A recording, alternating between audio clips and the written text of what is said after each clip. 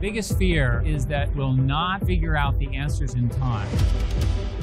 The uncertainty that we live with is enormously challenging. The world has a lot of problems, and fortunately, a lot of entrepreneurs to try to solve them.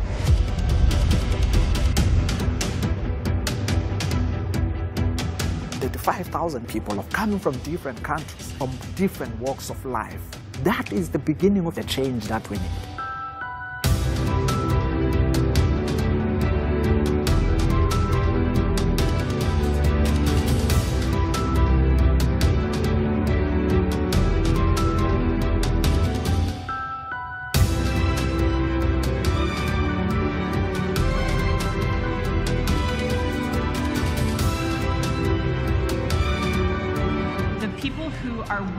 To go first are what is driving our innovation. Human beings are built for resilience, and creativity often emerges in times of great struggle. We have to be able to dream of a future if we're going to be able to walk into it together.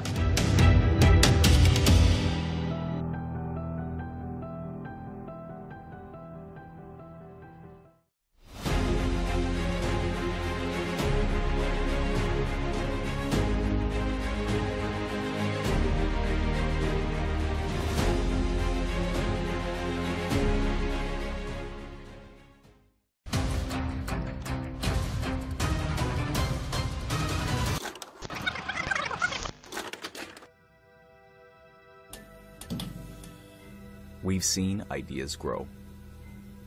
We've seen communities come together. We've seen the rules challenged. And the world changed. The connections forged. The achievements made. Looking back, it's an incredible story. Rooms like this are full of people that see technology's potential to improve lives. Here at Web Summit, we have so many doers, more people who just have a voice that people want to hear. We are all growing. That's what makes the Web Summit such a good place. One way that democracy dies is that people believe that their vote doesn't count. The status quo does not have to win.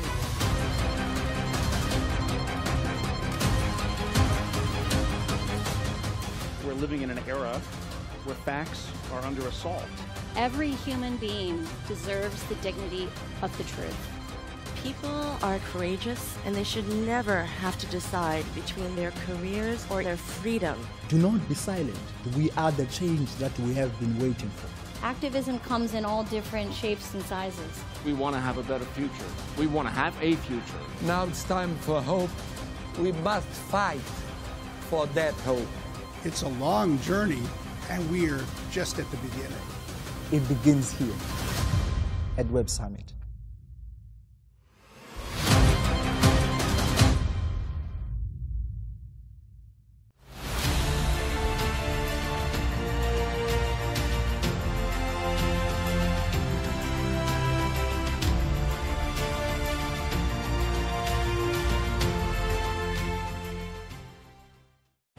I don't think there's anything like Collision, gathering point for entrepreneurs and founders. Forward-thinking, creative, ambitious.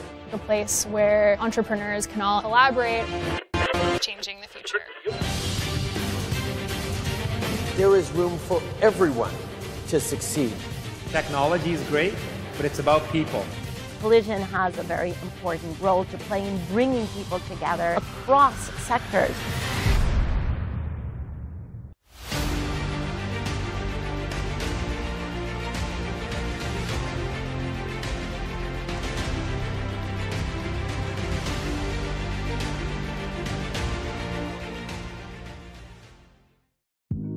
Welcome to the Q&A and Experiences stage. This is the stage that's all about you guys. You guys ask the questions. I'm excited about this. I'm excited to be out there talking to people in person in 3D because for me personally, that's where I get ideas. This kinds of thing I'm doing with you today, it's make me feel so much better.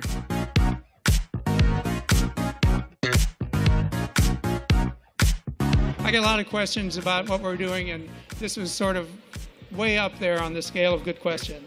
The idea of presence, where people share a space together, appreciating each other's music or making a song request, and then you just are okay to go on about your life, but you had a meaningful touch point. The only way we can bring about the change is to be the change that you want to see. Thank you very much for coming.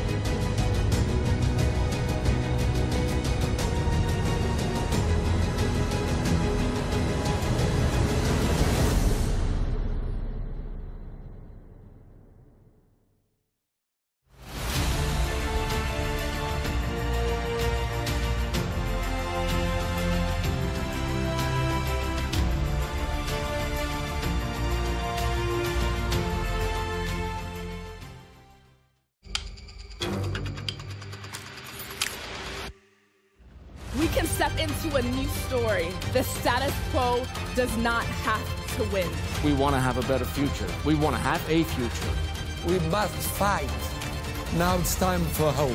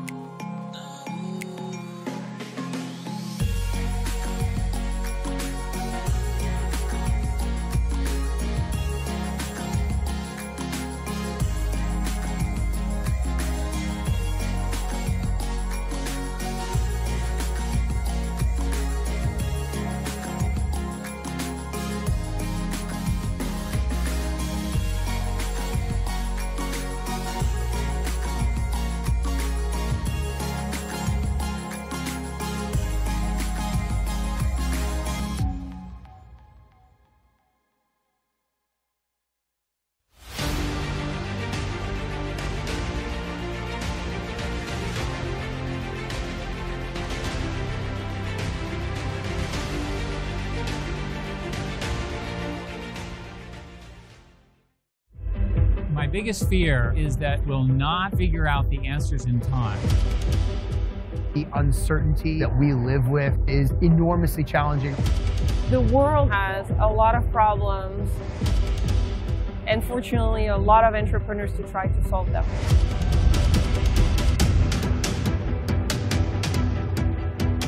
The 5,000 people of coming from different countries, from different walks of life. That is the beginning of the change that we need.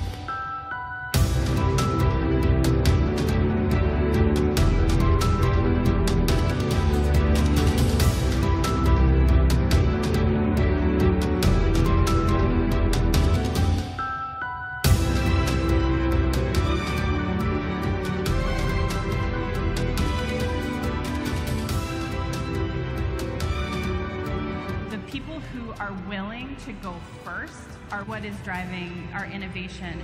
Human beings are built for resilience, and creativity often emerges in times of great struggle. We have to be able to dream of a future if we're going to be able to walk into it together.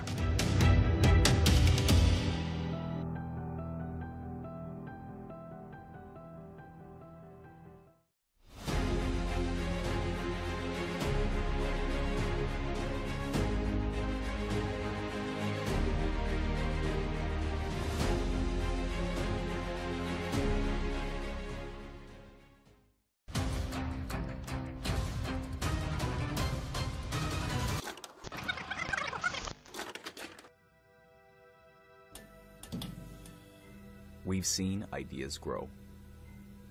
We've seen communities come together. We've seen the rules challenged. and the world changed. The connections forged, the achievements made. Looking back, it's an incredible story. Rooms like this are full of people that see technology's potential to improve lives. Here at Web Summit, we have so many doers, more people who just have a voice that people want to hear. We are all growing. That's what makes the Web Summit such a good place. One way that democracy dies is that people believe that their vote doesn't count. The status quo does not have to win.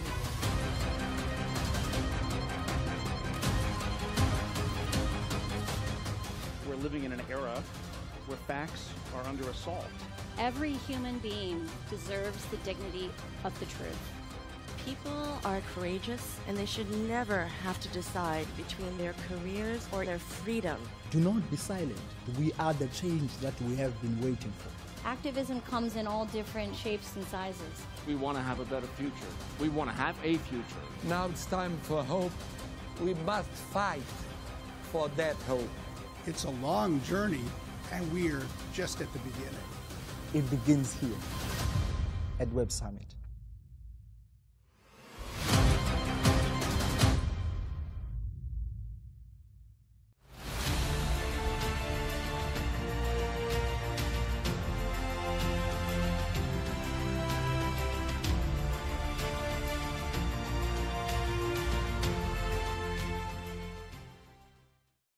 I don't think there's anything like Collision, gathering point for entrepreneurs and founders. Forward-thinking, creative, ambitious. A place where entrepreneurs can all collaborate, changing the future. There is room for everyone.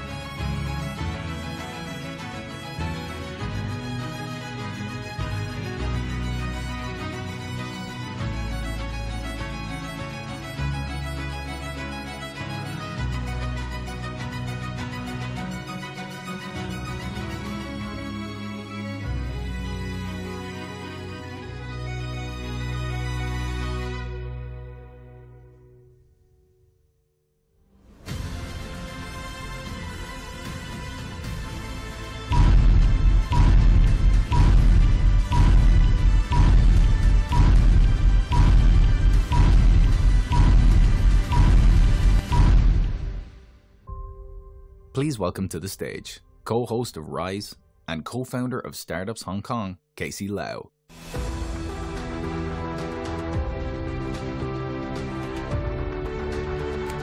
Good morning, Web Summit.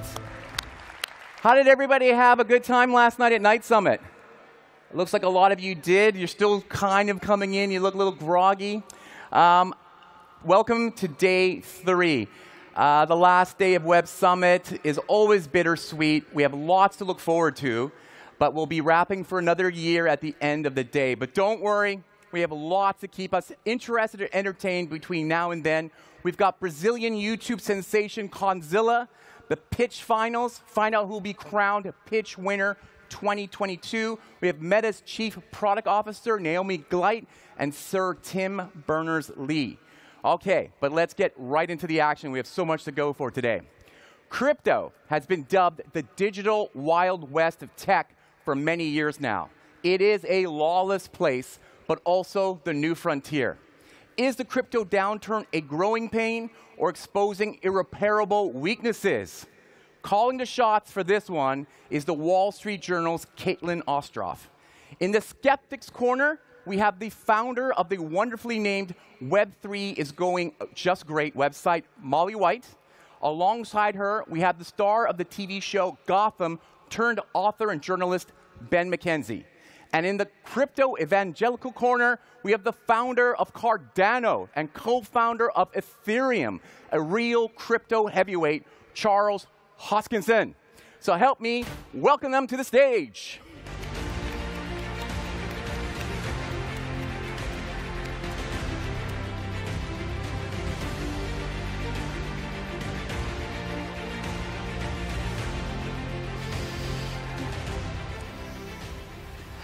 I feel like we should have a boxing ring Yeah, rather right. than a couple of chairs. Yeah, absolutely. So, I mean, let's just kind of start off with a broad overview of this year. We've had a lot of crypto downturn. Prices are down. Terra Luna, 3AC, Celsius. I mean, just starting off, Ben, I'm curious, you've been walking around this conference for the last couple of days. Is the crypto hype still there, or has it fizzled? Well, I think crypto's looking for a new story to tell. A lot of the stories that it has been telling haven't come to fruition. These currencies are not really currencies economically. My degree's in economics. They're not a medium of exchange, a unit of account, or store of value. So they're rather investments of money in a common enterprise with the expectation of profit to be derived from the efforts of others. So they're securities. They're unregistered, unlicensed securities that are being sold to the general public. So we've experienced this about 100 years ago, prior to having securities laws.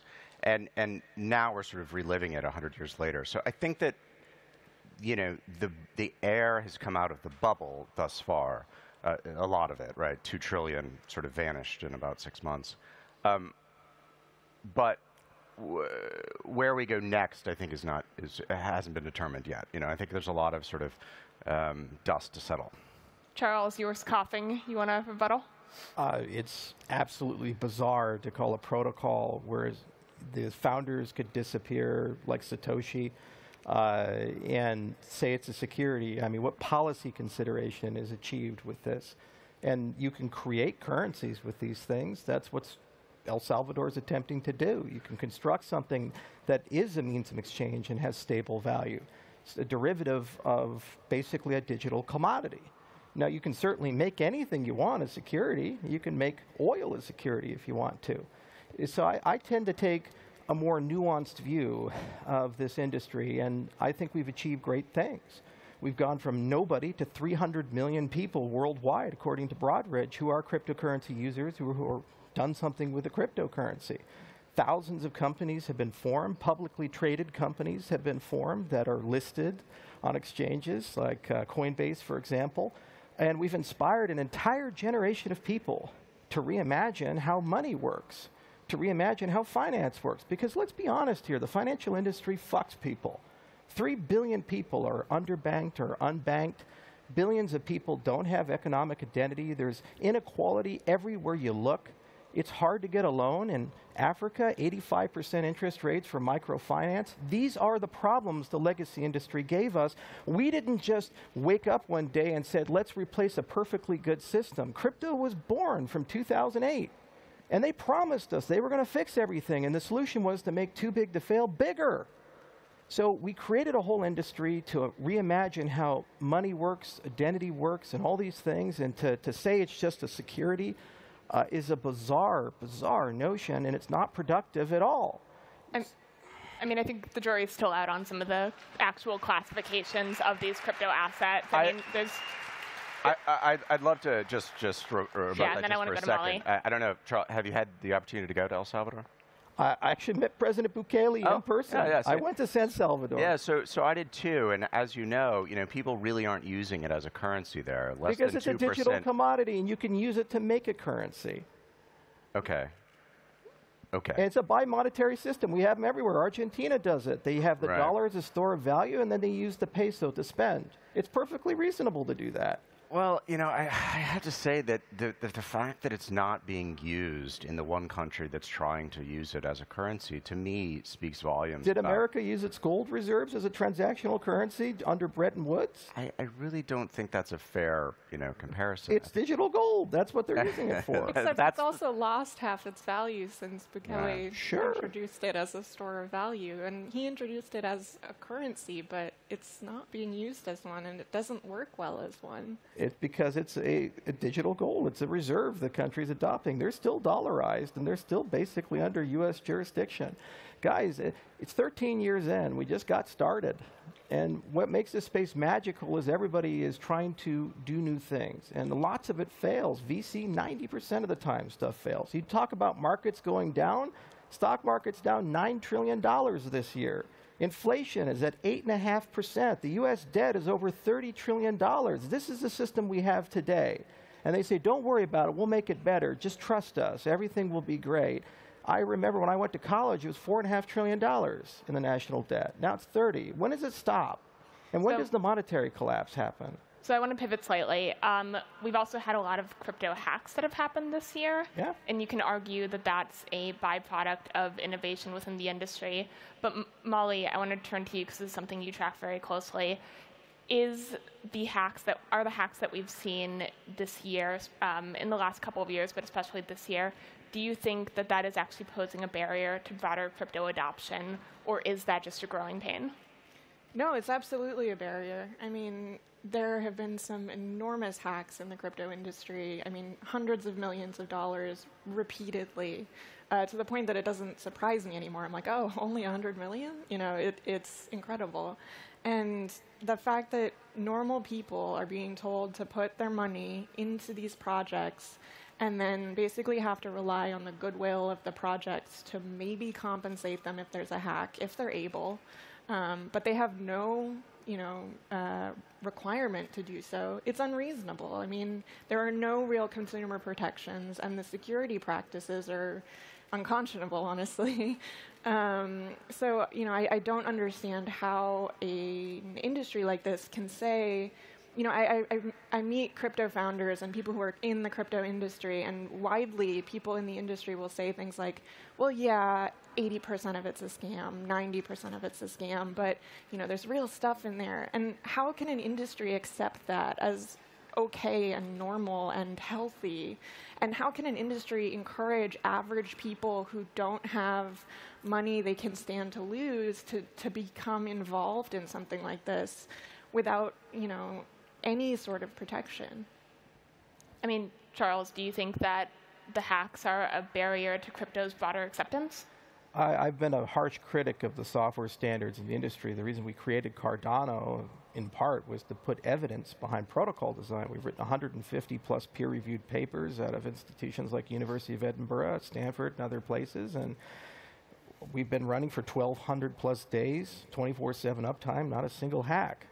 So you can write software well, but you have to use techniques like formal methods for it. And unfortunately, the incentives in the industry are aligned right now to write software poorly and get it quickly to market.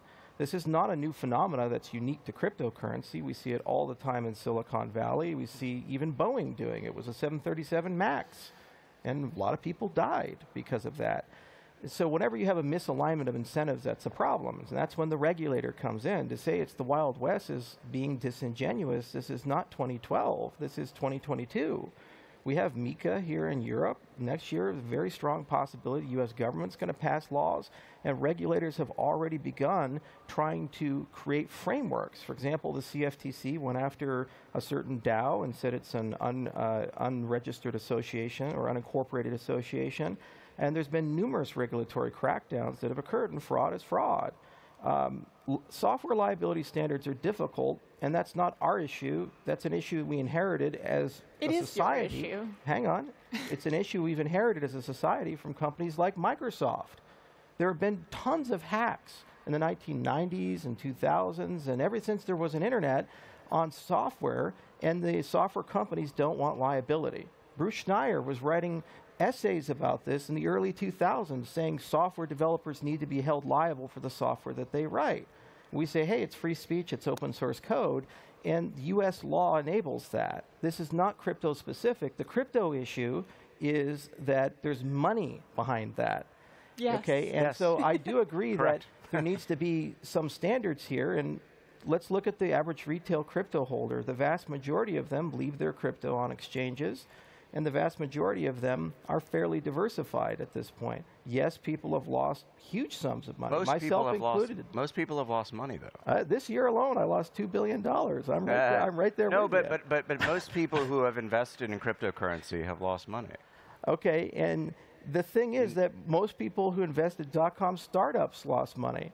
You see, these boom-bust cycles happen. There's enthusiasm for markets. It could be 1849 with the gold rush. It can be the 1870s with the oil rush. It could be the tulip mania. Could be the tulip mania. You can do all these things, and there's winners and losers, but you have to separate the technology from the micro day-to-day view and say, is there social utility to the work that we do? Yes. And I don't know how to solve problems like, how do I move a medical record from Mozambique to America in a trustless way without using a blockchain to do something like that? I don't know how to create universal credentials so that your academic records in Addis Ababa can be honored in Oxford or other places without a blockchain. I don't know how we're going to do COP26 and rebuild all of the ESG stuff, all the supply chains of the world and every company in the world to be carbon neutral and environmentally friendly unless you have an audit layer.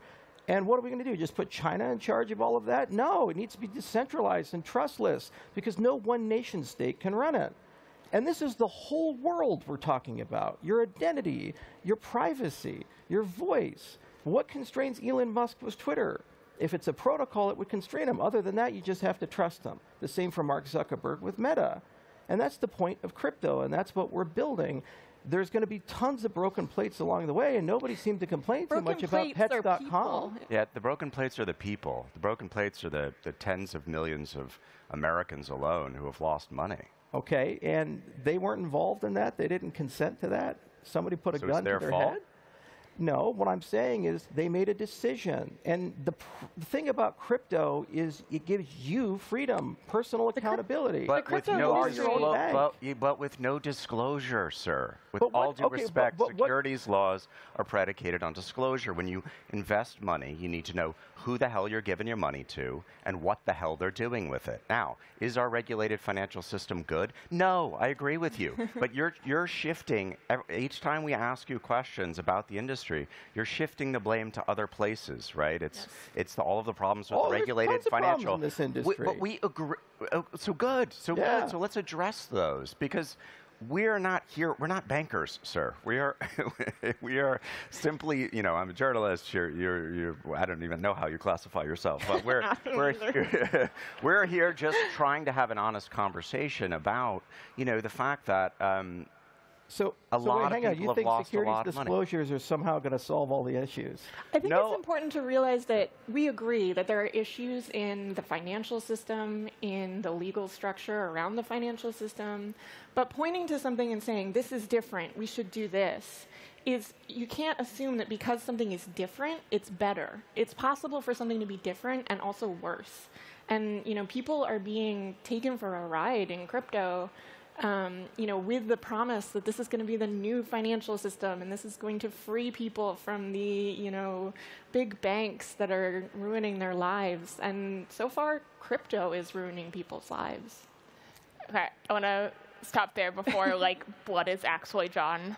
But I want to shift a little bit to some of the NFT craze, because that's been another component of the last year and a half, 2 years.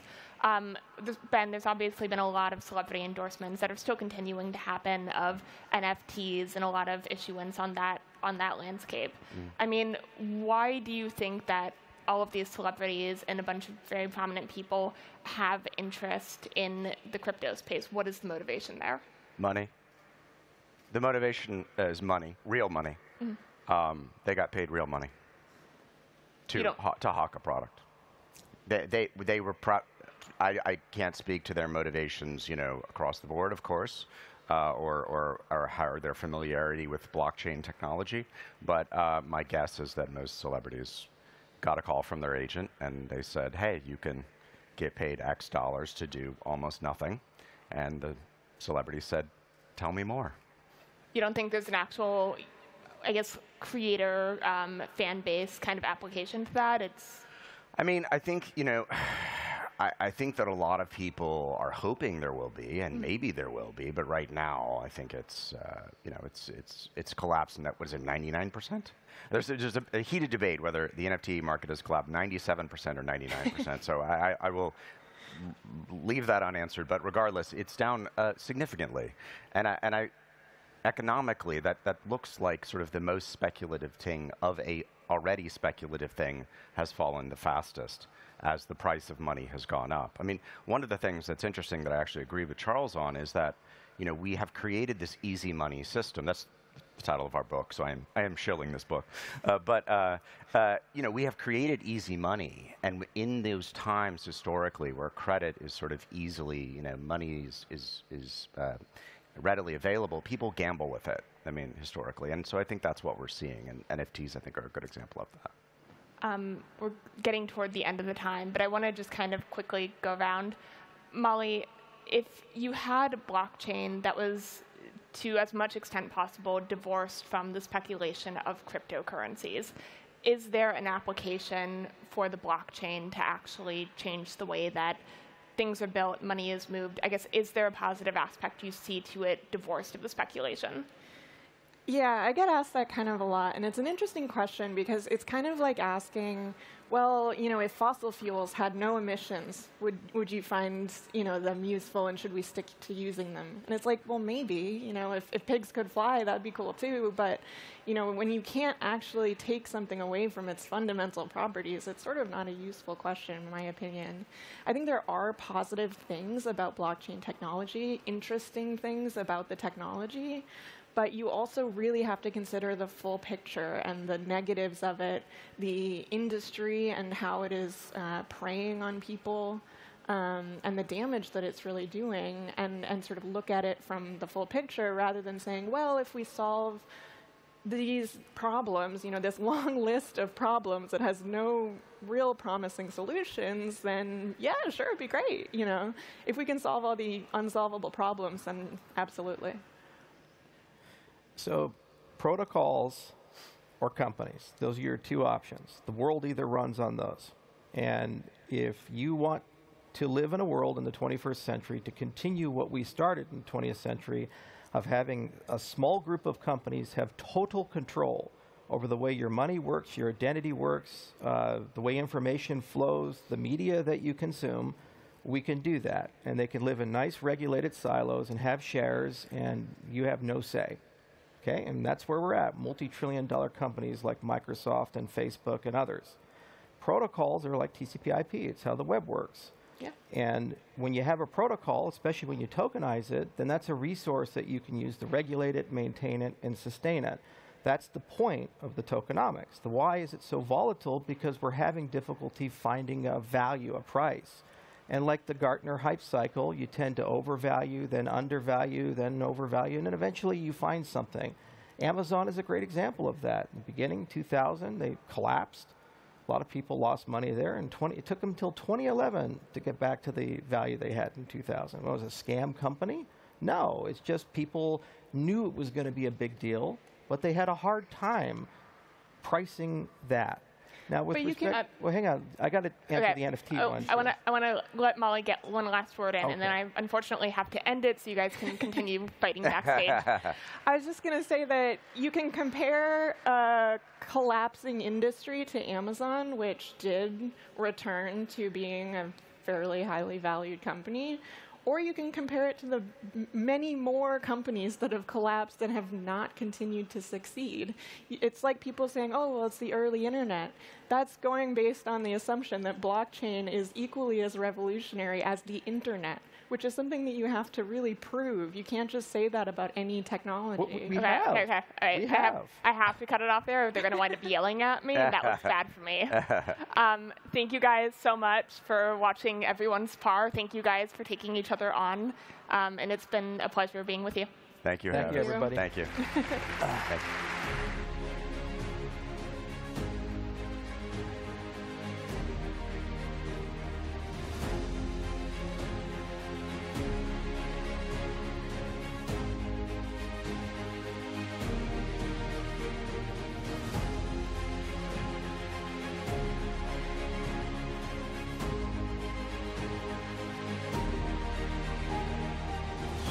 Ooh, very stressful up here this morning.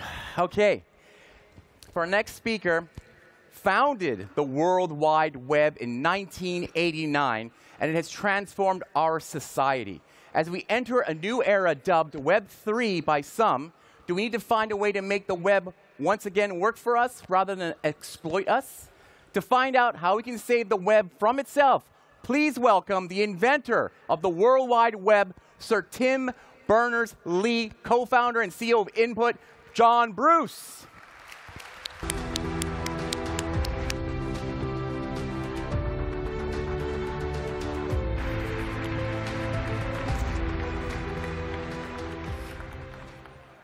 Hi, I'm Tim. And I'm John. And thank you for the team at the Web Summit for having us back again. It's a pleasure to be back. This stage is starting a bit feel like home. Yeah, it's amazing to think it was just a year ago we were here last, because so much has happened since.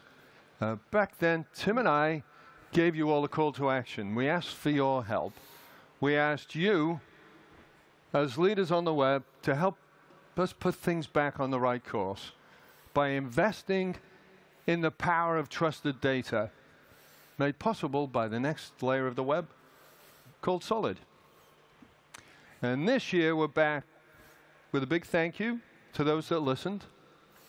Organizations and developers all over the world, both in government and private corporations, are responding in a big way. It's clear that change has come to the web, and that has big implications for all of us.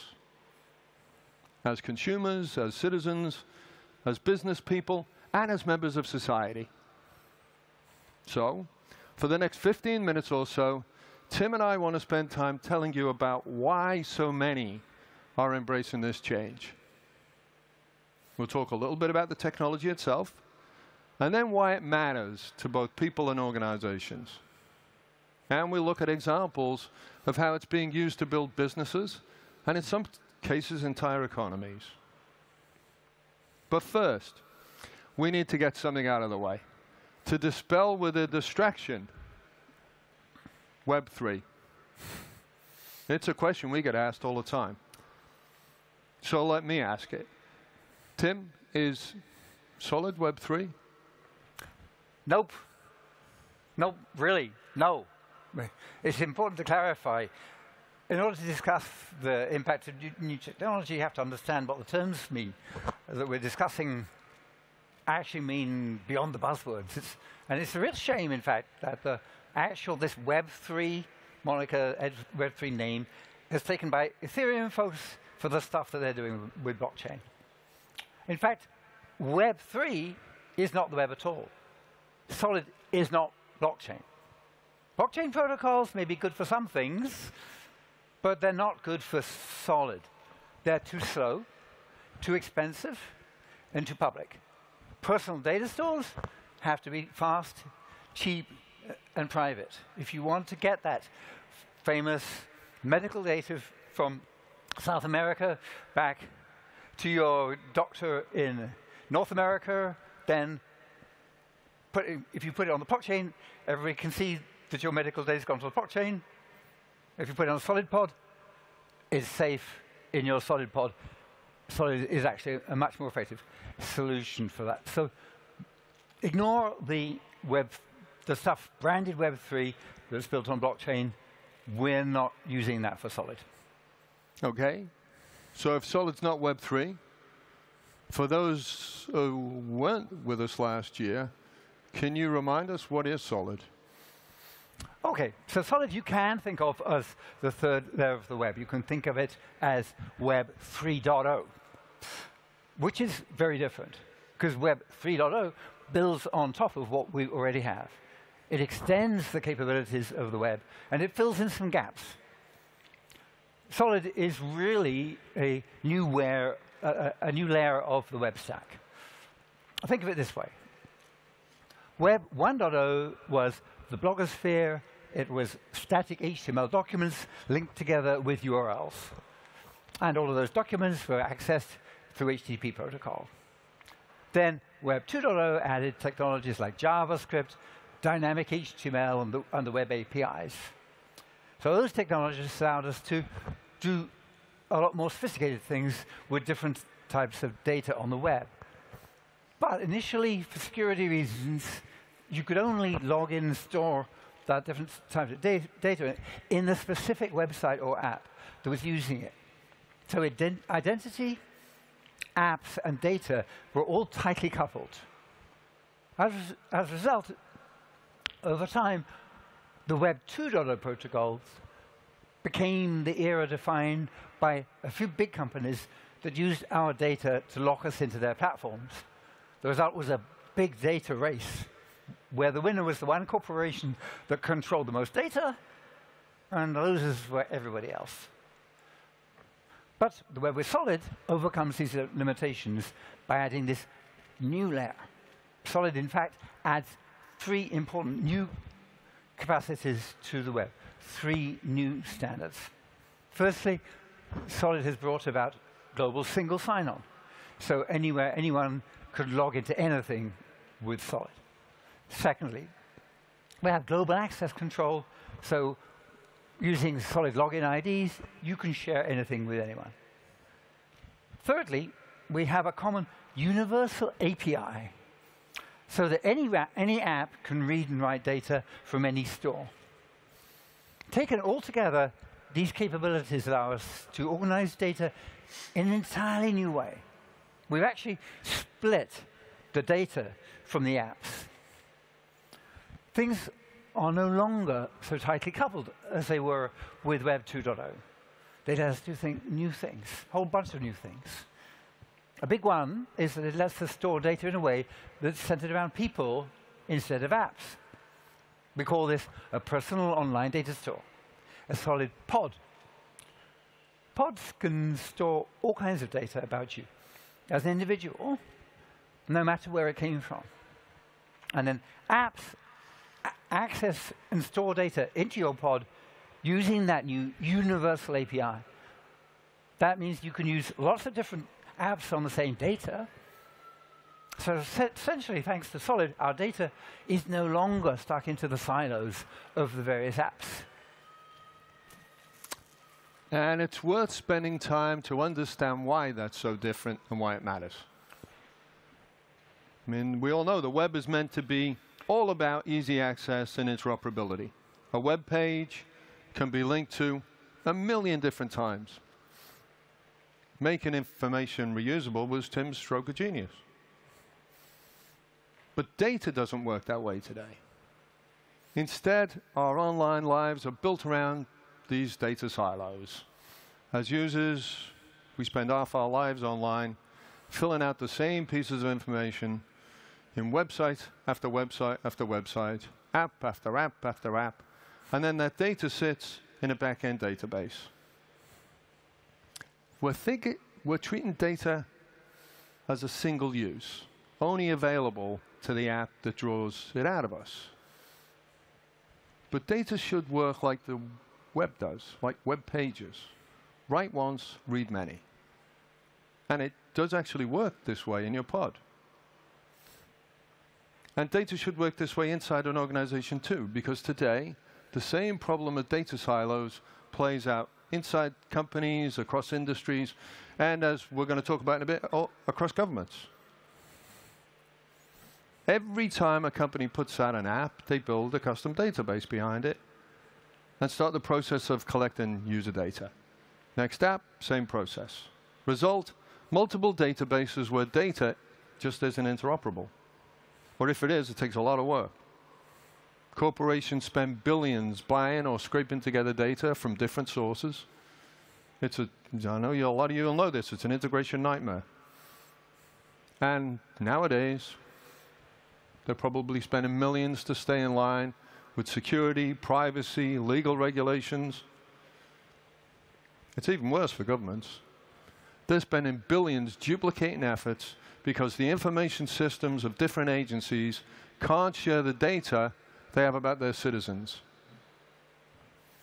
This single-use approach to data has stopped some of the most important organizations in our lives from delivering the best versions of the service that really matters to us. But Solid solves the root of the problem.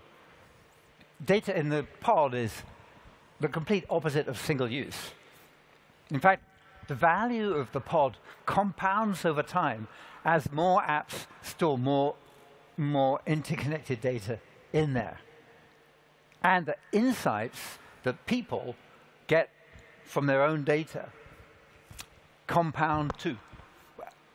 Yeah, that's why Web 3.0 is unlocking the next big wave of opportunity for us as individuals, for organizations who want to service us, be they corporations or governments, and for innovative developers to invent new ways to glue it all together. At Interrupt, we've helped industries all over the world to create the first examples. And non-disclosure agreements constrain what I can share, but there are some I can actually talk about. In the UK, the media industry there, the BBC launched last week a watch party app. Gives its audience way better content recommendations because users with their pods, viewers, can expose data that otherwise they wouldn't normally share. The recommendations they get can consider other behaviors they store in their pod, and the content can be about other considerations in their life, not just what programs they watch. In the US, the biggest home improvement retailer, is improving its customer experience by giving them a safe and convenient place to store and share data. Actually, it's in a pod. And it's data about everything from manuals and warranties of appliances they bought to real-time energy usage in their home. Their pod actually becomes the way they manage their home.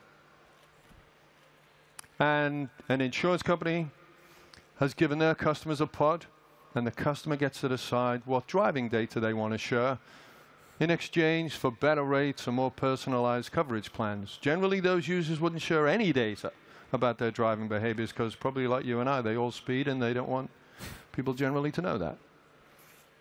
So for the user, the pod starts to become the way they manage risks across their life. There's plenty of others.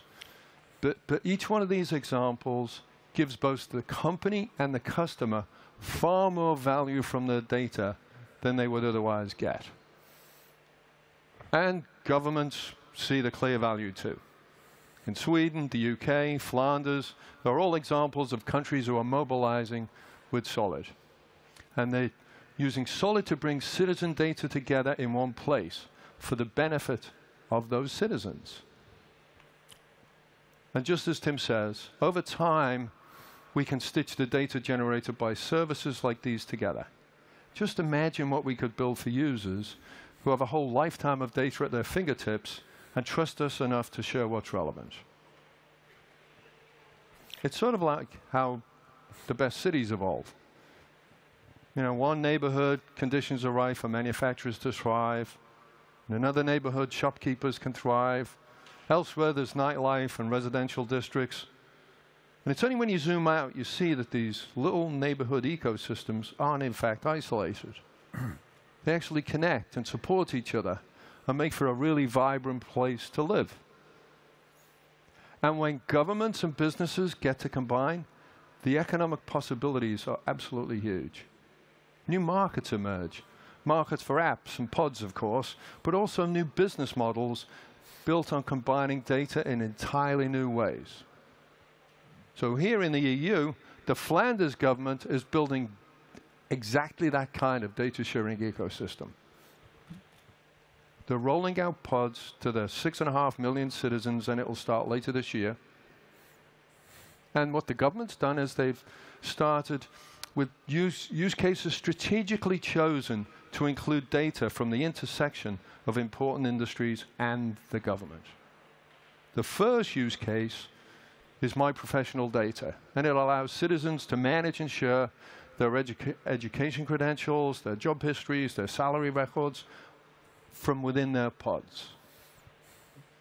With that kind of data available, businesses and government agencies in Belgium can begin to build products and services that address the whole customer, not just whatever little slivers of data they've managed to pry from the users. And that's what's available with Solid. So this approach, what's happening out there, is based on an adoption pattern I've seen before with the web itself.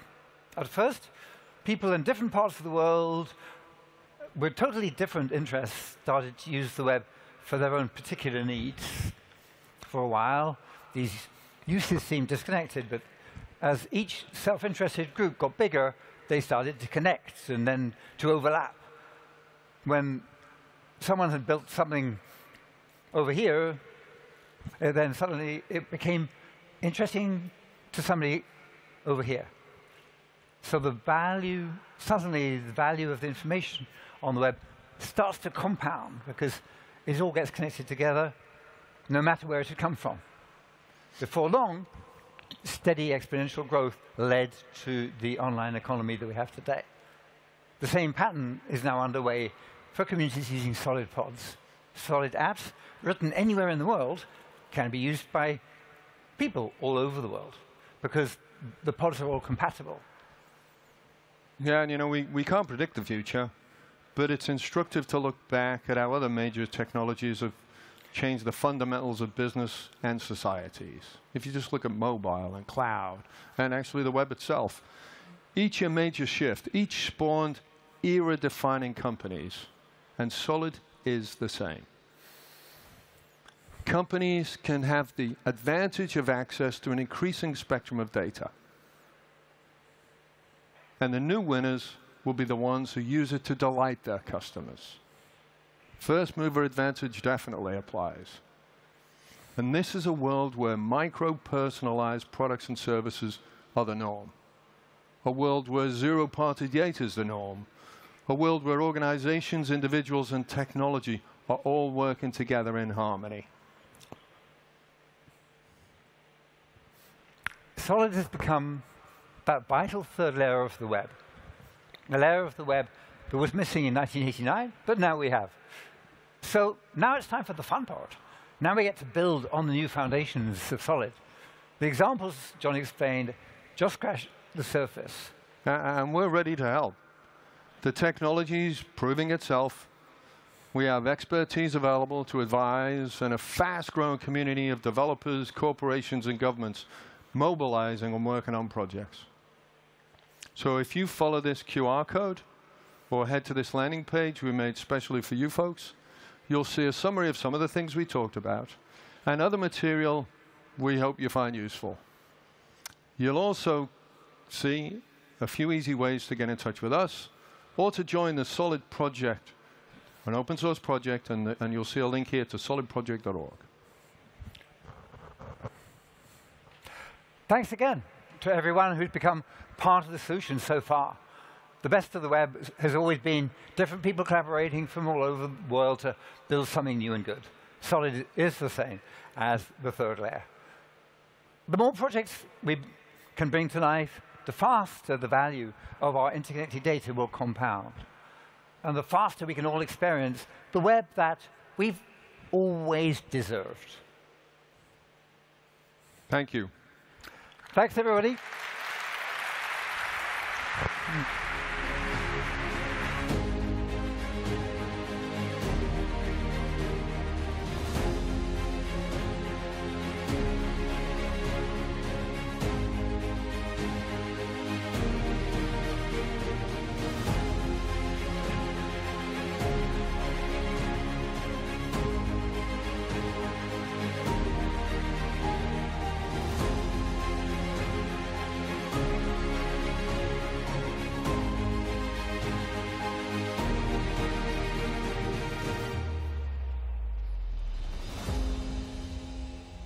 All right. Condzilla is the largest YouTube channel in Brazil and Latin America, and the third largest music channel in the world. It's massive. Next up, we find out how the music video creator grew to have 66 million subscribers and 36.5 billion views. So let's find out what projects are currently in the pipeline and to get the inside track on plans for further YouTube domination. Please welcome in conversation with Christian Rakesh from the Curadoria Group, Condzilla.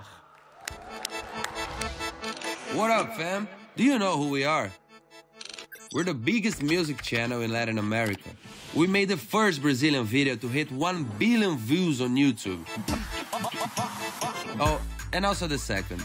Music videos, social media content, humor skits, multi-platform TV shows. We are also a music festival, a merchandising brand, a music label, a music app, a female audiovisual music corps, the most watched Brazilian series on Netflix in 2019, now with 3 seasons, a news portal, and a network of digital influencers. You feel me? Oh, not to mention that Portal Condzilla on YouTube hit the mark of 1 million subscribers without any video posted. You tell me, does the neighborhood have strained or not? It's our sound that's playing. But first, we play here. Actually, if you were to reduce the funk culture in just one word, you know what it is. It's Condzilla, right? The biggest digital community in Brazil.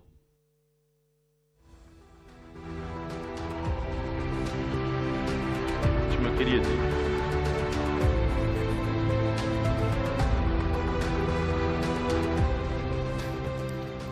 Nice.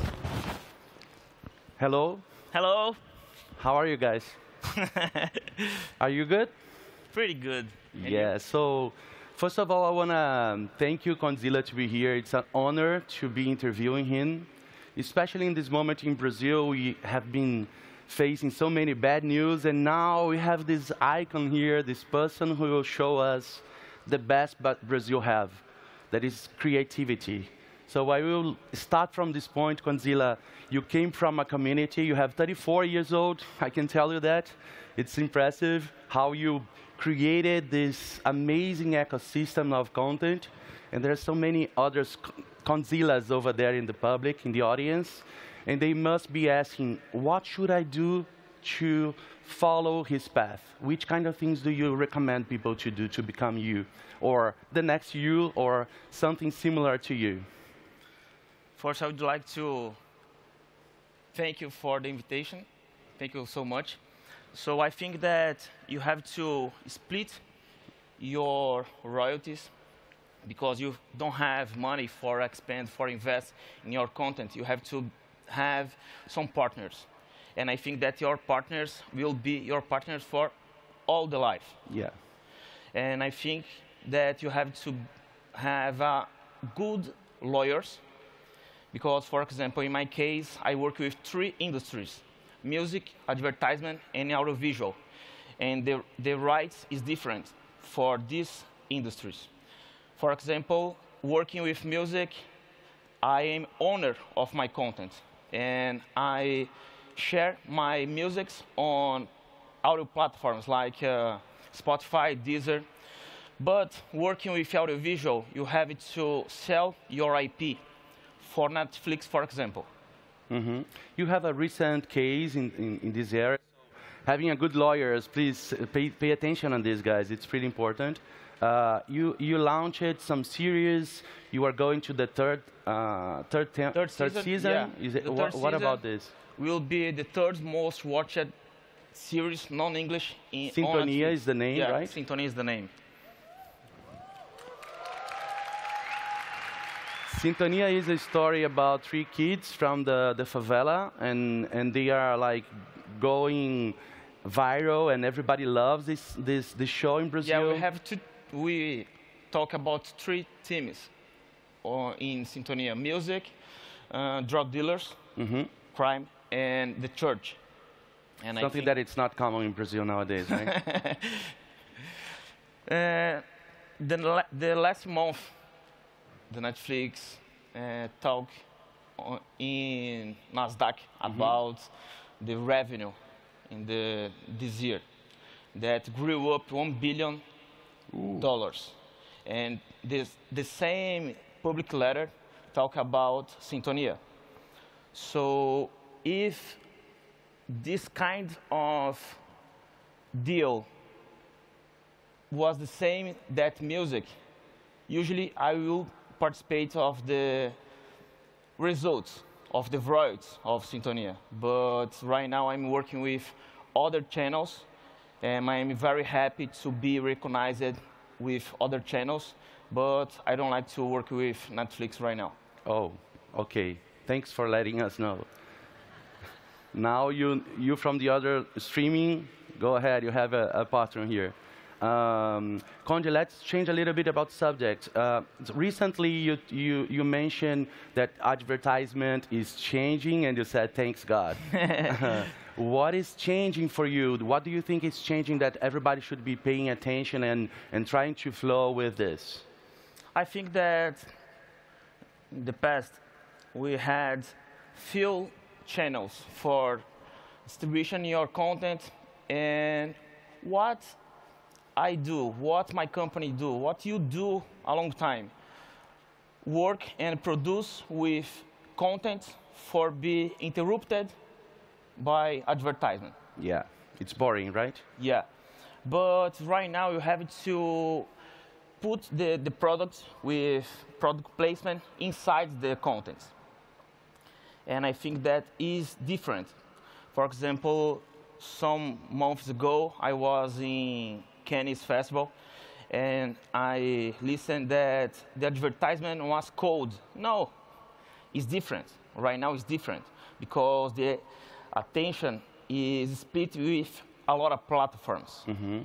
But what didn't choose, what didn't change, mudou? What did change? Yeah, change. What changed it? Tell stories. I think that I tell histories with music, with a music video, with content for internet, with a TV show, with series, documentaries. It's the same. Tell the histories. Conde, you're telling this, you remember, and you guys saw the video here, this is a real, you are everywhere. You're creating an empire. So what's next? Do you want to go outside Brazil? Do you want to go to other verticals? What are your plans to continue and to keep your strategy about bringing people attention without interrupting, but being in a way to entertain them? That's what you like to do, right? What's your next steps? Yeah, I think that I have right now 2 targets. One, explore with the same ecosystem that we build in Condzilla, work with 3 industry differents for new communities. And not necessarily have to be place your voice, because the executives of the platforms and the brands is the same. And I think that my capacity of production is very good and very fast. And I would like to work with different kinds of productions, because in music it's very, very fast. For example, the Spotify refresh the ranking in 24 hours. And Netflix, one by week. So we have some platforms that refresh with 1 month. And I have to learn with music because you have 24 hours for make the marketing of what position your music was in the ranking of the day up. The day before. Day before. So what you're saying, let me see if I got it. You're telling each platform has own behavior, so you have to understand it and to apply the faster one, that is the music, what I say, to the others. Do you think the marketing on the platforms and the other social media and distribution, they are slow, they are like, there's something there that we have to improve? But the music industry work a lot with WhatsApp and have it's hard to send an email. Yes, nobody's watching email. Maybe well, I'll not say this here. But have a lot of, it's different speeds. Yeah, okay. You have almost, so, sorry, answer go your ahead. question. I want to reply the same ecosystem with other communities, but I have a dream to work with education because I think that education that changed my life.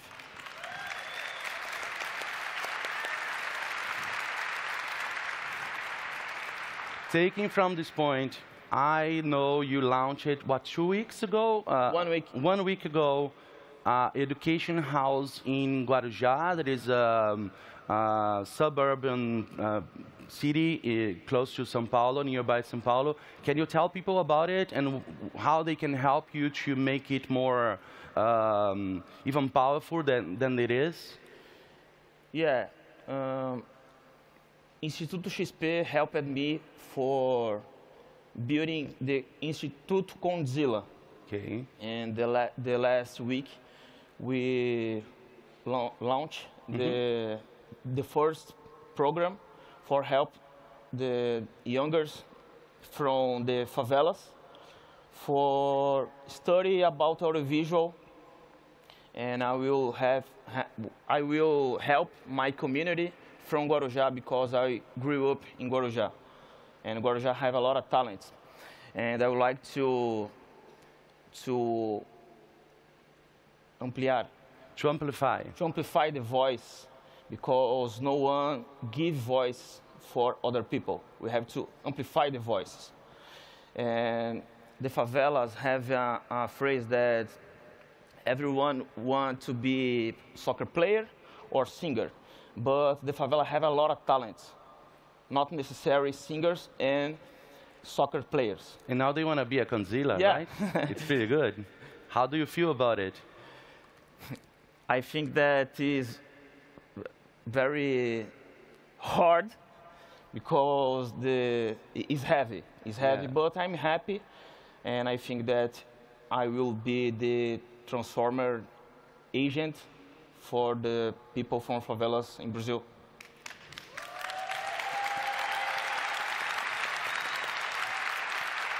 I told you it would be awesome to talk to this guy, and I want to get from here, from this place.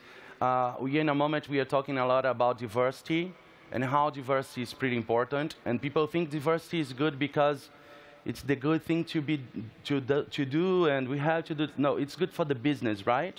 So how is the path for the diversity, and how do you work this into your company? And how do you recommend people to stop not being diverse into their companies? It's funny to talk about it because I think that Condzilla born with diversity. Yeah. Yeah. I am a lot of partners that have black skin. For example, my artists that I don't have artists. I have partners, because if this job, this project will be success, I have success.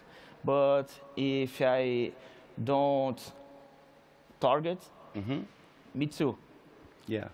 So we have a platform in Condzilla. The name is Hervolution, that my wife that create just work with women with entertainment, executive producer, directors of photography, A&R, author, music producer, and my wife with the head of this department in Conzilla.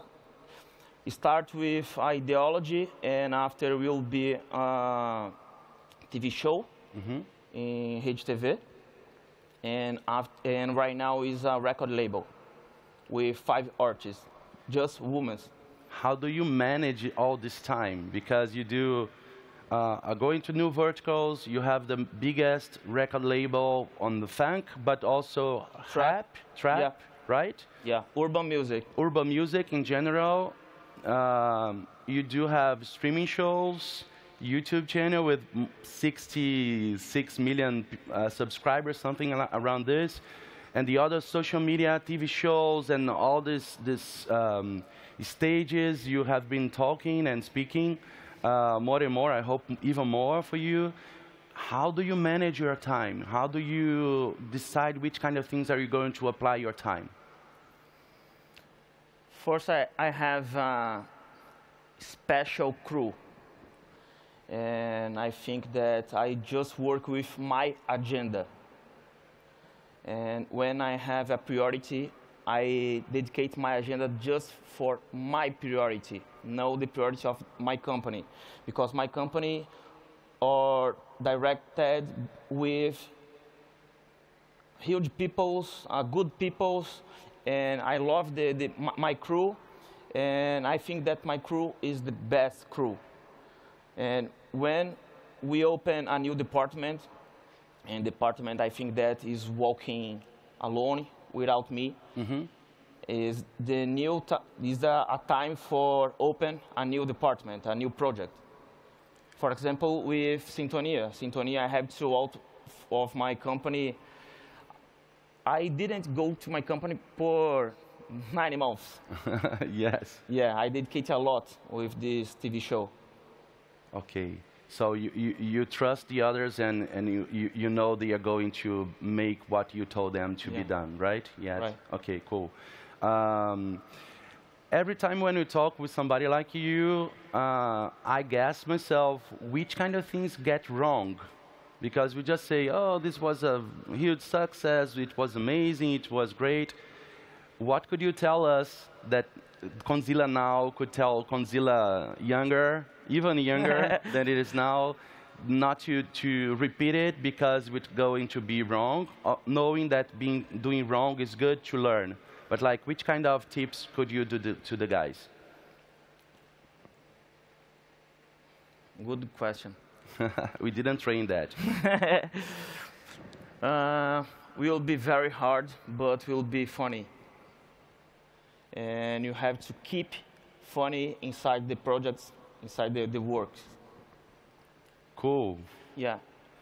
We have to be happy a lot of time, all the time. Yeah. The path should be fun and joyful, right? Along the track, you have to be funny and happy and with a good crew. Okay. Do you have plans? I made this question, but we forgot to check the answer. Are you planning to go outside Brazil now, or Brazil is like big enough for this moment? I think that I can apply the same model of business with other communities. For example, I am investor with I'm investor of Popline. Popline is a tabloid from community pop and LGBT, and I would like to production some contents for internet and TV shows and documentaries and fiction series. And I have can apply the same ecosystem that I build in Conzilla for other communities. Which kind of communities do you oversee now? LGBTQ plus, which others can you see that make sense to you? That attract to you? Right now I'm starting a project for work with 50 plus. Oh, cool. Yeah. Nice. Everybody's used to forget these people. I'm almost there, actually, but and I think that I will need your help. Yes, I can, Yeah. I can have the tone of voice for this. Because I'm going to 50 and I have to prepare. Yes, prepare better. It's something that usually people try to get the Gen Z attention, the millennials attention, but this is a market that people forget, especially here in Portugal. You have maybe 60% of population. Gen Z and millennials right now is pop, and Yeah. I am not seeing people thinking how to work with 50 plus.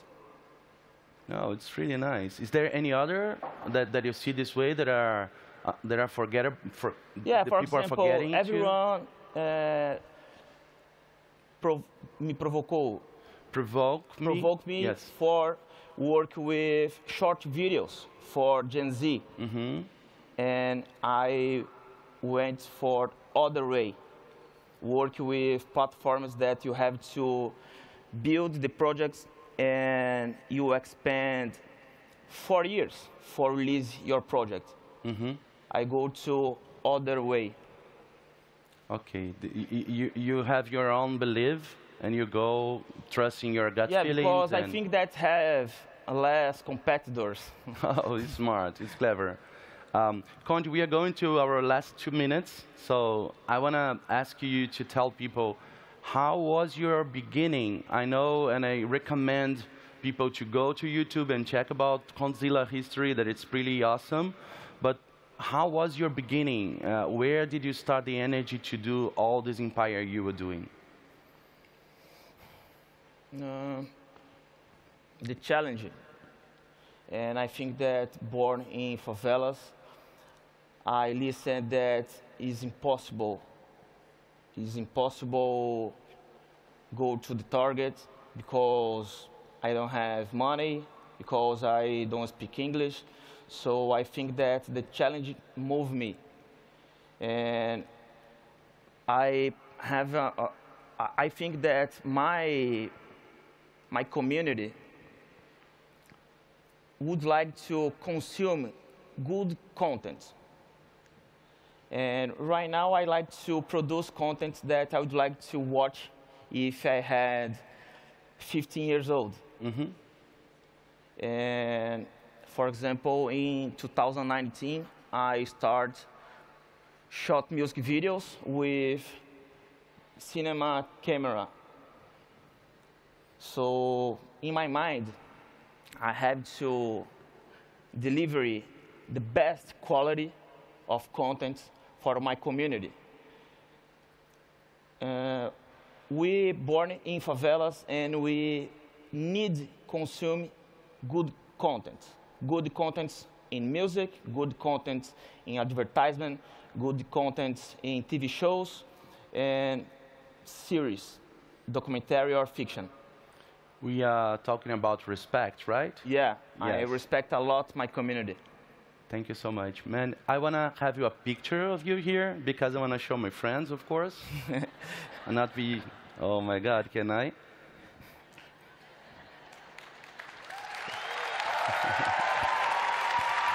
So, thank you so much.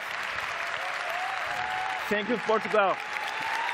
It's a pleasure to have this guy here. He's amazing. I'm very proud of what Brazil has the best. And thank you, Conde. You are awesome, man. Thank you so much. Obrigado. Bye-bye.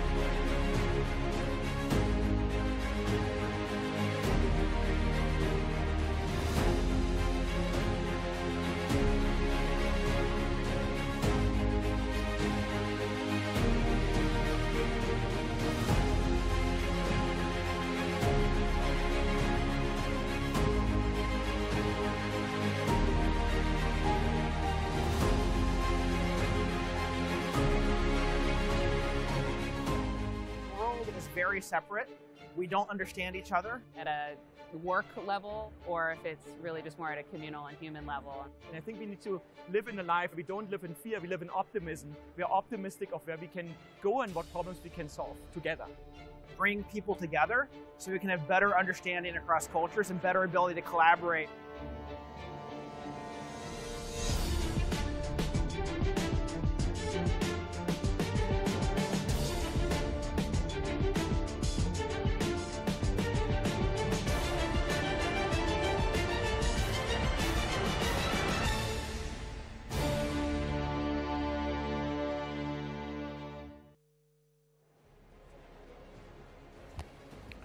right. The number of newly minted unicorns this year is way down on what it was last year. Many startups that raise at monster prices are now struggling to justify their valuations. Is this a blip, or are we undergoing a generational reset? We've drafted in the experts to find out. Please welcome Bloomberg's Ivan Livingston, who'll be talking with Animoca brand CEO Robbie Young, from 500 Global, Christine Tsai, and from Draper Associates, Tim Draper.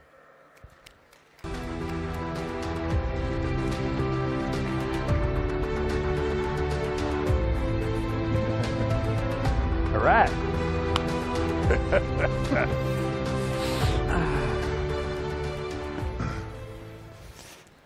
By the way, my show, Meet the Drapers, is going to be airing in Brazil. So if any of you are leaving who just saw the Brazilian superstar, my show will be airing, and it'll be dubbed. So maybe we'll use his voice.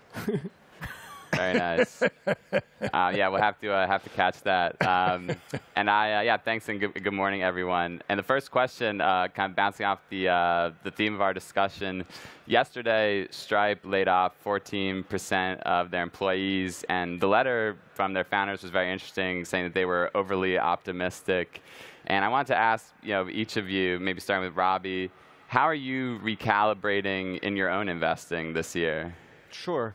I think, the writing was on the wall earlier this year, and I think we took a stance starting in the second quarter to just take stock and reevaluate all of our existing activity, existing commitments, what we were seeing coming across the door. And I think what we did was we just took a breath and decided that we could be more thoughtful.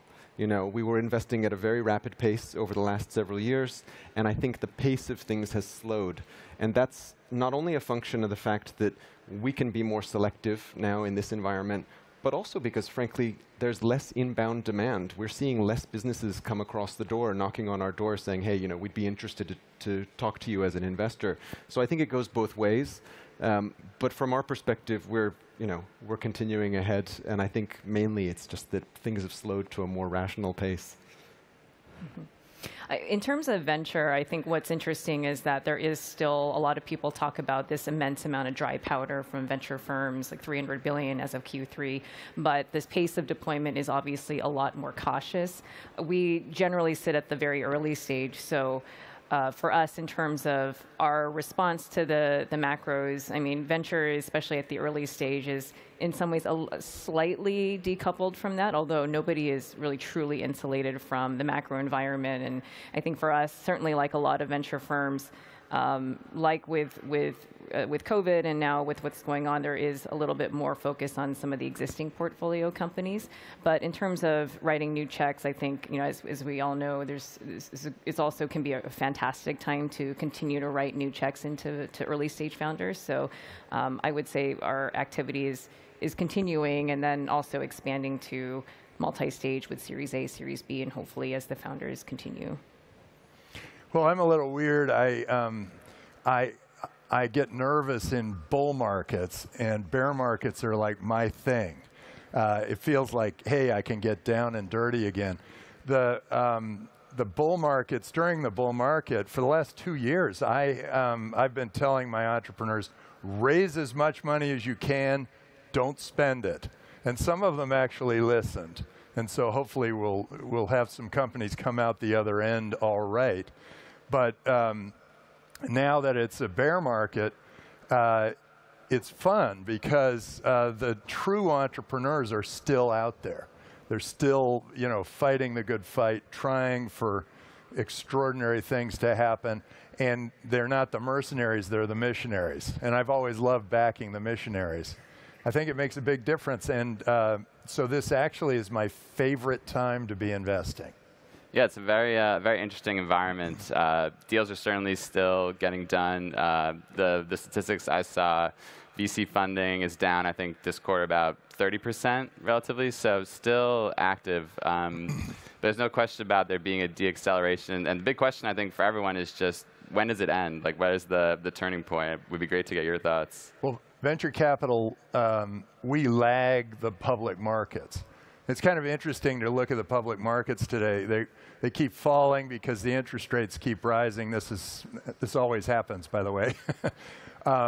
And so it's interesting that the speculators came out of Bitcoin, and that Bitcoin fell with the public markets for a while.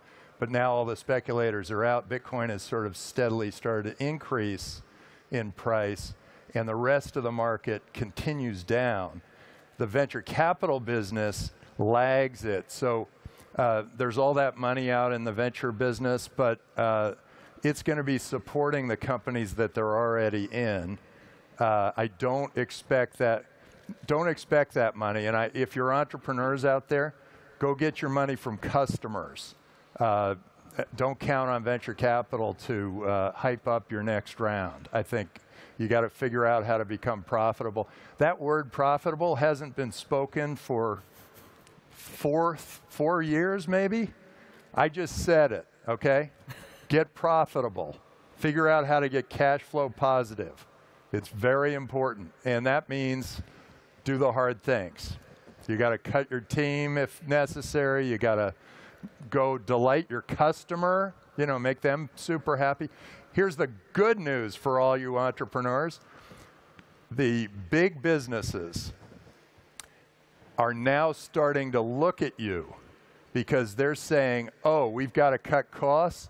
How are we going to cut costs? Oh, we'll go check out these other products that are potentially better than what we've got. And so your customers are now going to be the place to be. So focus on your customer.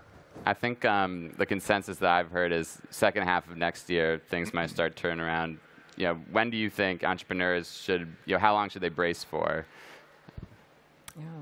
I mean, I think there's a lot of letters being written by venture firms to their portfolio over the last few months. But I mean, I think we've generally told our companies, make sure you cash is king, and not necessarily being able to count on raising the next round, only because there's a lot of comparison to 2021, which was just a crazy year in terms of deals and funding and valuation. So definitely, it could be anywhere from 24 to 36 months. That can be challenging for an early stage company, but definitely at the bare minimum, 18 to 24 months.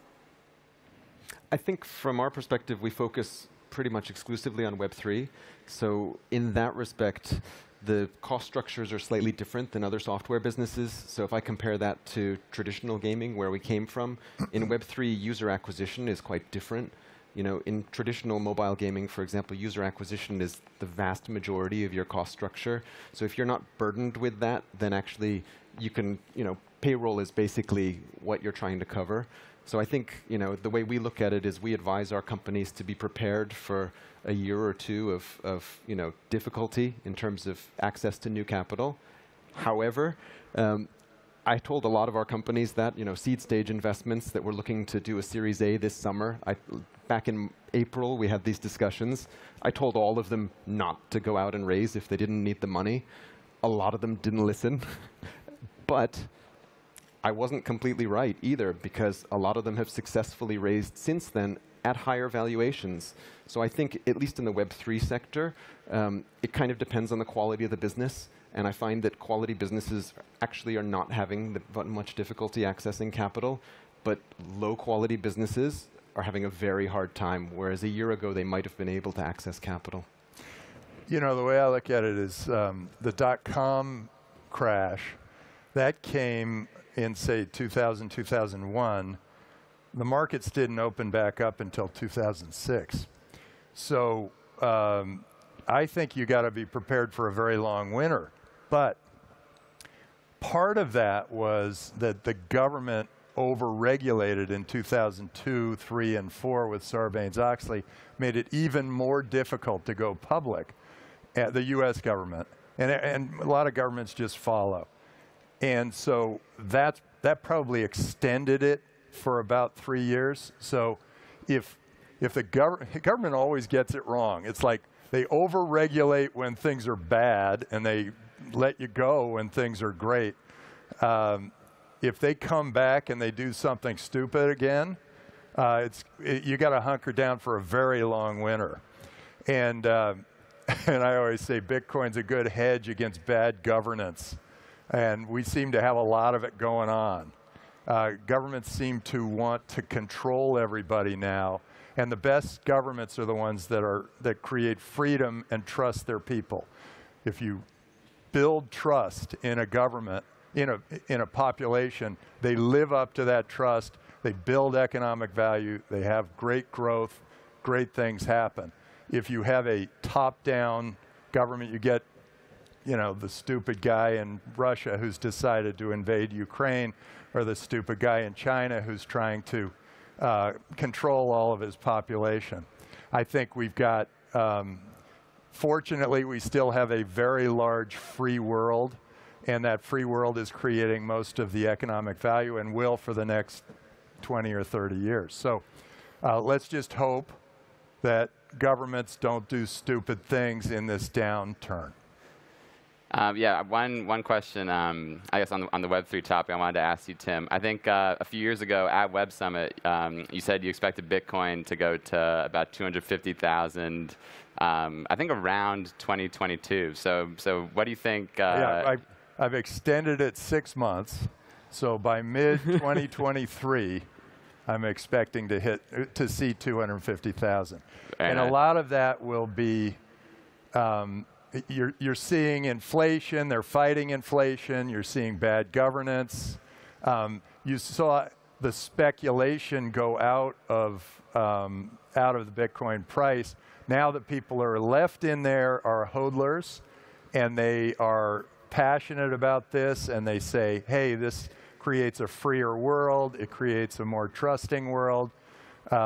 It's honest currency. It's not tied to banks. It's not tied to governments. And it is decentralized. And I know there are a lot of lovers of Ethereum out there, too, and that could also be successful. But Ethereum's kind of centralized. They keep printing more of it. So I start thinking, well, whether I have a government of the United States printing more money or I have Ethereum printing more money, that doesn't work as well as Bitcoin. That is, there are only 21 million. That's how many there will be. So get some. Christine, I think you bring a really interesting perspective, being closer to the coalface of entrepreneurs at the earliest stages. Certainly people say during downturns, that's when the best companies are being created. What kind of changes are you seeing in that very early level of startups? In terms of how the founders operate, I think that what I've seen in our portfolio, which is about 2,600 companies globally, and they're across many different stages and sectors. So I think that a lot of that early stage pre-seed, accelerator, maybe the early seed, and then you have the other end of the spectrum, which is the growth stage, pre-IPO. There's clearly a lot of carnage at the higher end of the spectrum. With the pre-seed, the very early stage founders, I think that in terms of, say, valuations or how they operate their companies, it's not a dramatic change because it's already hard to start a company. There's certainly a lot of concern and uncertainty about being able to raise, but deals are getting funded. Even at our last demo day, we actually had a lot more investor attendees than in previous demo days over the last couple of years, which is an interesting finding. So it's really actually the middle, that Series A, Series B stage, which is a really tough stage to be in. You're not an early stage company. You don't have the cash reserves like a unicorn. So there's a lot of concern there, and obviously, we as investors probably are partly to blame for that because we have been pushing for growth, and that has been the cool thing. Tim mentioned profitability hasn't been top of mind for a while, and now suddenly we're pushing for profitability and unit economics, and many of these companies have been used to operating with 6 months of runway or even less, and now they're stuck in a tough position. But in terms of the very early stage companies, certainly a lot of them see this. The good ones will see this as an opportunity because if you're going out and starting a company now when it's a scarier time, then the strong founders will push through, as Robbie has mentioned. Yeah, and Robbie, one thing that we were chatting about backstage, but I think it's of interest to everyone. You know, you're a big metaverse investor, and it's on everyone's mind, I think, after the Meta earnings recently. You know, how do you see that space evolving, and I guess how do you think about like the hype versus like the actual business potential? So I think our view is that, you know, there is no metaverse without Web3, because you need to have that transaction layer so that you have interoperability between content and you can bring it from place to place. You know, we as an industry are working on setting standards for that. We've set up some various consortiums to try to address those issues.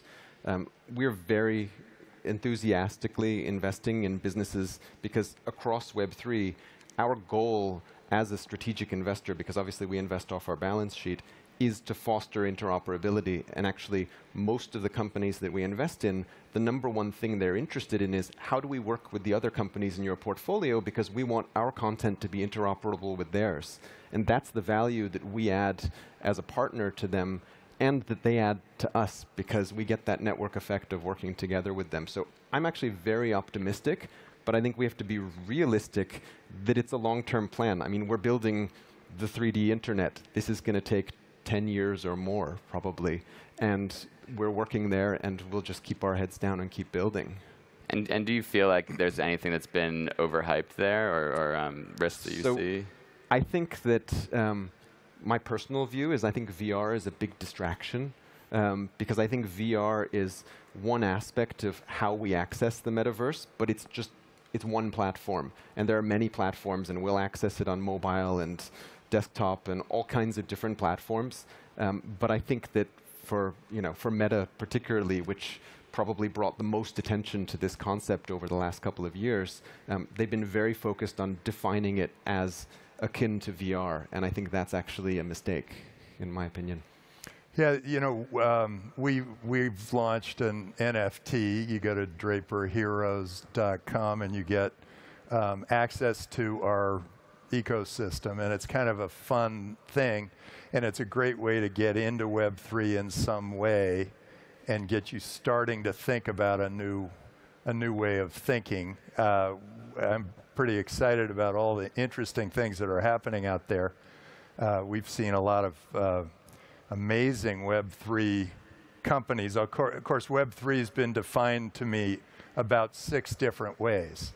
So when I hear that, it's VR, it's like the companies like Unstoppable who've created a new platform for a wallet. It's the future of Bitcoin and other cryptocurrencies. By the way, with Bitcoin, the women are going to be the ones who take it to 250,000.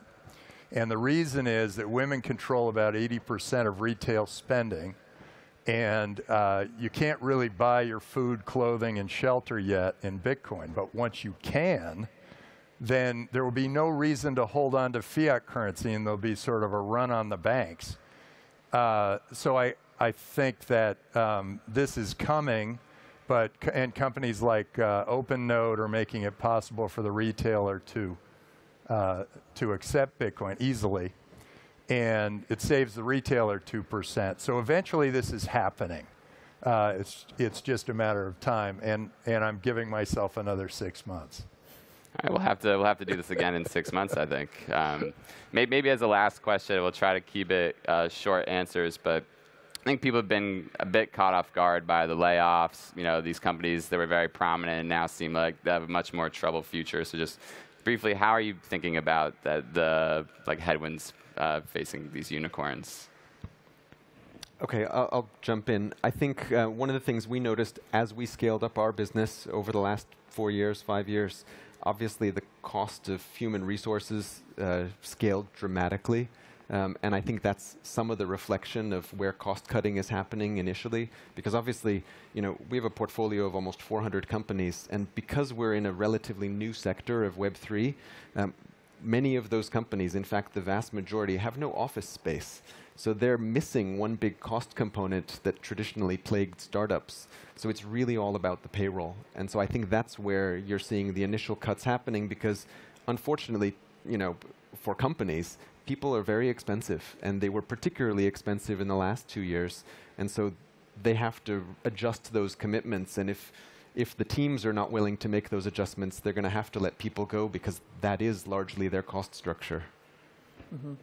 I see the blinking, I think they're going to kick us angry off. red. I'm going to answer the question quickly because I think it's an opportune time to hire people. And so the companies that get started now are going to have really good people coming out of, well, certainly a lot out of Twitter, but there are going to be a lot of people coming out from these big companies who do the cross-cutting. And it's times like these that actually create the trillion-dollar businesses. So as an investor, I am very excited. All right. Well, thank you. I think great discussion. And we'll be back in 6 months, I guess. So, absolutely. Yeah. Thank you Thanks, very everyone. much. Well, a year anyway. A year.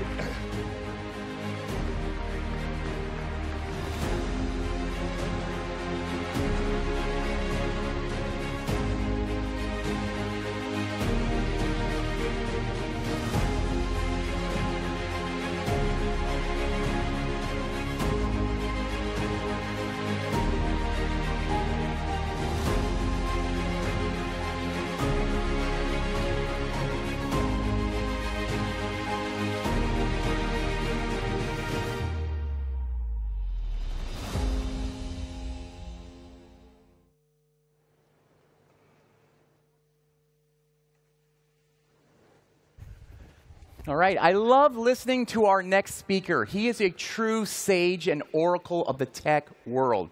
Conventional wisdom says that a company should be a certain way, with a hierarchy and bureaucracy. In recent years, geeks have upended this conventional wisdom and have run their companies in new and innovative ways. These companies are now the largest and most important in the world. MIT's Andy McAfee now joins us to discuss the business revolution and explore why geeks should run the world. Please welcome him to the stage.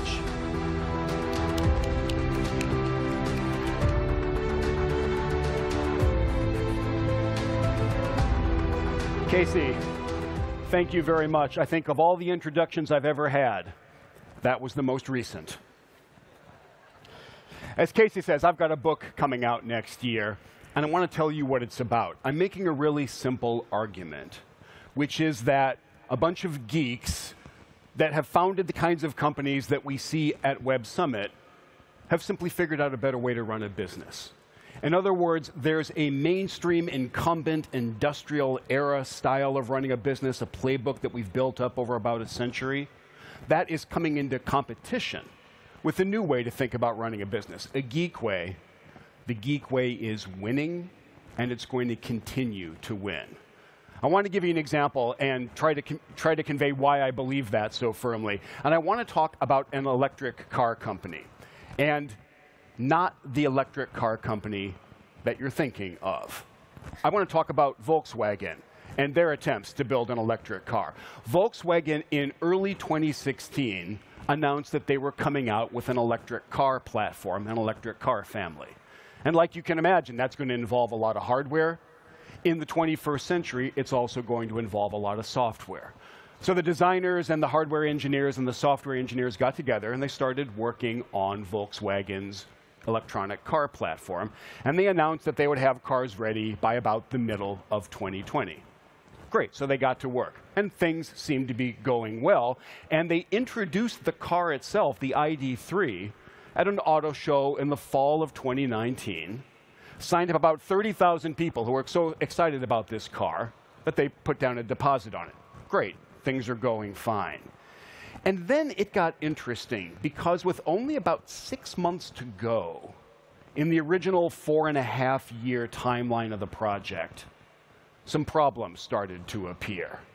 And in late 2019, there were a couple articles in German business magazines that said, hold on, we have problems. And in particular, we have problems with the software for the ID.3, including the software that allows the car to have over-the-air updates. And apparently, they were flying in every week about 10,000 engineers from other parts of the VW group to work on the extremely buggy software for this car. And so the question was, how bad is this problem, and how much is it going to delay things? And at first, it didn't look like it was going to delay things too much. There was some good news. Volkswagen started delivering these cars in September of 2020, not too far behind the original schedule. Oh, okay, there was a small blip. Turns out that blip might not be too small. And in particular, these cars that were rolling off the assembly line, they obviously had a lot of software, but they couldn't do over-the-air updates. And there were these rumors that in order to enable the car to receive over-the-air updates, they would have to be plugged in via a cable to download the software that would then allow them to have further software received wirelessly or over the air. And those rumors were swirling for a while. And then in February of 2021, they were kind of confirmed by pictures like this that showed a huge kind of temporary parking garage with row after row of Volkswagens in it, every one of them connected by a cable, getting a wired update to hopefully allow future wireless updates. This is not ideal if you're Volkswagen. This is really not ideal if you own one of these cars and you have to take it back to where you got it in order to enable wireless updating. The timing here was actually not great, because that same month, in February of 2021, someone had the bright idea to fly a drone over a huge parking lot full of Teslas while they were getting over-the-air updates. And somebody who saw this video said, "It looks like the aliens are landing." So let me show you what that looks like. Here's what was going on at another car maker at the same time. And it looks like the aliens are invading or there's a ghost everywhere. Here's a massive fleet of cars getting a wireless update with no problem. So after that, we kept wondering how it was going to play out. And the most recent piece of information that we got originally looked like good news. We heard this in about July of 2022 when, oh, finally, these ID cars are going to be getting their new software. That sounds great. The problem is, in July of 2020, as this article states, the owners still had to take their cars back to the dealer to get a wired update, stick a cable in the car, in order to get future wireless updates. The very same day that this article appeared in the German press, VW announced that Herbert Diess, who was the CEO of VW Group, was moving on to pursue other opportunities. And the more we look at large projects, and especially large projects that are managed in the old-fashioned way, in the industrial era way, the more often we see this. In fact, this phenomenon has a name. This phenomenon of things being not only late, but surprising, unpleasant surprises coming up late in the history of a big effort. This actually has a name. It's called the 90% syndrome, because things look good for 90% of the original timeline of the project. Then all these problems appear, and they're bad problems, and things wind up being dramatically late. So the question is, what's going on here? Why does this keep happening? Why is the 90% syndrome so common? And I had a couple colleagues who went to go try to understand this, and they went to a bunch of companies doing big projects, and they found one project manager at an auto company, and they said, okay, talk to us about the Monday morning project meeting that you're going to. He said, oh, you mean the Liars Club? That's what they titled their paper. They said, what do you mean? He said, look, there are about 10 of us big groups that are coming together to build this car. We're all late. We all know we're late, but the first one of us that gets found out is going to buy time for the other 9. So all 10 of us go to the weekly meeting, and we tell everybody else in the meeting that we are on time. We're just a club of liars. This goes on all over the place. The most frequent person that we lie to, it turns out, is ourselves. This is not just deceit. It's also self-deceit. It's a pervasive phenomenon, and it's due to 2 phenomena. Number one, it's hard to see how well software is working. You can't really just look at the computer and tell. So the Liars Club depends on low observability. combined with high plausible deniability. Are you late? No, we're doing fine. You don't have an easy way to check, so I'm going to continue to participate in the Liars Club. This is a sticky problem, but geeks love sticky problems. And the remedy to the Liars Club is about 21 years old. In early 2021, a bunch of very serious software geeks got together. They went to a ski resort in Utah in America, 17 of them, and they tried to come up with a better way to write software. The amazing thing is they succeeded. This was the actual birth of the Agile development movement, which all of us here are probably familiar with. You can go look at the Agile Manifesto. They posted it after the meeting on a website that still looks like it came right from 2001. But the whole point of Agile is that you iterate quickly and you have to deliver working software on a fast cadence to a customer who will certify that it actually works. The deep brilliance here is that it breaks up the Liars Club. Because what's going on when you have to iterate quickly and it's visible, observability goes up and your ability to hide goes down. Plausible deniability goes way down. So this approach that, again, most of us are very familiar with, iterate quickly, decide in advance what the next round is going to look like, deliver the software to a customer who's going to certify that it actually works, then go do it again and learn from that experience. This is an incredibly potent, underappreciated way to break up the Liars Club. So let's see how that works out in practice. Now we're going to talk about the other the electric car company.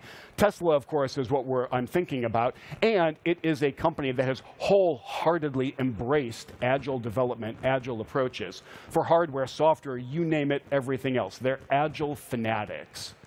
And we can actually see how well it works out, because it turns out it's not too hard to download a list of all of the over-the-air updates that Tesla has pushed out to its Model 3s, for example. So one geek who owns a Model 3 did that, and in particular, he looked at 3 years. He looked from 2019 through 2021. He said, okay, what does this look like here?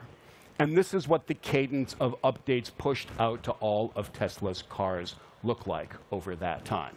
Some of them, those are the short green lines. Some of them are not major, but some of them are actually big updates. They're about increasing battery life or making the car more powerful. Or in one famous case, responding to consumer reports saying this car does not brake very well.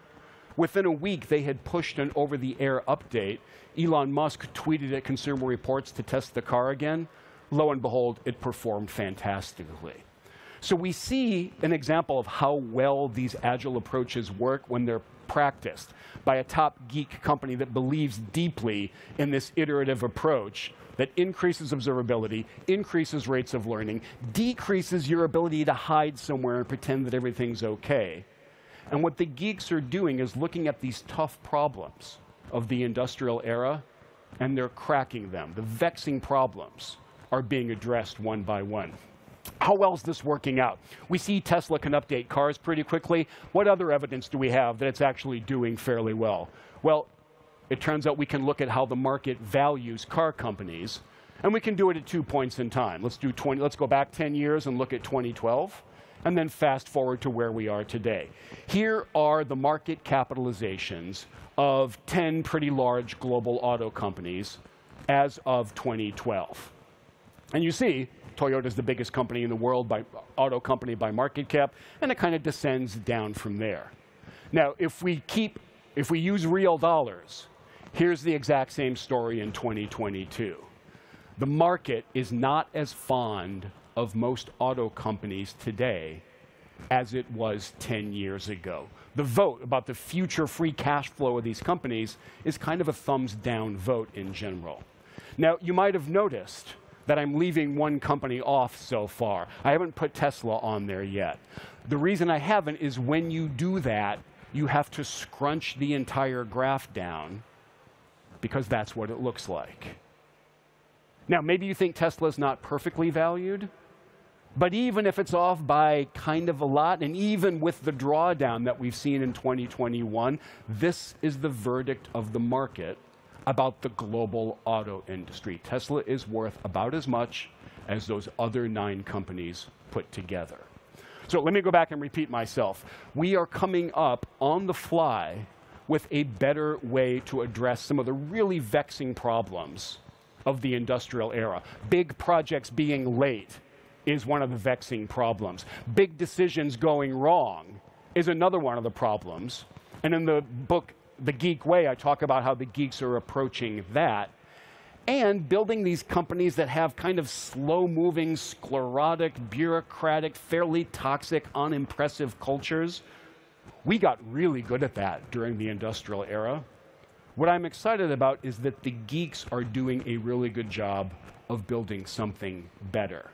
And when you look at employee engagement, when you look at employees talking about their own companies, again, there's really no competition here. The geeks are head and shoulders above the older companies out there. So I want to wind up with one more quote. I'm going to leave the final word here to Herbert Diess. After he was parted from VW, he had a farewell dinner. He brought his lieutenants together, and it got captured on video. He said, hey, what we're going through, going to happen to everybody else. Good luck with the Geek Way, everybody. Thank you.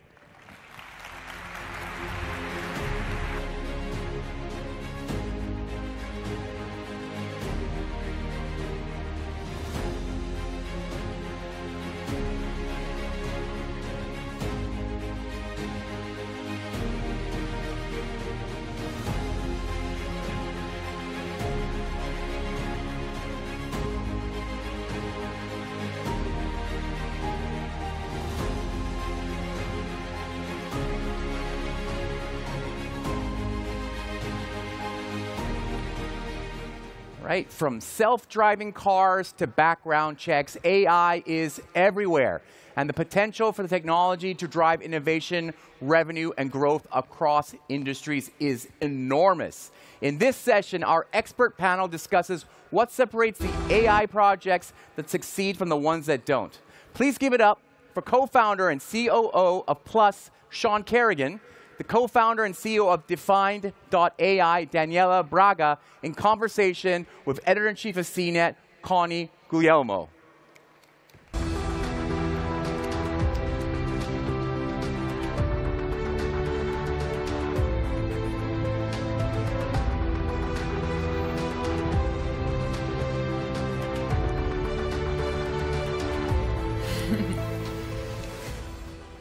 Hello, everyone, and thanks for joining us instead of eating lunch. Or maybe you eat lunch here later. Or I guess you do eat lunch here later. We're going to have a conversation today about AI, artificial intelligence, although yesterday I was on a panel where someone called it, they thought it should be called IA, Intelligence Assistance. I'm going to start by asking our panel to tell us why we should believe in AI. There are lots of stories about AI, good and bad. There are concerns that there is bias already being built into some of these technologies that use AI as their basis, concerns about reducing the human factor in making decisions. So I'm going to start there. Daniela. Because AI augments us humans, and it takes away all the routine and boring tasks that we don't feel challenged to do. That's it? That's your pitch for AI? Anybody buying it? Who's into AI? Raise your hand. I don't see a lot of hands. Sean. Well, obviously, I think AI will be a big plus in all of our lives. And in all seriousness, I think the AI is much more pervasive in augmenting our lives than many people realize. And I think the key word there is augmenting, because that's what current AI is really good at. It's good at helping augment and automate things that are very data intensive or very labor intensive. So for example, our first product, Plus Drive, is literally delivering on that type of value today as we release this driver-in automation product for trucks that's making trucking safer, more fuel efficient, and easier on drivers as they're literally delivering goods across the US now. And I think we'll continue to see a lot more AI applications like that in the future as people think about what are the real practical applications for applying AI to augment our experience, right? Rather than replace people or replace things that we're doing, it's about augmenting and helping automate things that we're already doing. Okay, so let's talk about some applications. Daniela, you're going to talk to us a little bit about conversational AI and how that can change our interactions. So conversational AI is the next generation of the IVR old technology, where when you call a service and you have a machine asking to guide you through the buttons in your phone. It's a unilateral. There's no really interaction. It's a monologue and not a dialogue. When we in the world of semantic information, and every organization has large libraries of knowledge, it's a much easier customer experience to say what you want than have you going through buttons. So conversational AI is one of these. It allows you the turn by turn, allows you a natural interaction, just like we do with humans. And the next thing to it is speech-to-speech translation. Imagine us speaking English here and listening, broadcasted anywhere else instantaneously in any other language, all relying on these types of technologies. Well, as a Star Trek fan, I would like the universal translator, but how far away is that? It's much closer than we think, because the building blocks exist already in conversational AI. Data is becoming another building block, and that's what Define AI is all about. We have one of the largest marketplaces of data to jumpstart any language in terms of this of conversational AI, which is also built by different technologies in itself. So it's really plugging in another module, which is machine translation, and we are having Zoom meetings very soon, completely translated anywhere. You mean in the next year soon, or 3 years? Not next year, not in the next year, probably in 5 years. Yeah, because I still have trouble having Siri and Alexa understand all of my requests, and Google Home. I try to play with a lot of technology. Sean, tell us about your view of how AI is being implemented. Autonomous driving is the area that you focus on. Lots of people hear good and bad stories about what's happening there. Where are we in the market? I think we're right on the cusp of a major inflection point for autonomous driving. So if you just look at sort of the classic hype cycle, we were at sort of peak hype of autonomous driverless vehicles. We're going to dominate all the highways. And now we're kind of at the trough of disillusionment. And I think that's the point where the rubber usually hits the road, right? The companies that have real products that deliver real practical value to customers will survive, thrive, and really grow. Right? And so, for example, that's why we're excited about our Plus Drive product that we launched last year, because this is a product for drivers. It's in the highly automated driving segment. So taking an autonomous driving technology, applying it to vehicles with drivers still in them, and with that, enabling those drivers to drive more safely, more fuel efficiently, and with less stress. And so we launched that in the commercial trucking industry first, because there you can have tremendous impact. I mean, this is a space where drivers drive more than 100,000 miles a year. They oftentimes are driving up to 11 hours a day. And this is a space where most accidents are caused by human error. And it all comes back to things like fatigue, distraction, driving too fast for conditions. And those are all things that this type of autonomous technology can do well. So you can augment the driving experience, make it safer, more fuel efficient, and easier on drivers. And I think you're going to see really broad deployment of that type of technology, right, of driver-in autonomous technology applications. So tell us the story. Give us some examples. When you say augmenting driving, yeah. I'm a truck driver, driving my truck and I'm about to fall asleep. Does it yell at me and say, "Wake up, Connie," or what are you talking about? Yeah, so these types of systems obviously have driver monitoring is an important part of that, because it needs to work well with the driver. It needs to make their driving experience easier. And so like one example, actually, this is a feature we didn't originally anticipate when we launched the product, was that drivers have had tremendously positive feedback on operating systems with these trucks under windy days. Because think of like a large, big rig truck. You have to constantly be fighting to keep it in its lane. That's really exhausting to do that all day long, 11 hours. And now if the truck just holds the lane, it actually frees up your attention to focus on the broader situational awareness of all the things that are happening around you without just fighting to try and stay in your lane. And so those are some examples of how this technology can really help. And then an example of sort of the adoption curve and why we're so optimistic about how transformational this will be in the coming years is you can look at, say, the adoption of automated transmissions in the trucking market. It went from 5% adoption to 95% adoption, exponential growth in just 5 years. And so when you have real practical products that deliver value in terms of augmenting people's experience, I think you'll see tremendous adoption. And I think that you're starting to see those sorts of practical applications within the autonomous driving sector now. Well, it makes sense to help truck drivers stay in their lane. I get the wind, issue. Just driving a Volkswagen across the Bay Bridge in San Francisco. If anyone's ever done that, you're in the left lane. Suddenly, you're in the right lane, whether you want to be or not. So I appreciate that kind of technology. When we talk about the learning curve to use these adoptions, I mean, if you know how to drive a truck or a car, you've been trained. So I would imagine that it's not a steep learning curve to augment that experience. But what about if you're not using or not familiar with an AI system? Defined AI works with lots of companies to get them to adopt new technologies, and you're introducing new ways for people to interact, right? By the way, I was just going to add that conversational AI is one of the first applications in driving. Not self-driving, but driving, because we are constantly being distracted and more with phones, and it became a regulation really to voice enable a car and start controlling your car and your phone while you're driving, so you keep your eyes on the road. So this is actually a very interesting intersection of our both fields. Anyway, another thing is the other where the space is going is in the multimodal as well.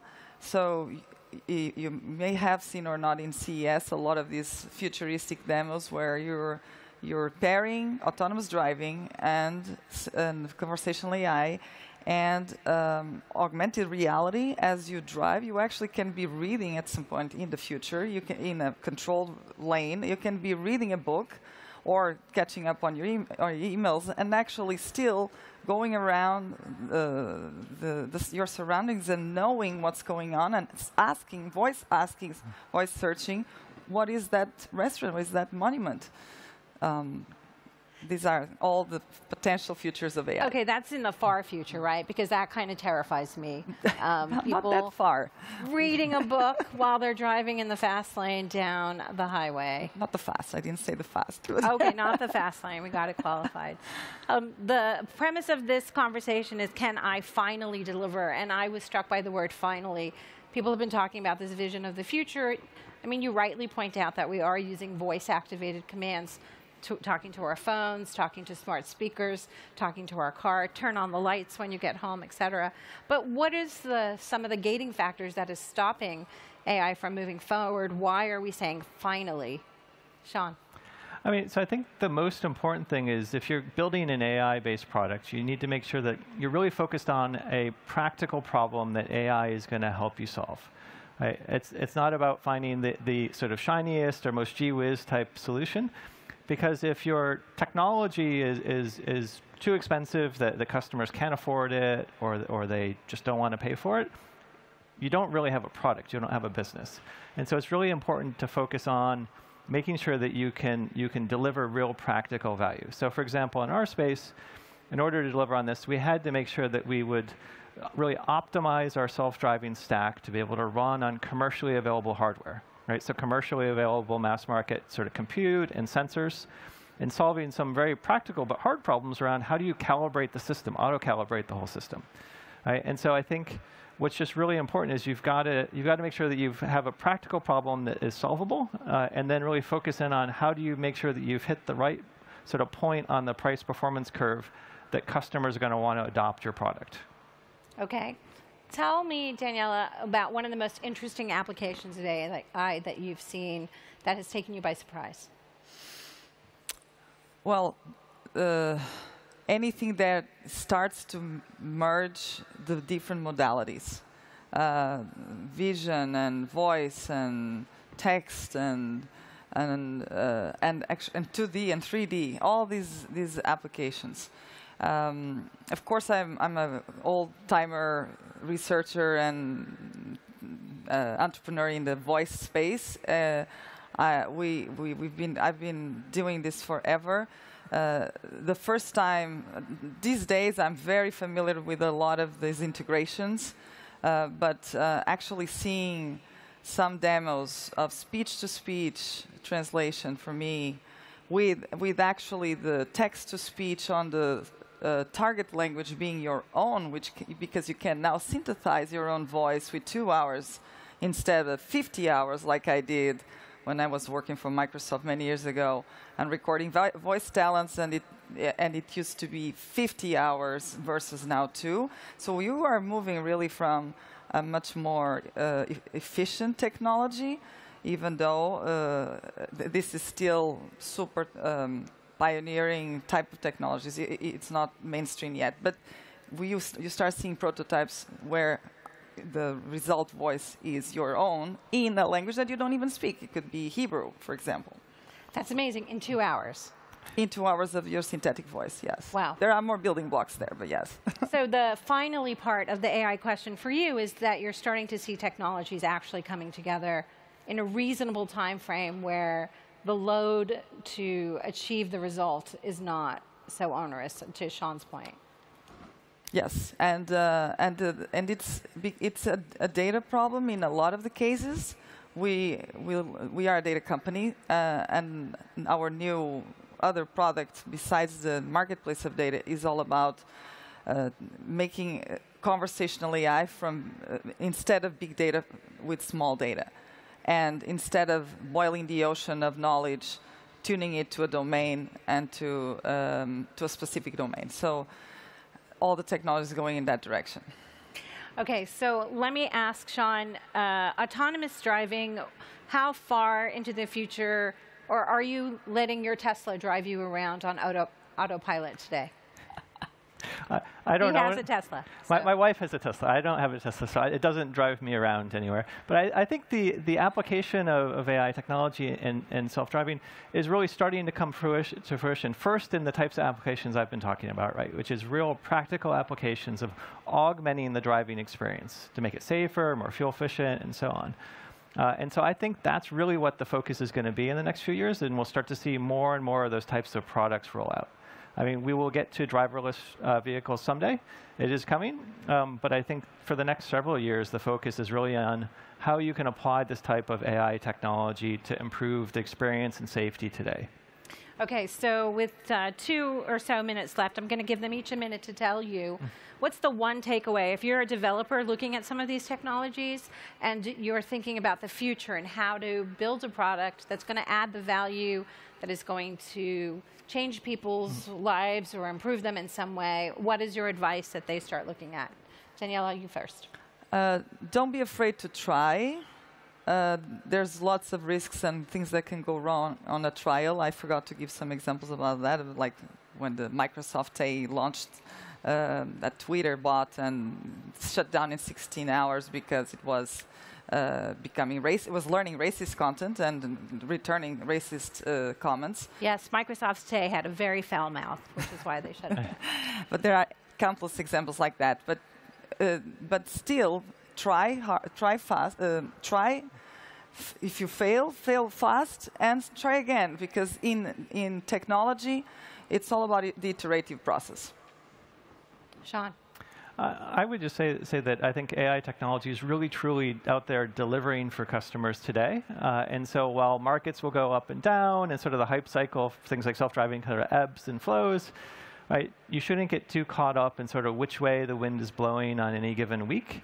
And instead, it's all about trying to find what are those practical applications where AI technology can really deliver value for your customers, and then just relentlessly focus on delivering and maximizing that value. So figuring out how to solve the problem and then going for it. Okay, we have a minute left. I have to ask the robot question. Are robot overlords going to take over the world? Daniela? No, not taking over the world, but I certainly am looking forward to have robots running around in my house, bringing me beers like Amazon is now doing, bringing, cleaning, taking packages back and forth, or in airports assisting people or in the mall. I think this is the whole robotics with human-computer interaction is something that is very exciting coming soon. Well, people are using Roombas to deliver drinks. So you can adopt that. What about you, Sean? I agree with that. I think it would be great to have all those things. I'd love for my Roomba to deliver drinks. But no, I don't think robots are going to take over the world. All right. With that, we're going to leave it. Thank you very much for joining us, and thank you both for talking about this.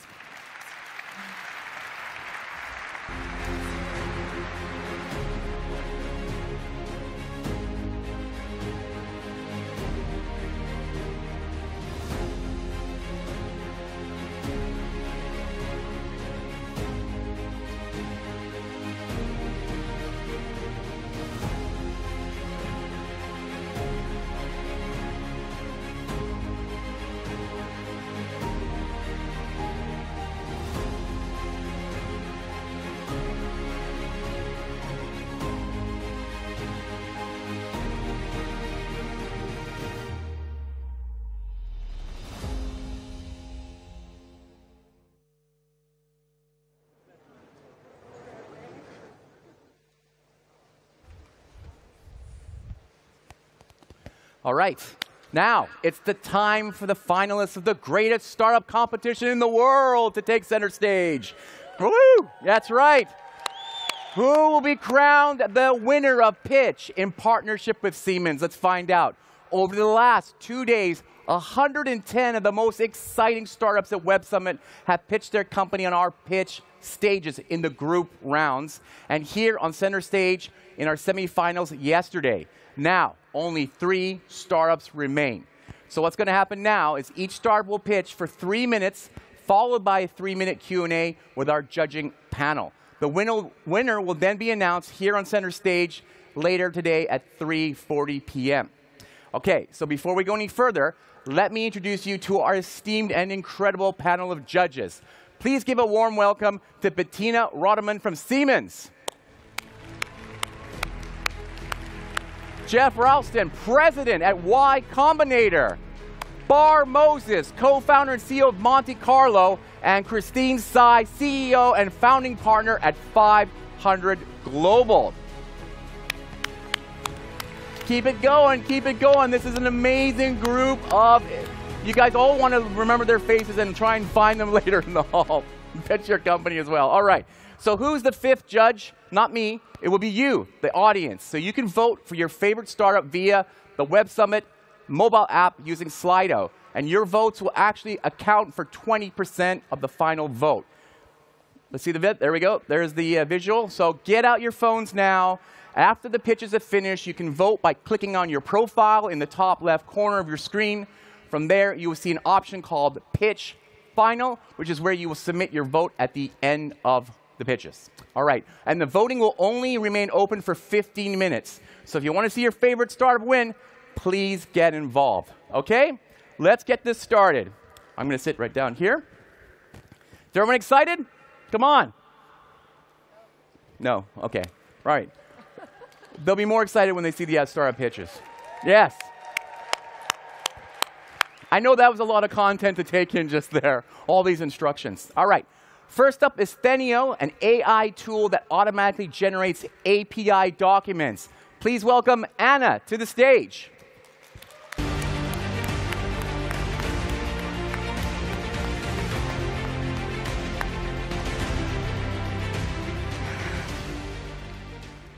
Hello, everyone. I'm Anna, founder of Thenio, an AI tool that automatically generates API documentation. So before all of this, I used to work as head of engineering, where I used to work on hundreds of different APIs. And my team members, they used to work at Microsoft, Google, and other big corporations. And all of us have seen the impact API documentation had on our project delivery, on the cost, and productivity. And the thing is, as developers, we are not really technical writers. We have no idea how to generate a humanly readable document. And even when we spend all the time, resources on generating one, maintaining it becomes really difficult because, developers leave, code changes, and all that. So out of frustration, last year, we built Thaneo. And the way it works is so simple, but so beautiful. You upload your API collection, and within seconds, you have the entire API documentation ready, with all the API requests, with all the API responses, with all of your descriptions. You have interactive editor that allows your team members to collaborate. We also have integration with GitHub. So every time there are code changes, we detect it, and we change it for you. So no more excuses why your APIs are not documented or up to date.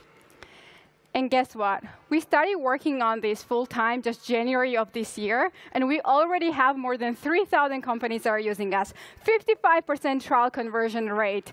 API documentations have been updated more than 500,000 times. We're in Y Combinator, in TechCrunch, in Hacker News. We're a product of the day on Product Hunt.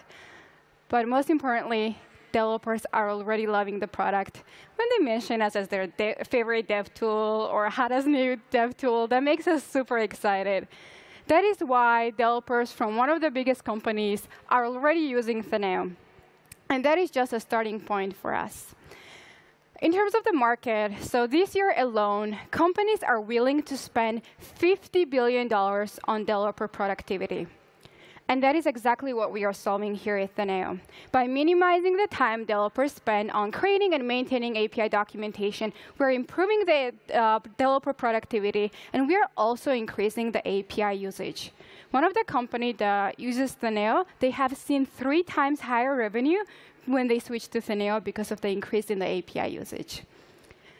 One of our favorite DevTools company, GitHub, just recently announced that they have 90 million active users. And we see no reason why Thaneo cannot be the same scale. So join us, and let's make Thaneo the next developer tool that millions of developers will love globally. Thank you so much. I'm Anna from Thaneo. Woo! Amazing. Judges, any questions? Anybody, go ahead. So how many actual developers are using the product today? There are a little bit over 12,000 developers that are using our product. And of the 3,000 companies that are using it, how many are paying? So we just recently started the subscription model. So there are a little bit over 300 companies, just because I would say no effort, but minimal effort. We just gave them the new subscription. We haven't really done any upsell or trying to convert the existing companies to the subscription plan. But we are currently fundraising, and after fundraising, that is going to be our goal, to really do proper sales. Something to note is that all of our growth has been organic, even the interest and everything that we are talking with the enterprises. So, yeah. What's the pricing structure right now? Absolutely. So we currently have a subscription model for per developer, and it starts from $20 and at $100 for the enterprises. But we are also going to be rolling out very soon the open source version as well. We understand that for DevTools communities, for DevTool products, it's super important to have strong developer community. So for them also, we're going to be rolling out the part of the platform that is going to be open source. How do you make sure that the big fish are not copying you?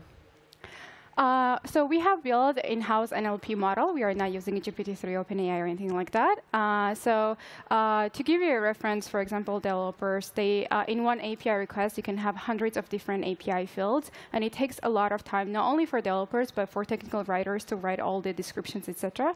So we've been working really hard and spent a lot of time on this, and build the in-house NLP model. For our competitors to copy and all that, it would take them it will take a lot of effort to change their infrastructure, and because they've been in the business for 10 years or a little bit longer, I think their system is outdated and gives us advantage to be upfront on that perspective in automation. If you look at the 12,000 developers or the 3,000 companies, are they using the API documentation for internal use only or for external use as well? Obviously, the one company you mentioned is using it for external use if they've got more usage because of that. But is that the more common use case?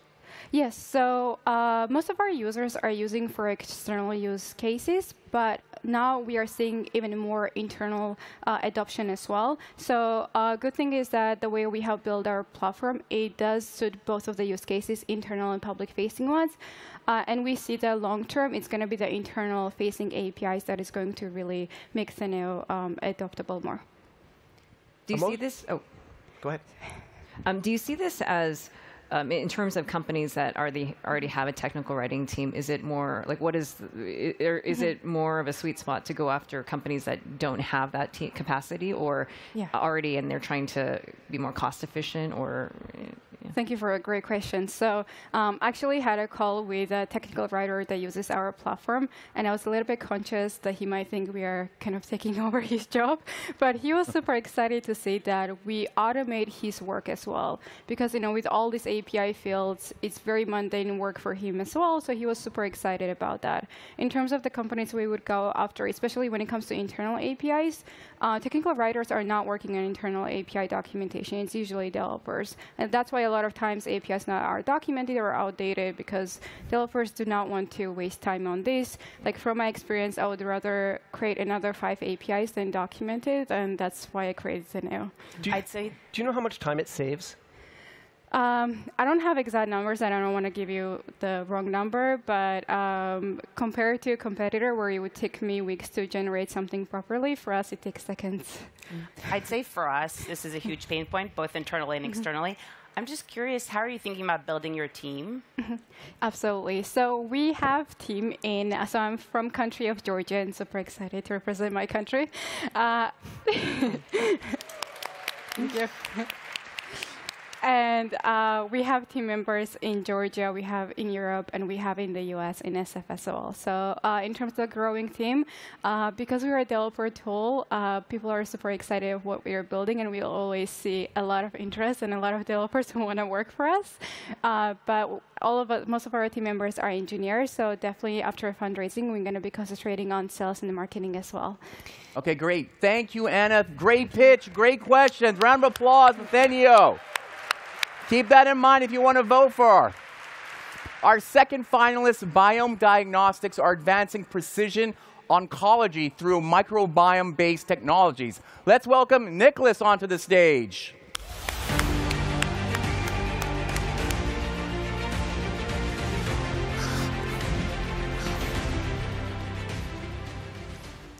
Hi. Imagine you've been diagnosed with cancer, any type of cancer. At a more advanced stage, your doctor will most likely recommend cancer immunotherapy, even though only 20% of the patients actually respond to that treatment. That's not a lot, right? And the worst issue sometimes is that even though you may conquer cancer, you can still suffer from severe side effects.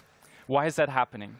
That is because the effectiveness of cancer immunotherapy relies on the strength of your own immune system, which is largely located in your gut. So what if the doctor would have a test that enables him to identify the strength of their immune system and thus the response to immunotherapy? The doctor would be able to give the right treatment right from the start. My name is Nicolas Gachet, and I'm the co-founder of Biome Diagnostics. And we have developed such a test named Biome-1, which analyzes the gut bacteria. With Biome-1, it is possible that before the patient takes the first dose, the doctor knows how the patient will respond, how severe the side effects will be, and finally, how to treat the patient. As such, the patient gets the right treatment right from the start. And we're proud that Biome-1 is the world's first microbiome-based test that has been medically validated in a multi-century clinical study and is certified as a diagnostic software. Our underlying technology is next-generation sequencing combined with our bioinformatic and machine learning algorithms that can predict the response to immunotherapy. What really sets us apart is that Biome-1 can be used in multiple cancer types. For the analysis, we only need one single stool sample. So it's highly accurate, non-invasive, and has a sensitivity of over 90%. This allows Biome-1 to save costs for the healthcare system and save time for patients and staff. Our business model is an easy price per analysis model and is hyper-scalable. We can sell Biome-1 as a standalone algorithm or in combination with next-generation sequencing. Our customers include hospitals, clinicians, and pharmaceuticals. Also, the market is rising with us. immunotherapy is the emerging treatment option with ever-increasing patient indications. Our team consists of doctors, scientists, software and business developers from companies like Roche, Foundation Medicine, and also my co-founder, Barbara, from Siemens Healthineers. Together, we were able to generate over 50,000 unique microbiome profiles, which give us a major competitive advantage. So far, we have a 7-digit annual revenue and have generated around 6 million euros in liquidity from dilutive and non-dilutive capital. We've medically certified Biome-1 in July, and it is now used in over 19 clinics already. We have over 200 LOIs from doctors that really want to use Biome-1 because there's a clear need for our test. Now, we're raising our Series A to expand our business development efforts and allow for reimbursement of Biome-1. We're raising so that every cancer patient gets access to Biome-1. Thank you very much. All right, judges, questions for Nicholas. Yes. So, I don't want to go first every time, but There I'll you go go. first just this time. So, what is the barrier between your $1 million in revenue and a much bigger business? Because if it's really relevant to all cancer, then it should be a giant business. Do you have to go through different approvals that you haven't gone through yet? What's the next stage, and what's the timing of those next stages? So, as I said, we see that the biomarker is tumor agnostic, but for now, we were only able to validate it for melanoma, non-small cell lung cancer, and renal cell carcinoma, which are already the main indications for cancer immunotherapy. But we will also extend indications to, for example, head and neck cancer, triple-negative breast cancer, and so on. And ideally, in most cancer types where immunotherapy is being applied, we can also apply our tests. So the market is then much, much bigger in that case. Yeah. And I'm curious, you mentioned that there are several doctors that are already interested. What are you hearing from them? So it's actually kind of interesting because oncologists are normally not used to look at stool samples. Right. But after using the first test, they actually realized that it makes a lot of sense. So in the oncology area, the microbiome has been already quite famous to being associated with immunotherapy, but there's never been really an option. So now they're actually really interested in using this novel approach, more or less, and very innovative approach that hasn't been existing so far. Yeah. You said that you have a accuracy or sensitivity over 90%. So what do you need to come to 100% so that more doctors would say, this is so reliable, I need to do this? Mm-hmm. So currently there's one other test, which is invasive, the PD-L1 expression testing. And this one has an accuracy or sensitivity from around 65%. So it's a lot less accurate. So 90% is already a big gain in that case. What we see is that we want to improve our machine learning models over time with the data that we can generate by using our product on the market, and ideally then improve the models further to get to 99% and above. Could you explain to us what this 90% sensitivity actually gets the patient? How does it impact the outcomes for that patient? So this depends also on the indication. So for example, with lung cancer, then the decision is maybe should the patient receive immunotherapy with chemotherapy or only immunotherapy? Whereas with melanoma, in earlier stages, the patient might only be surveilled or receive surveillance, but no immunotherapy at all. And in that case, he might, if he says he's a responder, he can actually receive immunotherapy, for example. We also take a look at the side effects. So this also gives the doctor an indication on how to monitor the patient down the road. So if the patient should be monitored more closely, if they should do some other additional therapeutic interventions so that the patient doesn't receive such severe side effects. So in terms of the team, obviously a lot of credibility in terms of the backgrounds, but how do you build trust in terms of your products, given, as we know, there have been some companies that have not fared as well in the microbiome and just general like diagnostic space. So like, what do you do to build trust with your customers? We started quite early, right after the first year of founding the company. We were the first microbiome company to be double ISO certified as well in the medical area, which allowed us to actually produce medical products. And now we've also started, or actually years back, we started starting clinical studies, which are very important. So our test has been used in a multicentric study in Austria and Germany, where we actually validated it. We had ethics committees and so on, and we're publishing the results as well, which is, of course, extremely important for the scientific area. And we've had many posters at congresses, major oncological congresses this year as well. Great. All right. Thank you, Nicholas. Round of applause for Nicholas Biome. Thanks. All right. Our third and final startup is called Gattaca, and they offer a one-click, compliant, and hyper-secure identity verification. So let's give a warm welcome to our final pitcher of the day, Chiara.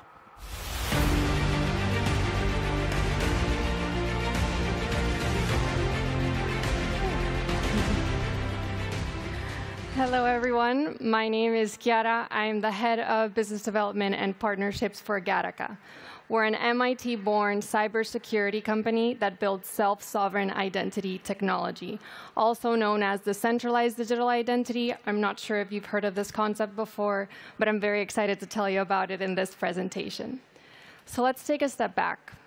Imagine you wake up one day, you check your phone, and you see 10 new bank account transactions, none of which you've executed. I'm sorry, but you've been hacked. Don't think this will not happen to you, because 1 in 4 transactions are fraudulent.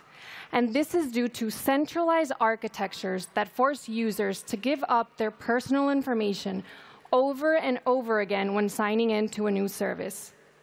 On the other hand, we have businesses storing all of this information in their databases, becoming honeypots for hackers, at the same time spending millions of euros in KYC and GDPR compliance that still leaves them vulnerable to cybersecurity attacks.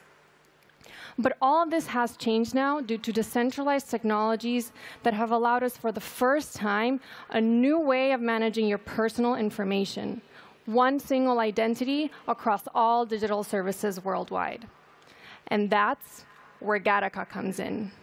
We power users with a mobile ID wallet and verified credentials for instant, passwordless, and government-grade secure access to digital services. Our platform also includes a credential issuance tool for trusted authorities and a single sign-on authentication tool for service providers, all of which can be deployed in an instant with our SaaS platform.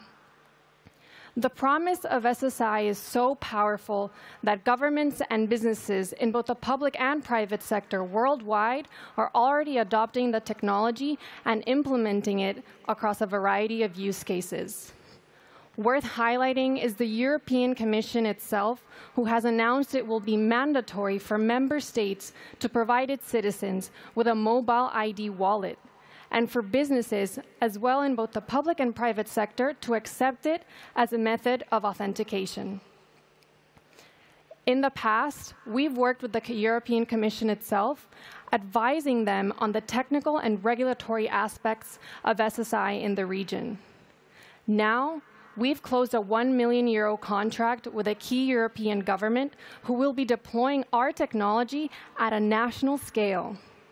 We're also working with a European university consortia that gives service to over 400,000 students, and with one of the top 10 banks in Spain, to name a few. So we're excited to see what's next for SSI. And at Gattaca, we believe in a future where your data is secure and where your identity is yours. And that future has arrived. Thank you. All right, very great pitch, Chiara. Judges, any questions? So I'm curious to learn a little bit more about your go-to-market. You mentioned that your partnership with universities, banks. Tell me a little bit more about how you're thinking about, especially in the early days when it's hard to do it all. Of course. So far, governments and universities were the clear pioneers and early adopters of SSI. So that naturally was our route, especially in Europe, which has been very forward in terms of regulation towards SSI. Then we've recently entered the banking space, because given the new eIDAS regulation, which will force this as a method of authentication, we've seen the need for banks to offer this onboarding user-centric type of identity verification. And then naturally, the Web3 space, so NFTs, platforms, metaverse projects, and DeFi have this onboarding need, but they still want to maintain that decentralized vision and decentralized core. So that's another route we're taking, and soon adapting to it in the coming months. In terms of the pipeline, so obviously it sounds like you're targeting governments, universities, banks, and primarily in Europe. What would be the next priority regions beyond Europe? Yes, so I guess our first focus has been Europe, originally because of the very big focus on data privacy and GDPR rights. But naturally, our plan is to scale globally. So we were launched initially at MIT in Boston.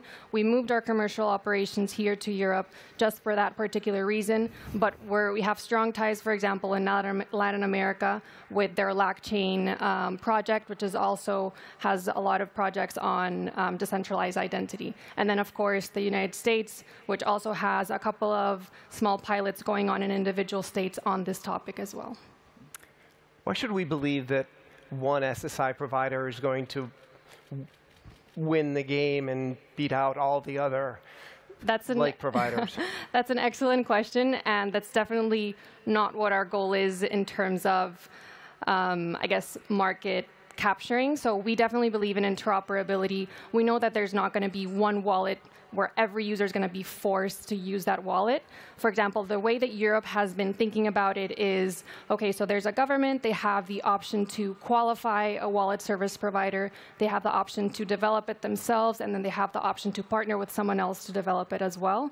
So we're hoping to be that qualified, trusted service provider. We're also hoping to partner with the governments as well, but always with that interoperability mindset in place that will allow us to communicate with other wallets, communicate with other platforms that issue the credentials.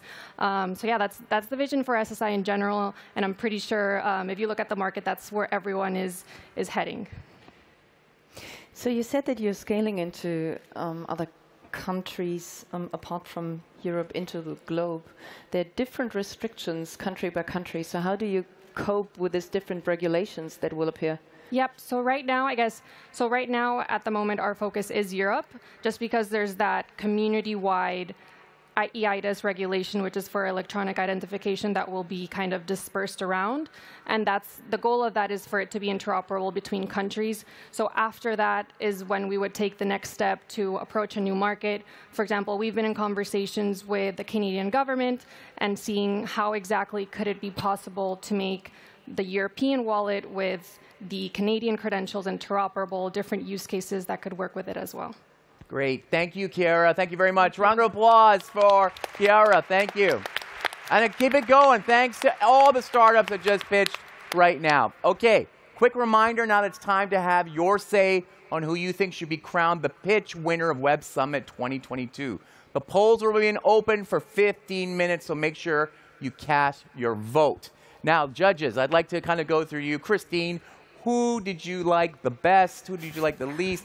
Who do you think's leading? What verticals did you like? And just even general tips maybe on some of the pitches.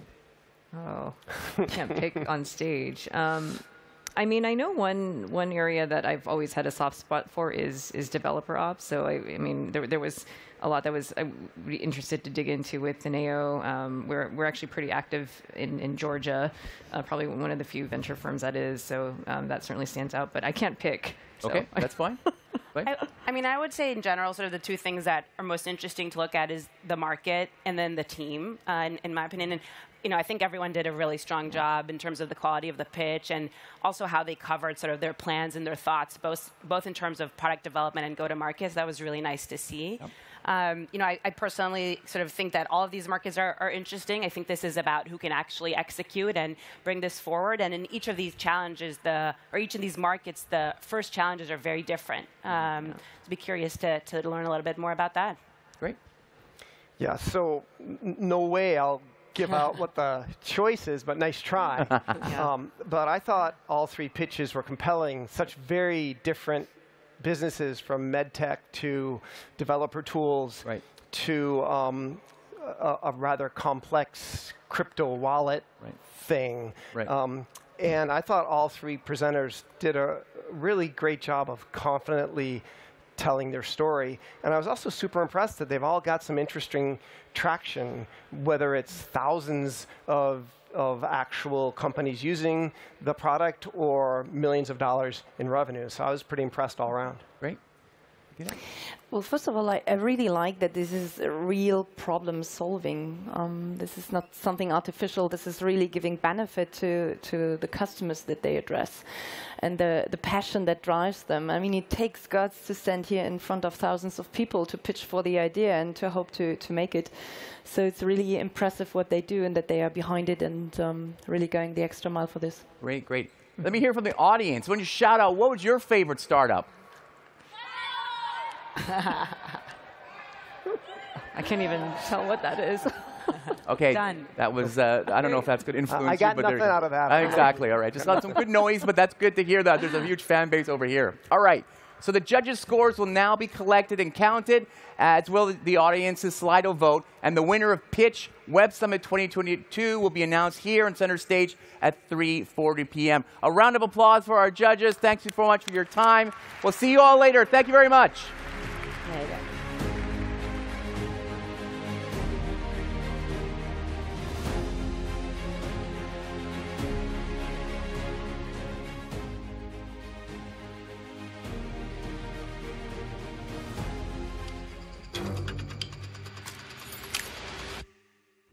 We can step into a new story. The status quo does not have to win. We want to have a better future. We want to have a future. We must fight. Now it's time for hope.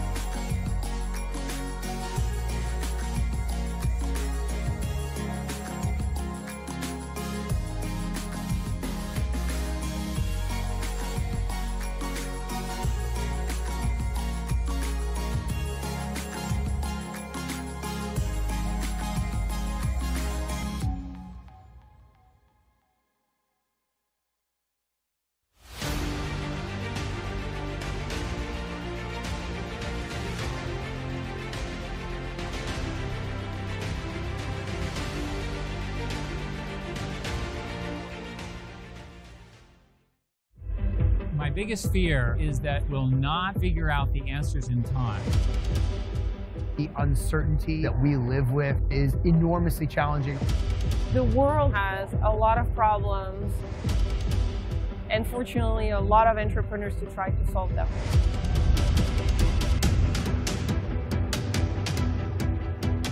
The 5,000 people are coming from different countries, from different walks of life. That is the beginning of the change that we need.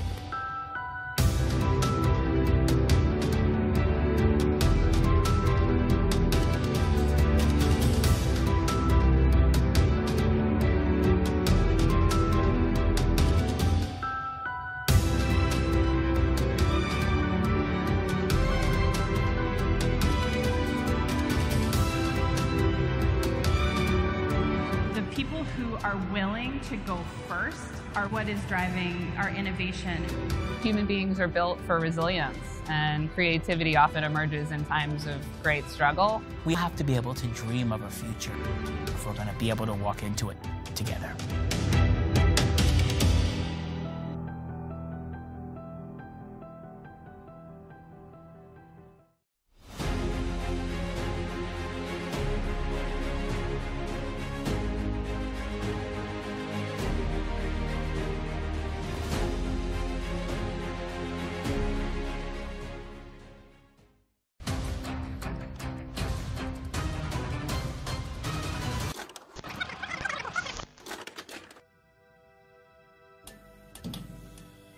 We've seen ideas grow. We've seen communities come together. We've seen the rules challenged. And the world changed. The connections forged, the achievements made. Looking back, it's an incredible story. Rooms like this are full of people that see technology's potential to improve lives. Here at Web Summit, we have so many doers, more people who just have a voice that people want to hear. We are all growing. That's what makes the Web Summit such a good place. One way that democracy dies is that people believe that their vote doesn't count. The status quo does not have to win.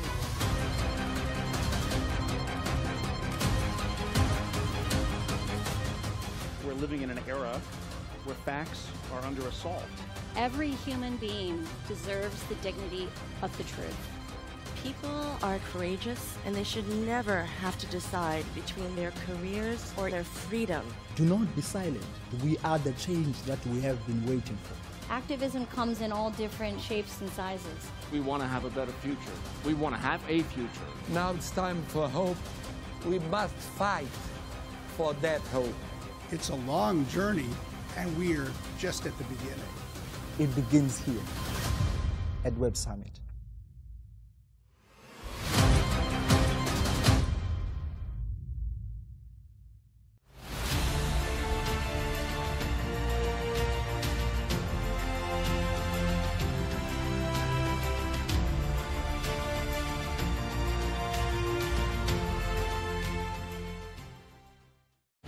I don't think there's anything like Collision, gathering point for entrepreneurs and founders. Forward-thinking, creative, ambitious. A place where entrepreneurs can all collaborate, changing the future. There is room for everyone to succeed.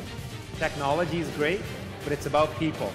Collision has a very important role to play in bringing people together across sectors.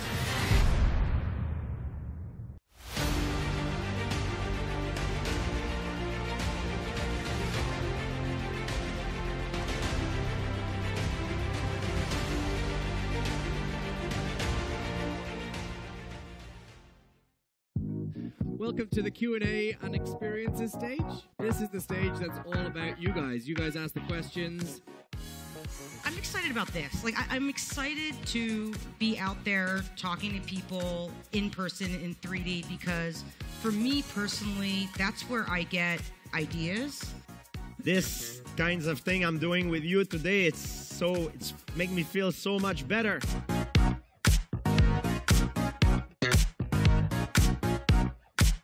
I get a lot of questions about what we're doing, and this was sort of way up there on the scale of good question. The idea of presence, where people share a space together, appreciating each other's music or making a song request, and then you just are okay to go on about your life, but you had a meaningful touch point. The only way we can bring about the change is to be the change that you want to see. Thank you very much for coming.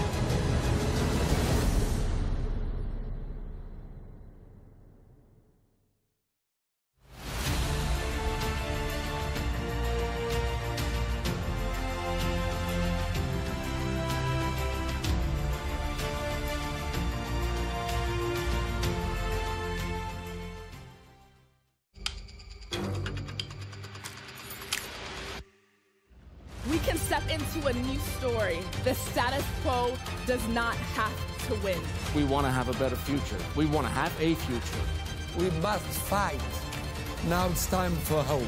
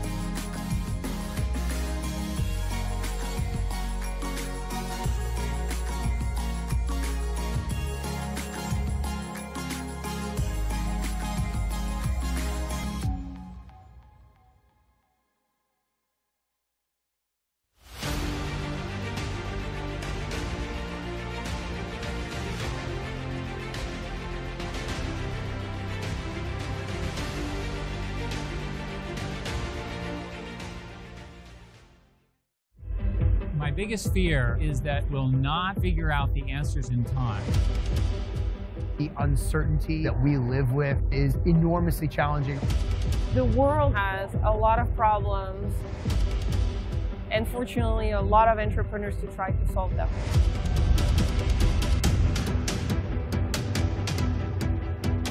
The 5,000 people have come from different countries, from different walks of life. That is the beginning of the change that we need.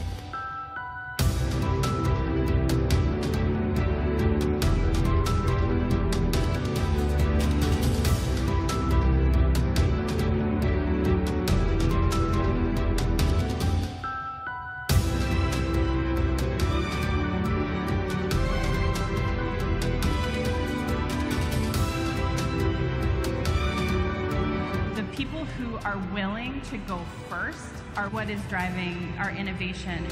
Human beings are built for resilience, and creativity often emerges in times of great struggle. We have to be able to dream of a future if we're going to be able to walk into it together.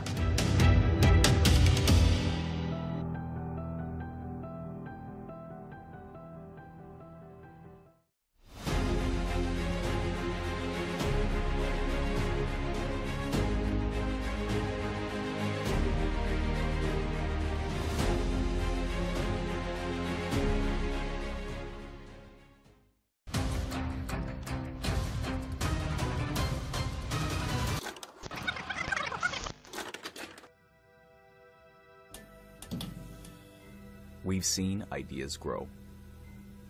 We've seen communities come together. We've seen the rules challenged. And the world changed. The connections forged. The achievements made. Looking back, it's an incredible story. Rooms like this are full of people that see technology's potential to improve lives. Here at Web Summit, we have so many doers, more people who just have a voice that people want to hear. We are all growing. That's what makes the Web Summit such a good place. One way that democracy dies is that people believe that their vote doesn't count. The status quo does not have to win.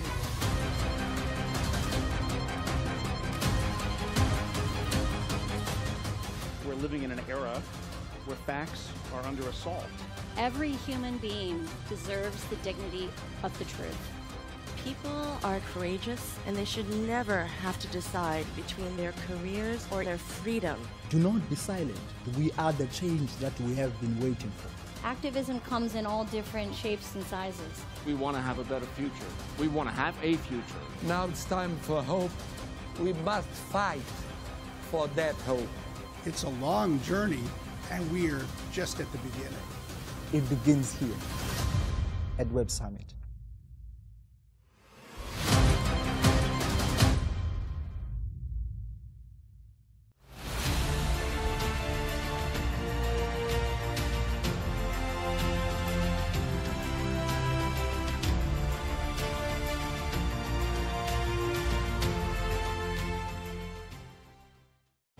I don't think there's anything like Collision, gathering point for entrepreneurs and founders. Forward-thinking, creative, ambitious. A place where entrepreneurs can all collaborate, changing the future. There is room for everyone to succeed. Technology is great, but it's about people. Collision has a very important role to play in bringing people together across sectors.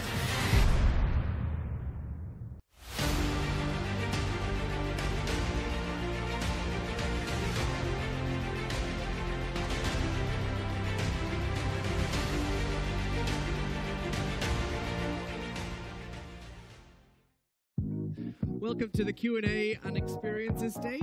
This is the stage that's all about you guys. You guys ask the questions. I'm excited about this. I'm excited to be out there talking to people in person in 3D because for me personally, that's where I get ideas. This kinds of thing I'm doing with you today, it's making me feel so much better.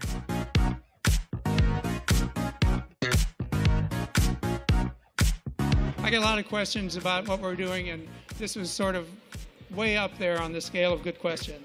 The idea of presence, where people share a space together, appreciating each other's music or making a song request, and then you just are okay to go on about your life, but you had a meaningful touch point.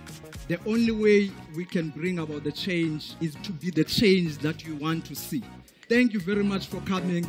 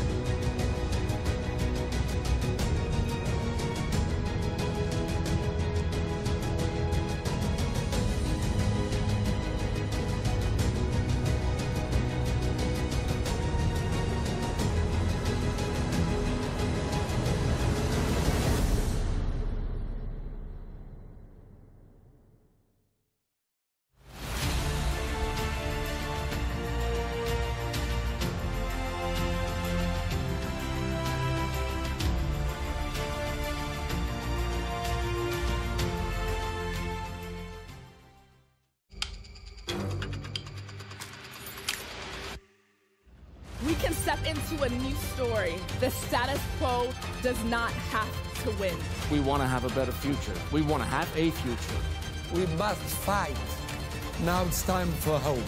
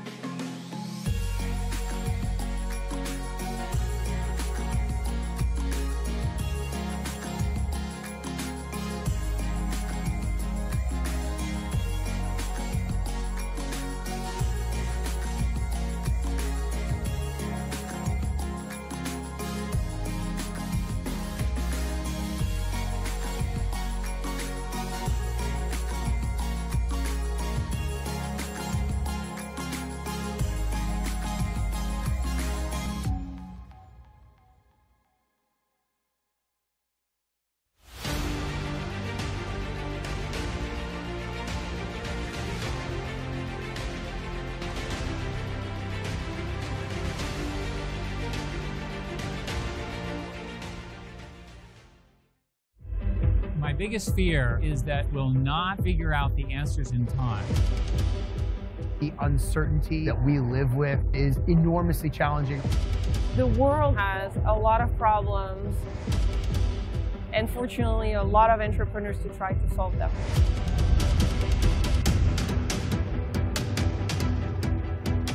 The 5,000 people are coming from different countries, from different walks of life. That is the beginning of the change that we need.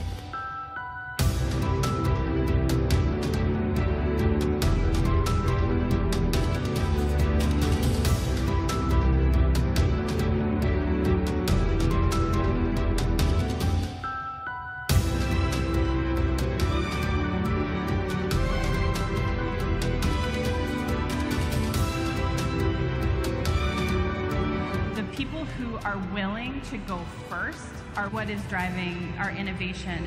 Human beings are built for resilience, and creativity often emerges in times of great struggle. We have to be able to dream of a future if we're going to be able to walk into it together.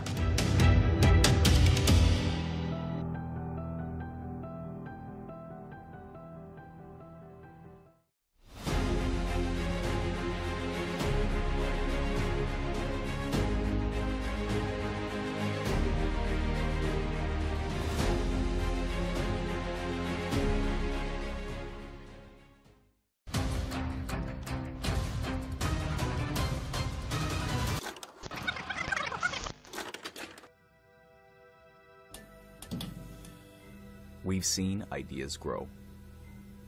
We've seen communities come together. We've seen the rules challenged. and the world changed. The connections forged, the achievements made. Looking back, it's an incredible story. Rooms like this are full of people that see technology's potential to improve lives. Here at Web Summit, we have so many doers, more people who just have a voice that people want to hear. We are all growing. That's what makes the Web Summit such a good place. One way that democracy dies is that people believe that their vote doesn't count. The status quo does not have to win.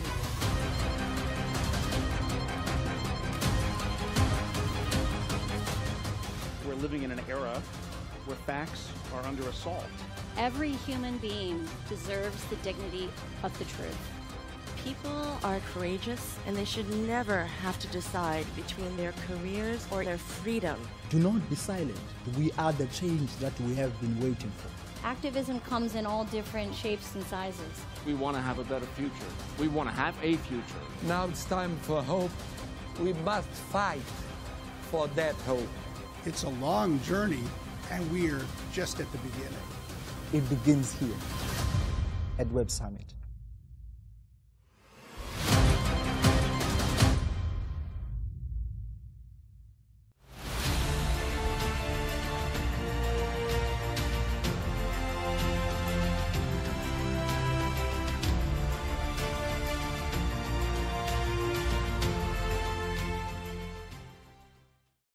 I don't think there's anything like Collision, gathering point for entrepreneurs and founders. Forward-thinking, creative, ambitious. A place where entrepreneurs can all collaborate, changing the future. There is room for everyone to succeed. Technology is great, but it's about people. Collision has a very important role to play in bringing people together across sectors.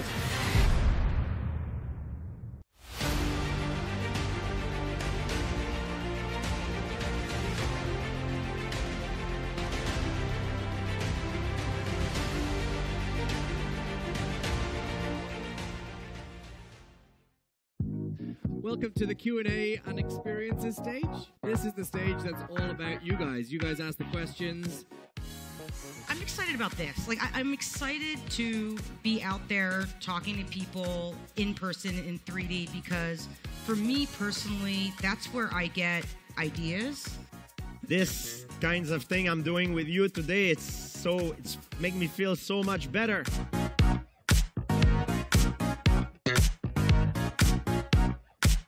I get a lot of questions about what we're doing, and this was sort of way up there on the scale of good question.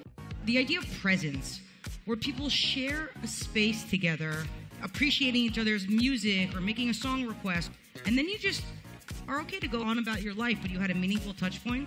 The only way we can bring about the change is to be the change that you want to see. Thank you very much for coming.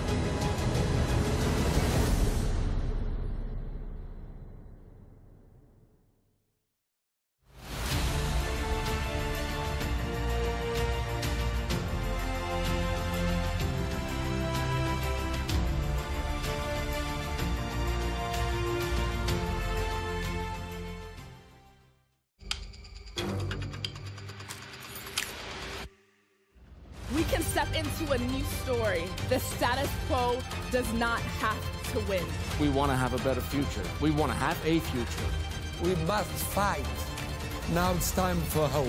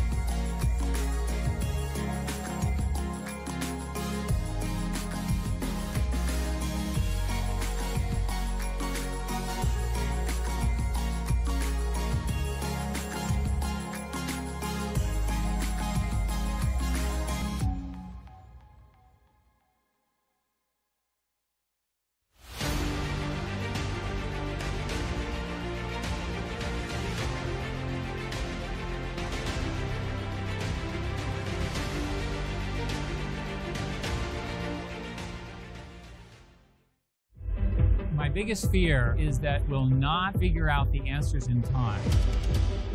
The uncertainty that we live with is enormously challenging. The world has a lot of problems, and fortunately, a lot of entrepreneurs to try to solve them.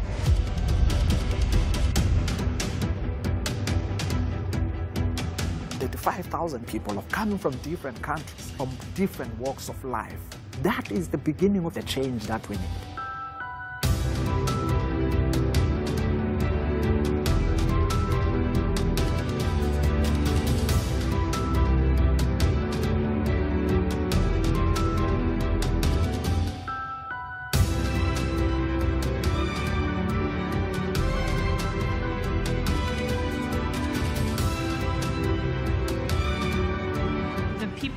Are willing to go first are what is driving our innovation.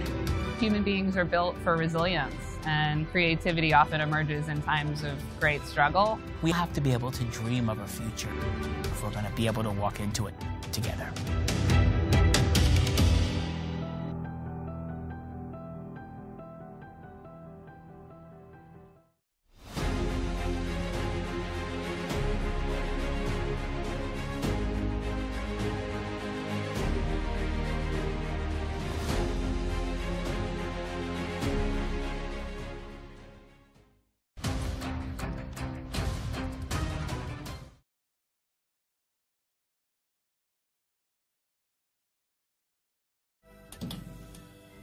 We've seen ideas grow.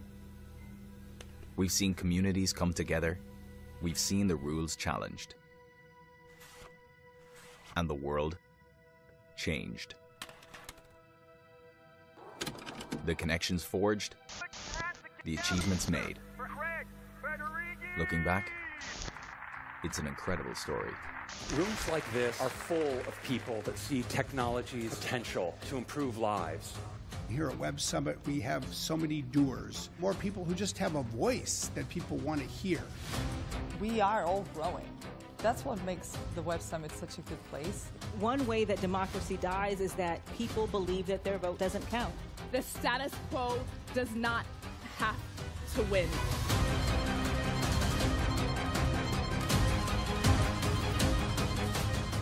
We're living in an era where facts are under assault. Every human being deserves the dignity of the truth. People are courageous, and they should never have to decide between their careers or their freedom. Do not be silent. We are the change that we have been waiting for. Activism comes in all different shapes and sizes. We want to have a better future. We want to have a future. Now it's time for hope. We must fight for that hope. It's a long journey, and we're just at the beginning. It begins here at Web Summit.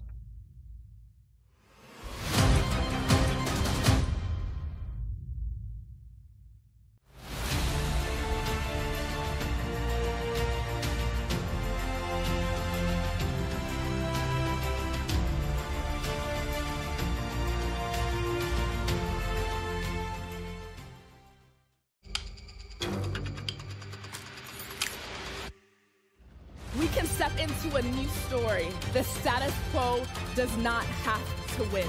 We want to have a better future. We want to have a future. We must fight. Now it's time for hope.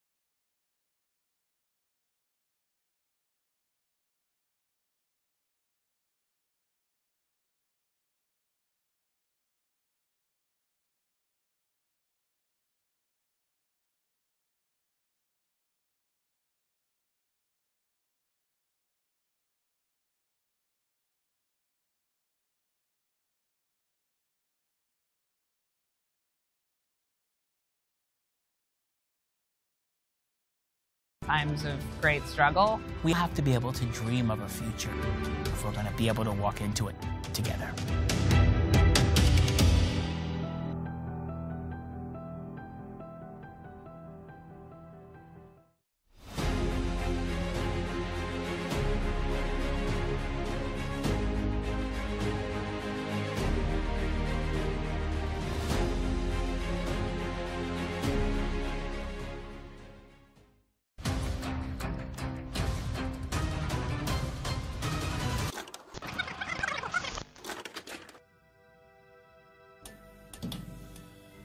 We've seen ideas grow.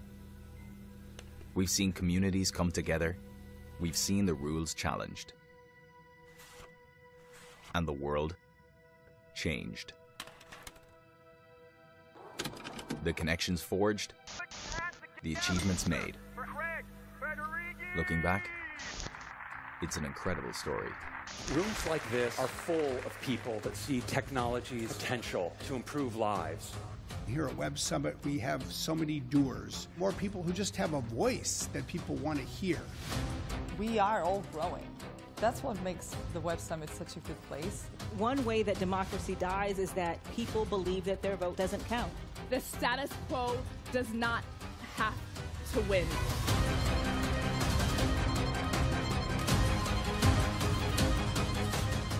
We're living in an era where facts are under assault. Every human being deserves the dignity of the truth. People are courageous, and they should never have to decide between their careers or their freedom. Do not be silent. We are the change that we have been waiting for. Activism comes in all different shapes and sizes. We want to have a better future. We want to have a future. Now it's time for hope. We must fight for that hope. It's a long journey, and we're just at the beginning. It begins here at Web Summit.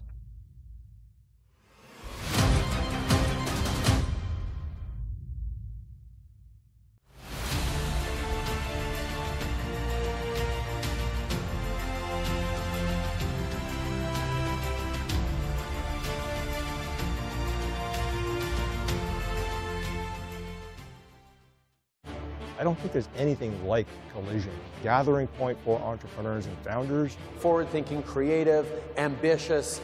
A place where entrepreneurs can all collaborate, changing the future. There is room for everyone to succeed. Technology is great, but it's about people.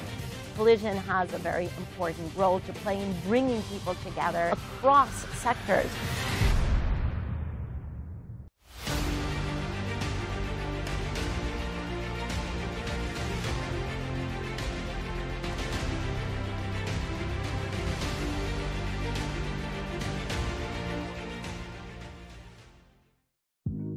Welcome to the Q&A and Experiences stage.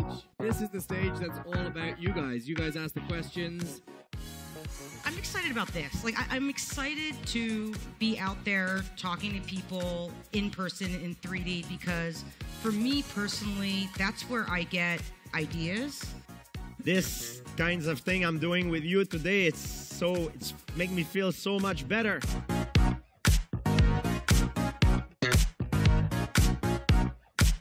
I get a lot of questions about what we're doing, and this was...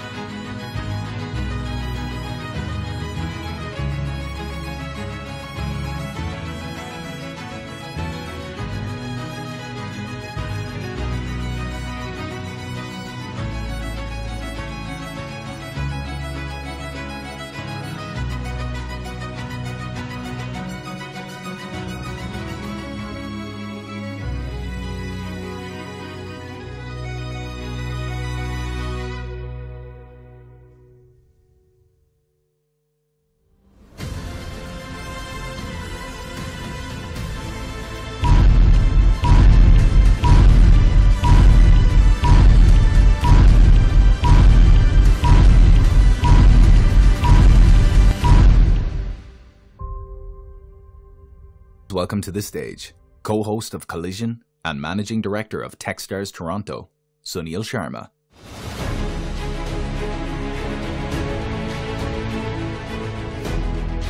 Wow, what a busy day. So busy here. All right, has the last word in search been said? Are the messenger app wars actually over? This session is going to look at the challenges that are facing the disruptors of tomorrow and how to enter a new market with a bang. So please welcome to center stage Meredith Whittaker, the president of Signal, in conversation with Julia Angwin of The Markup.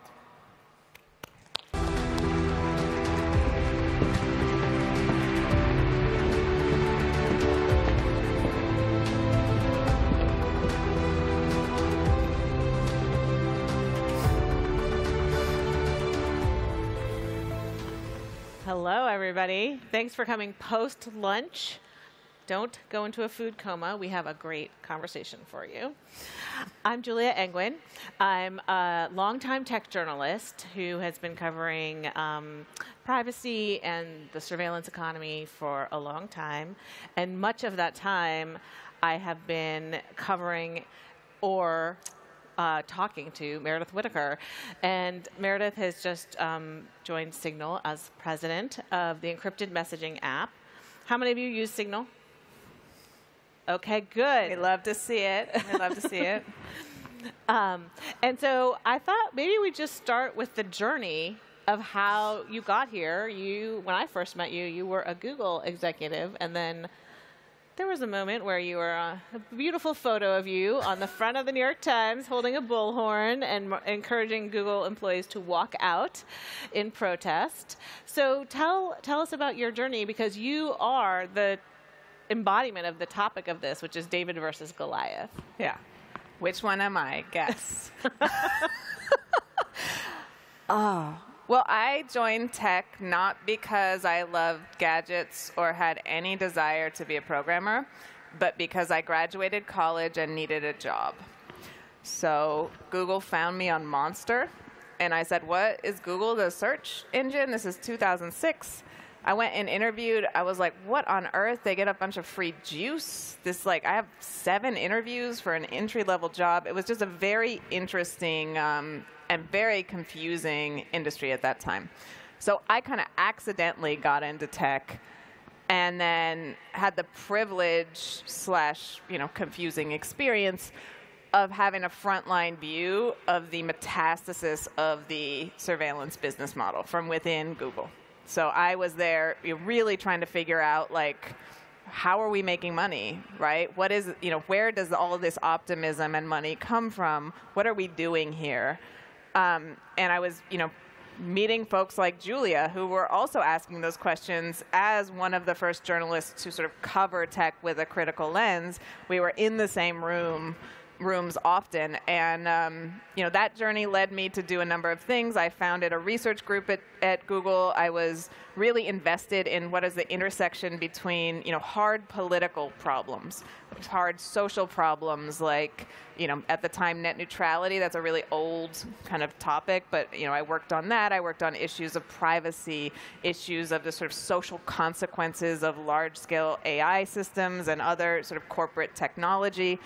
And ended up, kind of, I think, back at maybe an old school conclusion that it's fine to have a good analysis. It is fine to be, it's great to be sort of at the table. But if you don't actually have decision-making power, if you aren't actually able to sort of, force a better decision for a social outcome or make tech that is better than, the tech that is being made or what have you, then, you're not really doing that much. So that sort of led me to labor organizing against sort of these unethical military contracts and some of the surveillance practices of Google and, of other tech companies.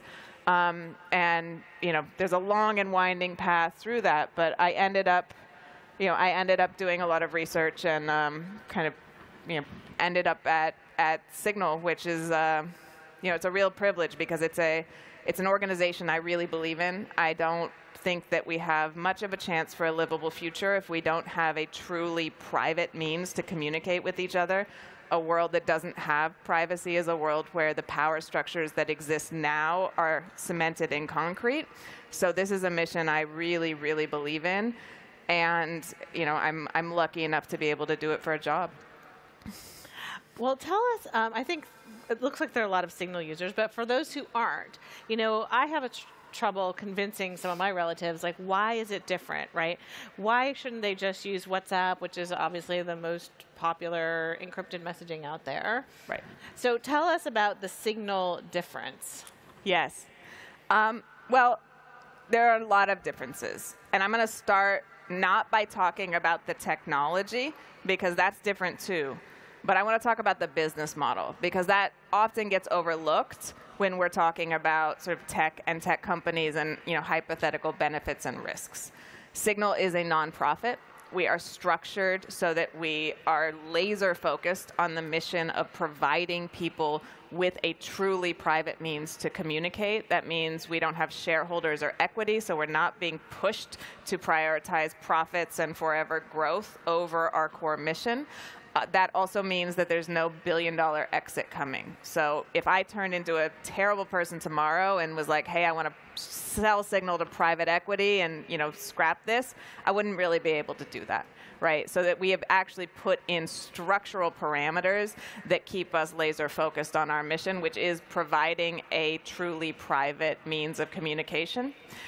The alternatives, well, the alternatives are, in one case, owned by Facebook.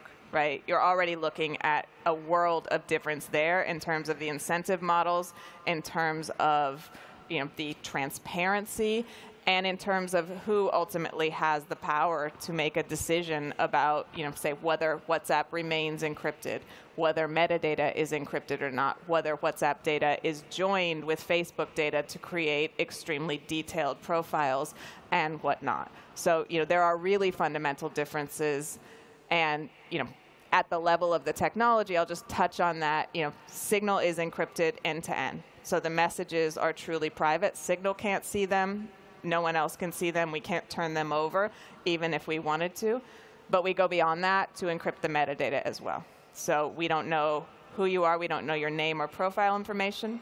We don't know who's talking to whom. So we don't have your social graph. We don't know who's a member of a group. So we're not able to know who your friends are or who's talking to whom. And of course, that's really powerful and revealing information that other platforms do collect, do give over, and do potentially join with other data stores that they have access to, in some cases, effectively obviate the privacy promises they're making. Yeah, I quit WhatsApp when Facebook said it was going to take your address book of who your contacts were and keep it. And then they eventually retracted, but the truth is they could change their mind anytime. Yeah. And for a journalist to have who you're talking to available to these big companies is the worst possible outcome, right? Because especially for me, a technology journalist, the people who want to communicate with me and give me important information that they want to get to the public, my job is to protect their identities, and that I don't feel that I can do that on an app that could at any time decide that it wants to know who I'm talking to. However, the reality is that Signal has this amazing thing, which is they just, if I'm correct about this, all they really know is when I logged into Signal, but not who I reached out to. Yeah. And so law enforcement gets kind of annoyed because they would like that information, and you don't have it to hand over to them. Nope. And so I'd like to hear a little bit about the experiences you guys have had and whether there are cases where you feel like maybe, how does it impact their ability to do the work? Well, we don't have the information. So an analogy I've used before that I think is, helps us get to the root of this is imagine law enforcement going to the headquarters of a company that produces pens, pens for writing. And they bring them, they have a special box, they bring them a pen in that box, and they say, "Excuse me, company, can you tell me everything that's ever been written with this pen?" And the company looks at them like, WTF, that's not how pens work. Of course we can't tell you that, right? That's not how we build the pens. Now, of course, we could put a gyroscope in the pen and have it like sensors and some like monstrous IoT system, right? We could do that, but no, that's not how pens work. That's not how people expect pens to work, so we can't do it.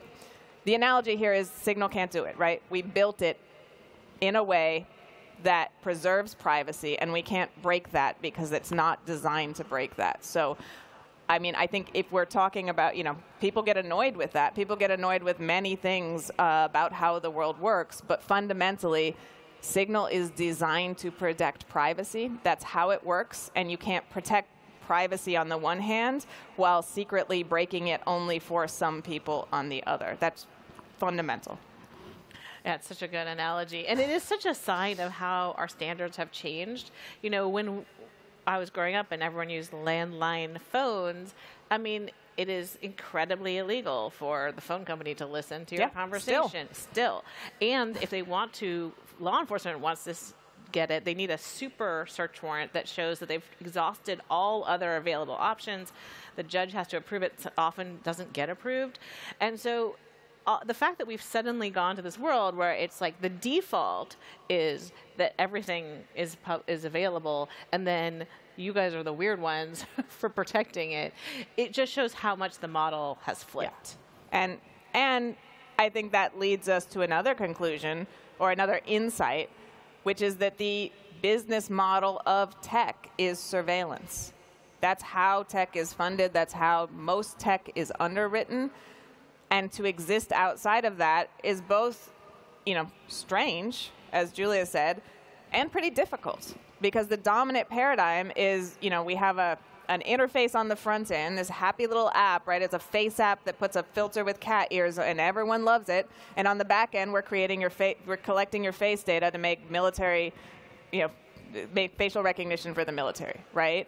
And, I don't think that most people are comfortable with that. I think it is, we've seen people growing less and less comfortable with the sort of surveillance paradigm that is at the heart of the current tech industry, and at the same time really struggling to figure out, what is an alternative, right? How do we, back out of the situation that has been created where almost every realm of life, our mundane to significant activities are subject to pervasive surveillance by a combination of states and corporations. And that, crept up on us even though we have laws that clearly reflect that people really cared about this, right? You have the, wiretapping laws in the US where, as Julia said, you need a super warrant to be able to get that information, but somehow because it was computational, because it was related to the internet business model, we sort of did an end run around that and are now living in a world that, where we have to really consider the consequences of the model that we're all, I would say at Webstock that many of us are engaged in. Yeah, I mean, I started this nonprofit newsroom called The Markup, and one of our big issues is covering privacy. And so we have committed to not tracking our readers. So we don't have any third-party tracking that loads on the website, which actually is a huge cost. We call it the privacy tax that we pay because we have to build all sorts of things like a video player, a tweet embed, because the ones that are available for free online always contain third-party tracking. And it really speaks to the fact that there really isn't an alternative world out there. And the reality is because there's no funding for that world, right? So The Markup is a tiny nonprofit newsroom supported by donations, and Signal is... Well, we're not tiny in terms of our reach and scope, but we have a very small team, and we are a nonprofit supported by donations. And that is an extremely conscious choice because we're not looking to be pushed by our board or by investors to compromise privacy, to just put a little ad here, do a little tracking here, and then all of a sudden you look like the Google homepage, which is just full of ads, right? Which is full of trackers. We again structured it, so that we are. Even if the individuals at Signal wanted to abandon our privacy mission, that would be extremely hard to impossible. But that, everything takes orders of magnitude more work, as Julia was saying.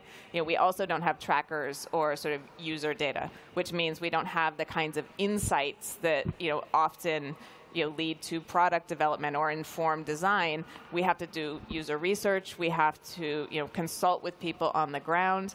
A good example of this is our donations page. So if you go to Signal, you open up your settings, you can click Donate to Signal, and then you'll see a screen, a very easy flow, and I encourage you all to do that right now while I'm talking. But you go there, and you can enter your credit card, you can make a donation, right? We had to do a huge amount of work to ensure that we were applying privacy practices so we didn't know the identity of the people who were donating, right? It would have been way easier just to implement a Stripe API and have that data, but we're not going to do that because we believe that breaks our privacy promises to our users. So instead, we spent a significant amount of time and labor figuring out how to reject the surveillance business model that is the default. And it's a hard road. It's a hard road, but it's so cool. So much better than the alternative.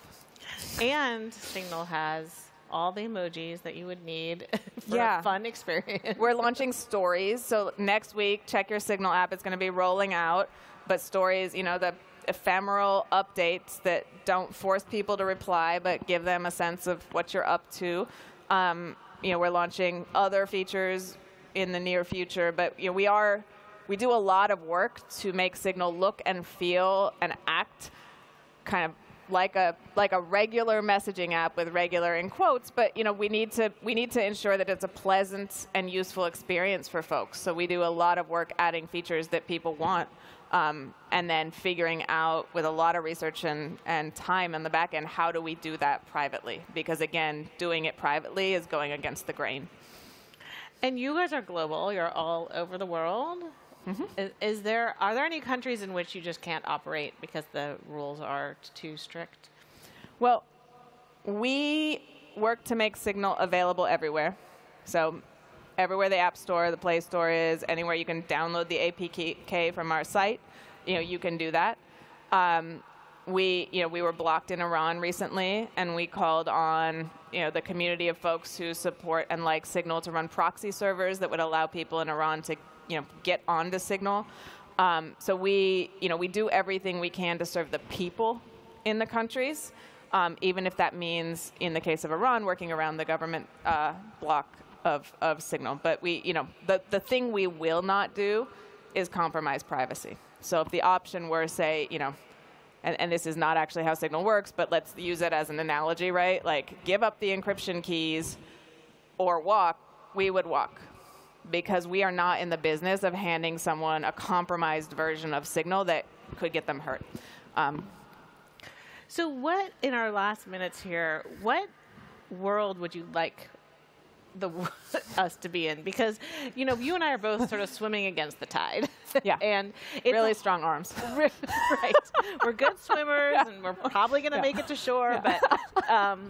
But it would I would love to hear what it would look like. I mean, some people at this conference think blockchain is going to be the way to turn the tide. I'm skeptical, but I would just be curious to hear what would it look like if we could envision a new way of operating? Yeah. I think I always have to answer questions like this, and we've had this conversation many times, but I don't think tech is really the focus of my answer here. Right? I think, we have to look at real core social issues. We need to look at climate. We need to look at inequality. We need to look at these basic factors that, are real social problems across the globe. And, ask fundamental questions, right? How do we make sure everyone has the resources they need to live and enjoy their lives with the people they love? How do we make sure people have access to care? How do we make sure that there is sort of, more equity and less gross inequality? How do we actually get to those goals? Those are the questions I'm interested in answering. And then we can answer questions about what role does computational technology have in this, right? And I think, in the context we're in, we absolutely need services like Signal. We need newsrooms like The Markup, like the work that Julia is doing, that are willing to ask the hard questions and willing to stand by their principles. But if we're talking about what what world do we actually need? I think it is a world where we're seriously contending with those questions, seriously answering them, and then only after we have those answers are we saying, you know, do we need this tech or not, right? I want a world where we can say, no, we don't, if we honestly don't. I don't want a world where we have to have tech for good, where we're sort of front-loading tech as the solution to everything, because we've had 20 years of that, and it's a, you know, it's a running joke at this point. So tech for good, yeah, shouldn't tech default be serving the good, right? It shouldn't be some sort of exception to the rule. Right. And I think, you know, a surveillance business model is a default for not serving good. So it's, you know, we got to flip that a little bit. Yeah. And I will say that this, just as a plug for my profession, you know, journalism is under incredible attack around the world from not only authoritarian regimes, but also from the surveillance business model, which has taken all of the advertising revenue that used to support newsrooms. And so the stakes are really high. Yeah. So when people talk about the surveillance economy and they say, oh, but it's just creepy ads, it's actually the undermining of journalism, which is actually the watchdog of democracy. So it's kind of the decline of democracy. So I just want to throw that out as a little moment. A little closer there. A little closer. Just remember that the stakes are high, and people like Meredith are doing the work to at least let us have the conversations we need to have. Yeah. Thank you very much. Thank you. Thank you, Julia. I think I just...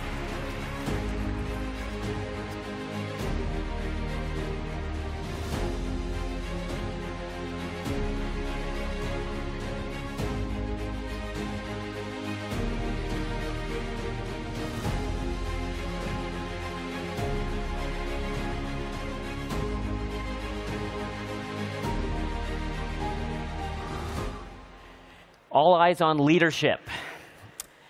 From COVID-19 to layoffs and to global insecurity, the recent world events that we've been seeing have shown such a stark light on those at the very top of this ladder. And the spotlight is not going to be dissipating anytime soon. But we are all leaders at some level, so what can we learn from those who are in the hot seat?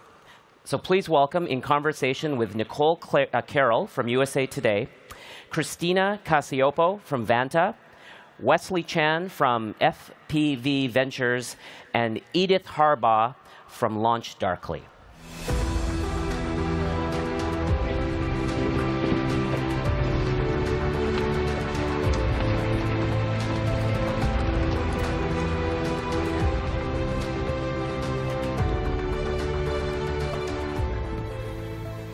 Good afternoon, everyone. Thank you for joining us to talk about crisis leadership. And we were introduced as talking to folks on the hot seat. So I'm going to put them on that hot seat right now. I want to talk about what is a crisis or a mistake that you have overcome, Christina, and what can we learn from it? Starting easy. Yeah, just go right at it. Great. OK, so started Vanta about 3 or 4 years ago. And especially in the early days of hiring, and I think for any founder, or many founders, you're hiring roles you haven't done, and in my case, didn't know very well. And so in the early days, we just hired horribly incorrectly. I think some of it was the confidence. We didn't quite know what role we needed. We were worried it was like kind of too boring. We wouldn't be able to get someone who was really good. And so we sort of made the roles into something they ultimately weren't. Which we thought we needed to do, again, to get talented people to work for us. What ended up happening is we got talented people to work for us in jobs that didn't actually exist, which, of course, frustrated them, as it should have. It frustrated us, but you know, that was self-inflicted. And when I look back on that, it's just, I mean, kind of embarrassing and frustrating because we frustrated these people, we set the business back. And in retrospect, we just should have been more honest and kind of real with ourselves about what roles we needed, and then gone and went after that versus kind of trying to construct something that wasn't reality. So what did you learn about yourself from that? Was it your own confidence in being able to recruit top talent? Was it aspirational? What did you learn about yourself? I think it was totally a confidence piece, right? And I think it was a bit of like me as a founder and CEO. It was confidence in the business too, right? Because I mean, we thought Vanta was going to be great. You have to as a founder, but figuring out how to like authentically convey that to others and not seem like a just founder hubris ended up being really important. And yeah, I wish I could have gotten that like 6 or 9 months before I did. Well, thank you for sharing that. Okay, Edith, you're also a CEO. Tell us about a mistake you made or a crisis you overcame. Yeah, so I started off in engineering, and I still remember we were doing a release, and once it went out, it was immediately clear that the release was bad. And then we just went into this panic mode where we were struggling to simultaneously figure out what the bug was, fix it, and then ship another release.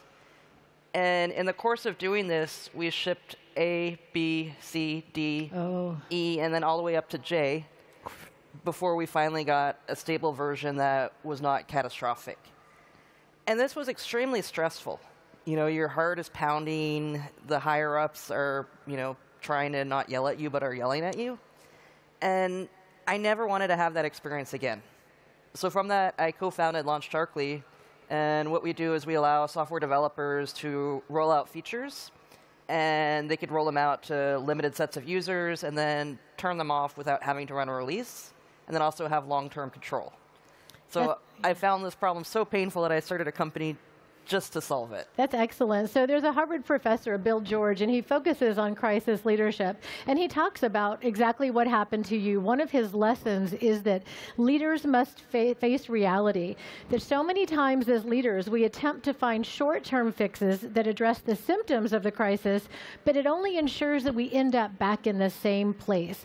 That to really be successful, that you've got to face reality, gather a team, and talk about the situation that you're in. Could you have done that in that job? I mean, you're the CEO now, so you certainly can, but back then you weren't at the top. So what could you have done differently? I think I realized then that companies have different cultures, and some companies really reward the firefighters. The people who are like, oh my God, there's a crisis, I'm going to run in and fix it.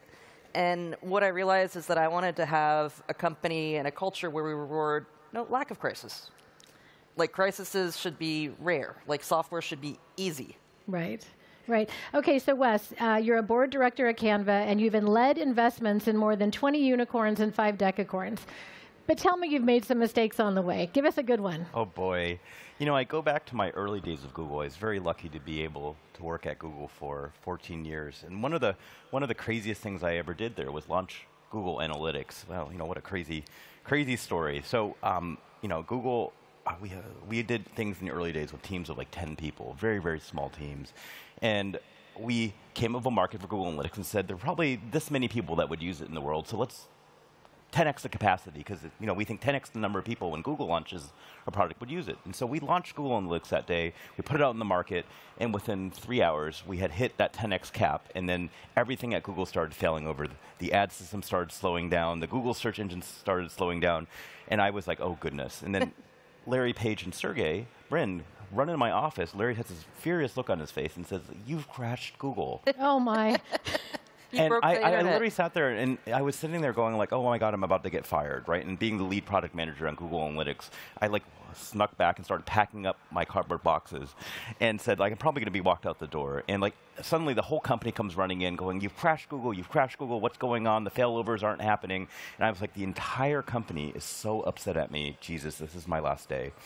And Eric Schmidt and then Sergey start talking with each other. He's in the office. Literally, the entire company's in our little corner of Building 42, which was one of the early buildings of Google. And they start getting so upset at this terrible launch that had gone crazy and had driven Google to the brink of its ability to handle traffic, right? And Eric and Sergey look at me furious, and then Sergey says one very interesting thing. He's like, guys, this is a good thing. There's so much demand for this product. I think Wesley and his team are onto something. And Eric looks at him and is like, Wesley, you've created Google's biggest success disaster ever. And he said that this is a success, but right now it's a disaster, and we need to figure out how to turn it into a success. And so literally the whole company, instead of getting angry, starts looking at me and says, how do we get out of this mess? So Jeff Dean, who's one of the best AI engineers at Google, he starts coming up and says, we've been working on something called Bigtable, which today is a data structure that people read about in their computer science class. There's a paper that was written about it that talks about Google Analytics as its success story and as its case study. That got us out from the mess that we did, and we rebuilt the whole thing, we locked it down, and we launched Google Analytics, and today it's got like 60, 70, if not 80% market share of the analytics market. But it's one of those things where it stung in the moment. You almost thought you're going to get walked out the door, and the whole company comes together and says, we will turn this disaster into success, because they recognize that there is an ability for the market to really want this product, and the market has proven itself out. Was it 14 years later? And I get to be fortunate enough to be on stage today to talk about the story where I almost got walked out of the door at Google. So I always think about this today on the boards that I'm on the companies that I'm investing in, is what is the company's success disaster? Are these founders pushing to the brink where the company's able to handle it, and did they come up with something that people deeply want, right? So that's so much that you sit there and go like, ooh, the company's entire 10x projection, we underpredicted it by 100x at that point. And it's one of those things I look for in investing, that I work with amazing founders like Edith and Christina and say, what's your success disaster that your company's going to create that gets the market banging down your door? And one of those things I think about to this day. I also to this day keep 3 cardboard boxes under my desk just in case. just in case. So you crashed Google, but I love that, a success disaster. Yeah. And it's funny, that's one of George's lessons, is that when something happens, when you're in a crisis, that's a great opportunity to be aggressive in the marketplace, to lean into that and see what you can learn and see what you can create out of that. Yeah. And that sounds like exactly what you did. And being I think I was 23 at that point. And at 23, I don't think I would have sat there and said, oh, we can get out of this mess. I probably would just crawl under my desk and then quietly left the building and never come back. But thank goodness I had this amazing opportunity to work with Larry and Sergey closely in the early days, where there was enough wisdom in the company that said, no, it looks like a disaster now, but it's really a success, and we can turn it into that. We just need to be thoughtful about how we do this. Company, let's get together and make this happen. And so that's one of those things that, when we see that moment of this disaster at the company, we say, is it a success? Are there signs pointing to this where people can take this into something that's the next Google Analytics or the next Canva or whatever amazing thing people like? Right. I think the other lesson from this example is you can't do things alone. Like if it was just you alone, you would have filled up your cardboard boxes and walked out. But collectively, you can take that and learn from it and grow from it. I mean, Mel at Canva, she was just on the front cover of Fortune, and her story is incredible. She says, every time somebody says congratulations on your success, she looks at you. It's not me. It's my team. Yeah. It's our users. It takes a village to build Canva, and I'm always grateful I have that village behind me. And I always cry every time she says that. Oh, that's great. Okay, Edith, so you're now the CEO, you're a founder. How do you treat someone when they make a mistake? Again, you did that young in your career, and now you're the leader that they're worried is going to come run in and say, pack your boxes. So how do you treat someone who's made a pretty big mistake? So one of our core values is learn and grow. And it is for precisely that reason. When you're doing a startup for the first time, you're going to make mistakes. There's no set path that you're going to walk down of this is the exact right way to do everything. So I always encourage people, try something. Make a mistake. Please don't break the internet like Wes did, but or maybe break the internet but learn. So Christina, that's sometimes easier said than done, right? When you're in the middle of a crisis. So how do you react, and how do you keep, everyone's looking at you. Yeah. Or how's Christina going to react? Are we in trouble? Is this okay? How do you keep yourself calm, and how do you center yourself to lead through a moment like that?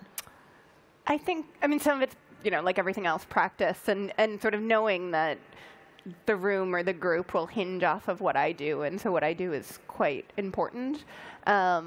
I think I tend to be quite action-oriented, and so a bit of oh, that happened. What's the TLDR on why? Cool. What are we doing, right? And so some of the shift the focus from this in-depth retro and who is wrong and whatever the heck, and be oh, cool. What did we learn?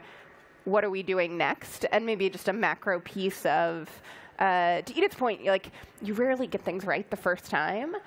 That's totally cool as long as everyone knows that, right? And I think it's just a game of how quickly can you get it right? And so that might mean, especially in product development, right? Maybe you have to ship something 5 times before you get it, right? And so it's okay, can you ship something 5 times and do those iterations in a month. That's better than a quarter. It's better than a year. And so like kind of really focusing on the like, well, what comes next and what do we learn and how can we get closer? Right. So Wes, you know, one of the things that sometimes happens in a crisis is people underplay it. Like, oh, we'll just do this and then we'll do this. But, you know, the leadership lesson is get ahead of whatever is really wrong. Like, be honest with yourself about what's happening. Have you faced that in your career where you had to sort of say, okay, I can't just iterate my way out of this? Well, many times, I think the most important framework I ever got to help manage out of crises or help not make the big mistakes and get ahead, as you pointed out, is something, this amazing piece of wisdom, Bill Campbell, you know, the late coach of Steve Jobs and Larry Page and even Jeff Bezos once told me, because you know, I was lucky enough to be Sergey's chief of staff for 5 years, and Bill Campbell mentored Sergey and Larry, and I got to watch all of that with a front row seat. And he said, you know, we got to understand two things. The first is, what's a $1 million mistake and what's a $1 billion mistake? We make a lot of the $1 million mistakes so that we avoid making the $1 billion mistakes. Like, to fail fast and fail quickly on a bunch of small things that have low consequence allows you to learn, as Edith sort of pointed out. So when the big time comes and you have to go launch Google Analytics, or you have to go build Gmail, or you have to go, you know, launch an ad system, or things that have high impact on the world, you don't make the mistakes where it costs the company $1 billion. You know, as Larry sort of famously would tell the company, you can make as many $1 million mistakes as you want, but if you make the $1 billion mistakes, you don't belong here. Wow. So that's the first part of how to get ahead, is know what the $1 million mistakes are so that you can get to not make the $1 billion mistake. The second thing that he taught me is sort of what, you know, Jeff Bezos talked about in his Amazon letter, which is, you know, what are the Class A, you know, sort of decisions you have to make, and, you know, things that you can make mistakes on, and what are the Class B? And the Class A's are mistakes that you can unwind, right? Most things in life are Class A mistakes. Hey, we'll make the decision, we might be wrong, but if we're wrong about it, like, we can unwind it, we can go back, we might lose a little bit of time, lose a little bit of money, but it's not highly consequential for the company. The Class B mistakes are the ones where your company goes down the drain. You can't unsqueeze the toothpaste out of the tube, as he told you. And so, as he told me, and so you avoid making the Class B mistakes, but you know that those are the decisions where if it's a Class B mistake and the company gets wrecked or it's existential for you, you avoid making that, and you spend your energy, 95% of your energy, deciding those things, making sure you get the data and you focus on those rather than the Class A ones where you can unwind it. Those you can decide quickly. Right. I do think the key there is stopping to find that mistake, see what you learned from it, and so what you can spread so you don't make that $1 billion. I think sometimes we're moving so fast we don't stop to say, okay, we failed. That's okay, but what did we learn? Edith, and then I want to ask you, Christina, let's take the inverse of that. We talked about failure. Tell me something really inspirational that you have learned or you have done as a leader that you think is a great piece of advice for those here today. Well, my story is the opposite. Everybody fears that their launch is going to be so successful, and, you know, their servers are flooded. Most launches, you struggle to get a single customer. Like, I remember we were doing, when we were like a 6-person company, we had this huge product hunt push. And we're like, we're going to get thousands of users, we're going to have so many signups, and, you know, we did our product hunt launch, and we got one user. And to me, this was hard. You know, the team was really excited, and we got one, but it was Envision, and they were a very good customer for us. And from that, we could get more and more and more customers, and now we have thousands. So sometimes just what seems like a mistake or something that didn't go well sometimes just takes a little bit longer. And sometimes it takes just one to get started. Christina, what's something that's inspired you or you've been inspired by? I think, especially over the last couple of years of the pandemic and economic uncertainty and up and down and up and, you know, back down, all of that, as more companies have shifted to remote, you see more writing from other leaders out on the internet. So there are a few examples yesterday, but just the kind of the internal, I'm actually often very inspired by the internal memos that other CEOs send their companies, and totally fascinated by them, because I think it's so interesting to see how someone else, you know, thinks through some of these decisions, articulates that, communicates, you know, whatever it is, whether it's a layoff or an IPO or, you know, anyway, or anything in between to their company. And so some of the examples of just the really strong writing, like clear thought, clear decision making that's come out in the last couple of years. I think because, everyone's remote and also maybe social media and you're kind of, the news will hit anyway, and so the company will get out ahead of it. Anyway, I've just really felt fortunate to be able to see a lot of those, and I think I've learned a lot from them of, watching, because you kind of always want to, I don't know, go to visit, another company's all hands or see how they talk about these things, and these public memos or letters are really neat mini ways to go see how other companies and other leaders operate, especially in times of crisis. That's great. So you don't have to do it alone. It's okay to learn from others. So I was out at the coffee cart right before this, and this 17-year-old hit me up with his elevator pitch. And I'm like, wow, that is really impressive. So I know there's a lot of young people here. So running down the line, what advice would you give to your younger self, your college self, or your just starting out self, Wes? Oh boy. The best thing I've ever had the opportunity to do is just surround myself with people much wiser than I was.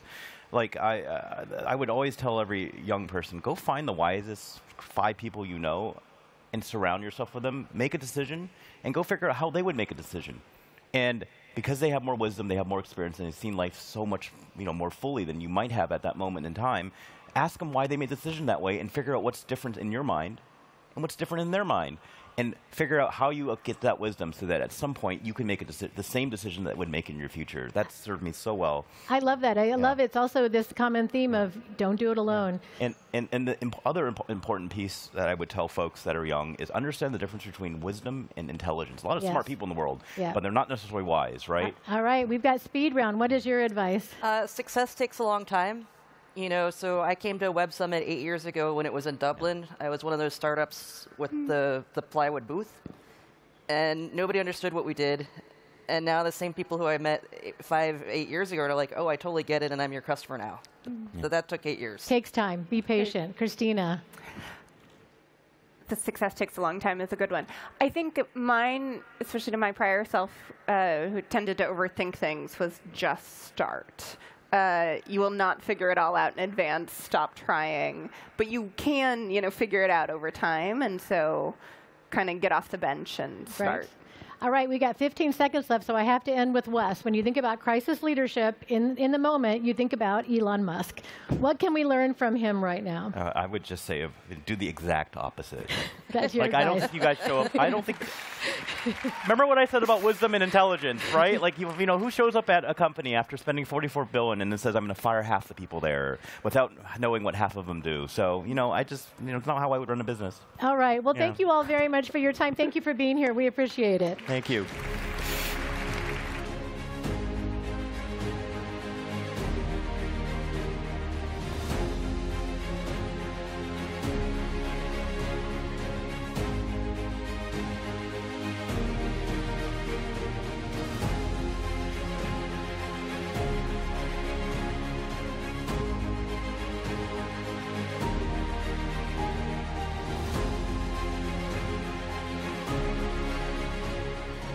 Okay, a decade after co-founding Twitch, our next speaker takes stock of the passion that drove him to innovate and scale. In this keynote, he will be talking about the next big business that he's throwing his talent and trailblazing playbook behind.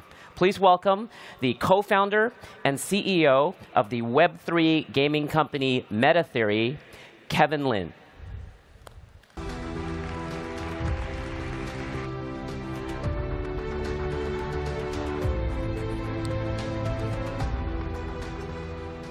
Hello, everybody.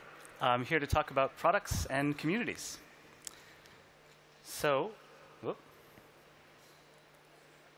what is community? This word is used more and more and more every day, from SaaS companies to e-commerce businesses to actual sort of more obvious community products. Everyone talks about this, influencers talk about this, but what really is it? Well, there's a lot of different definitions for this.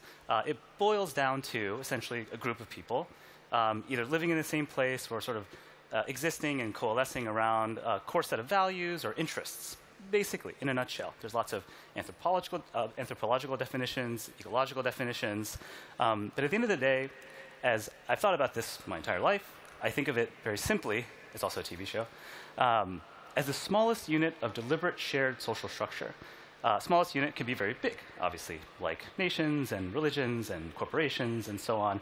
But it's the smallest at which point you can define that there's something unique here. There's a unique and deliberate, as in I chose to be a part of this, social structure. Around that community is narrative. Narrative is one of the most critical aspects of this and something we don't necessarily think about as you participate in communities because it's just part of how it goes. It just naturally starts to progress. You have conversations, ideas come up, things change, negotiations happen, debates happen, and it's continually evolving. But it forms then your identity around this sense of togetherness and belonging with the people you've elected to join, and ultimately brings in all various aspects of your personal life. So foundations of community, as we think about it from a product perspective, this is a really baseline set. Identity and presence, that's important, just like in the real world. We have our meat bags and our names, and we talk to each other. And presence, you know that someone's there. Communication, this is critical for almost all aspects of community building products, and it comes in various formats. Broadcast video, user-generated on-demand video, premium on-demand video, chat, etc. And participation and influence. You don't really become part of a community without being able to not only participate in the community and be there and be present, absorb the information and offer your own thoughts. And then continuity, persistence, and history. This is another foundational part of community building, is that there's a thread that you can follow. And then the more soft stuff, pride, good feels, vibes, as the kids call it these days. That is what draws you emotionally into a community. And then trust. Trust is foundational. This is fundamental. Now, not all communities are necessarily built on trust, but some of the best ones are. And then slowly there's rules of conduct that start to form as people start to learn to be together, to work together, to enjoy something together. And those rules get more and more difficult and more minute and finite as those communities start to get larger. And then, of course, purpose. This is the main draw. This is what is this thing that's interesting? Now, purpose can be at a very high level. I'm an American, so by definition, I'm part of the American community. But it may not be as deep for me. I may not celebrate the first thing is I'm an American. That's the first thing I tell people. But there's other purpose categories for those interests that you connect around. And from a product perspective now, when you take those components and think about, well, OK, what are the basic things you need to give to a user in order to satisfy community building? A lot of them overlap. Identity and presence, communication. So unlike in the real world where we just talk to each other or write things down, you have to have some sort of communication device. Moderation tools, whereas you can moderate in real life with, hey, don't say things like that, that's not cool. You can actually build tools that allow for deeper levels of moderation, like banning or sort of just, some sort of censorship around, harassment, hate speech, et cetera, as a basic tool set. And transaction systems. So how do you transact? If this is becoming increasingly important, particularly for creators, is what is the monetization mechanism of this platform? And then trust, of course. That's not only building a product that allows trust to be a foundational point of community creation, but also trust of the brand and of the team that's building the product. And then again, rules of conduct. One of the hardest and most fun and interesting parts of building any of these things. And then, of course, purpose. Again, now, this can be pretty broad, right? Reddit as a product is more generalist. It's known to be a place where people go and have interesting conversation asynchronously about whatever topics they want, and they form these subreddits. And then there's other things like Twitch, which was built around gaming originally as culture. So before I go into some specifics, why does this matter? Well, these days, and this has actually been true ever since sort of broadcast television came out, most of our time that is not spent sleeping or working or commuting, maybe cooking for family or hanging out with family, is content.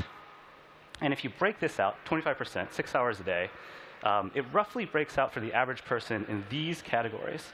So 1 hour a day is spent with user-generated content, YouTube, TikTok, Instagram, et cetera.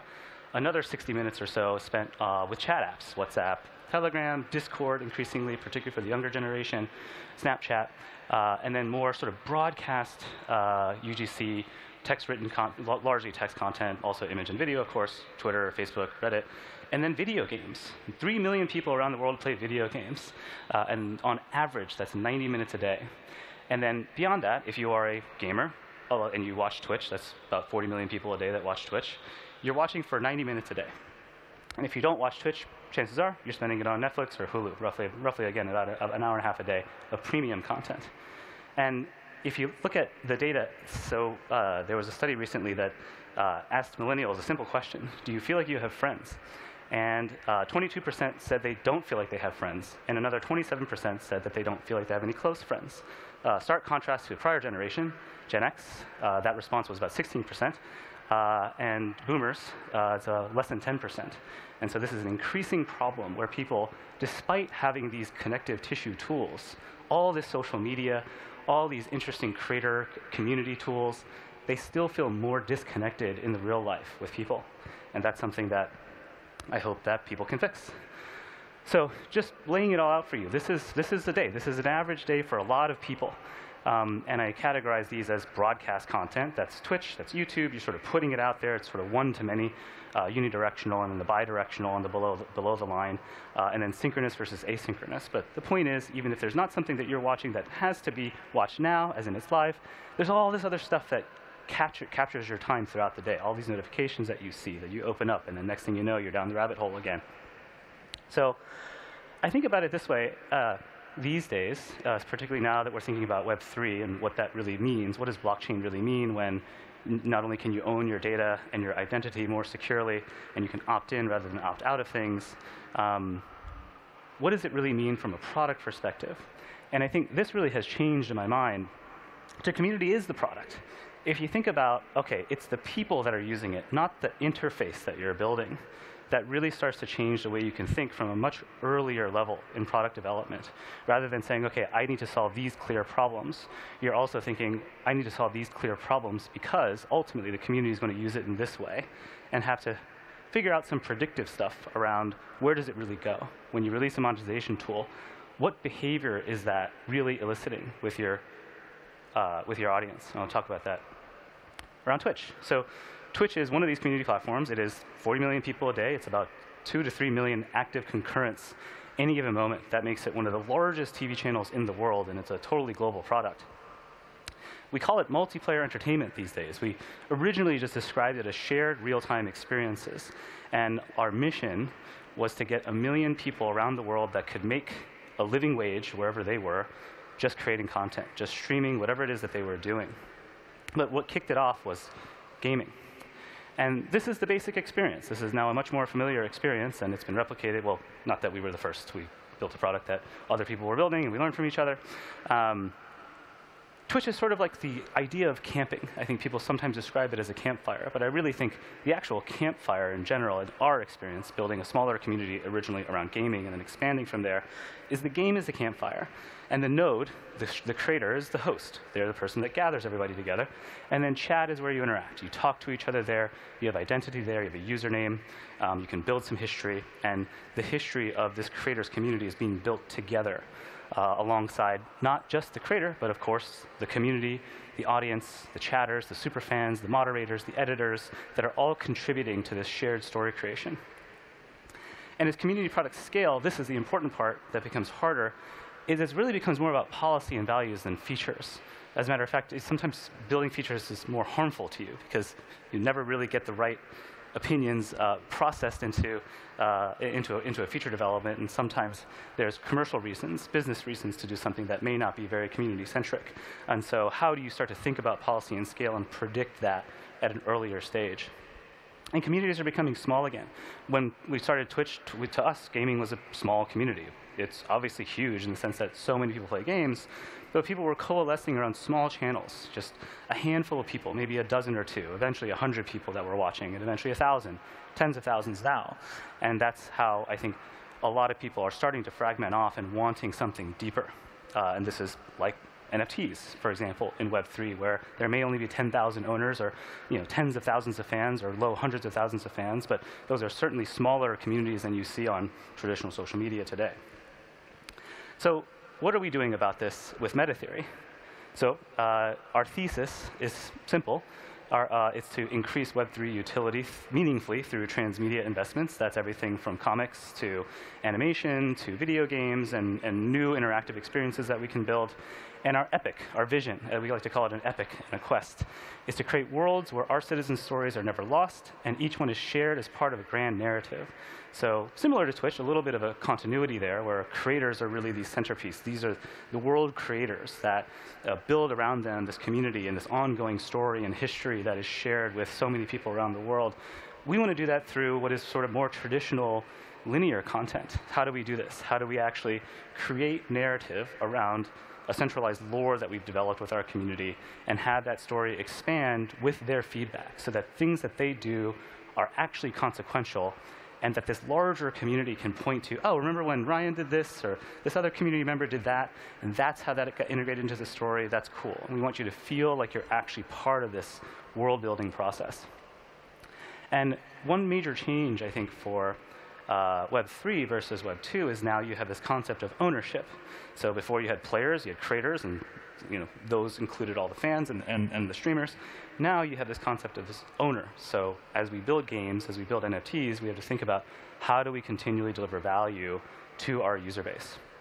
And so we call these champions now. So these are not only folks that play your games and interact with your content, they also create content around you, they help you build the world, and they're also an owner. And so our goal now, our center user, are these champions that are your most engaged superfans that are also now owners and thus can participate in the value as that accretes over time, as your world gets bigger and your fan base gets larger.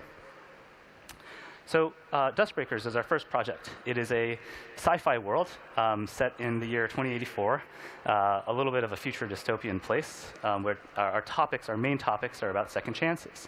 The world has been depleted, and this spaceship shows up called the Dusk that brings to Earth life-saving and world-altering materials, and the human race has to figure out what to do about it. Do we mine it? Do we try to talk to it? They build a space elevator up to it, and there's this sort of new mining company called Dusk Tech that brings these materials from the Dusk back to Earth. And then Dusk Breakers, you see on the top left, are the characters. These are the workers who have sacrificed their lives and moved from all around the world to Machafuko in Africa, in our place setting, to work. And their work, in theory, is saving the planet. So we integrate all of these things here. NFTs, games, our core engagement interaction layer and core monetization tool, comics and animation, and interactive tools. So in the center here, under comics and animation, we have a visual novel, and this becomes our voting system. So we place a foundational story every week or so. We release a little bit of content, and then our audience actually chooses by voting through this choose your own adventure style storytelling device, and those votes, those decisions that get made, ultimately get integrated into our story. And in that way, simplistically, we can start to bring in user feedback into our content creation process. We also canonize characters that are owned by our audience. So unlike a Star Wars or really traditional IP, I can't own Darth Vader, I can't own Luke Skywalker. But in our story development process, we want to make sure that somebody out there who's an active participant in our community and participates by helping us write or winning contests, get actually integrated into the story as canon. And then we also think about, from the technology perspective, what are we doing with sort of generative art or other ways so that the community, as they decide they want to go this way or that way, that can also be reflected inside of our world. So we build this generative art and texturing tool so that we can build that on top of genetics. And so if one group says, hey, I really like red, they can start to breed towards red. And that's just a choice that they're able to make that alters the rest of the world. And games are the tip of the spear for us. Our goal is to build platforms that empower stronger communities. What I love about the hypothesis of Web3 and what we're going for is Twitch really helped more people around the world make money doing what they love. But you had to stream, you had to create content. For us, we hope that just becomes gameplay. You play, you grow skill, you create value inside the world, and you earn value out of it. Thank you very much.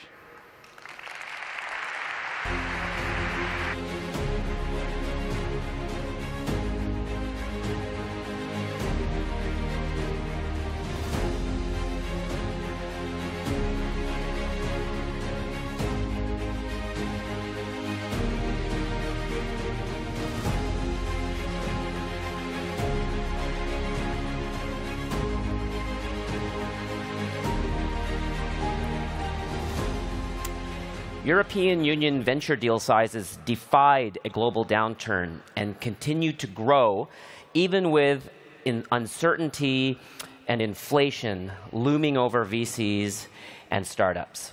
Now, in this uniquely European session, founders will deep dive into what's needed right now in the line of fire. So please welcome Pigment's Eleanor Crespo, Compass Pathways' Ekaterina Malevskaya, and Commerce Tools' Dirk Horig, and they will be in conversation with Ivan Livingston from Bloomberg. Please welcome them.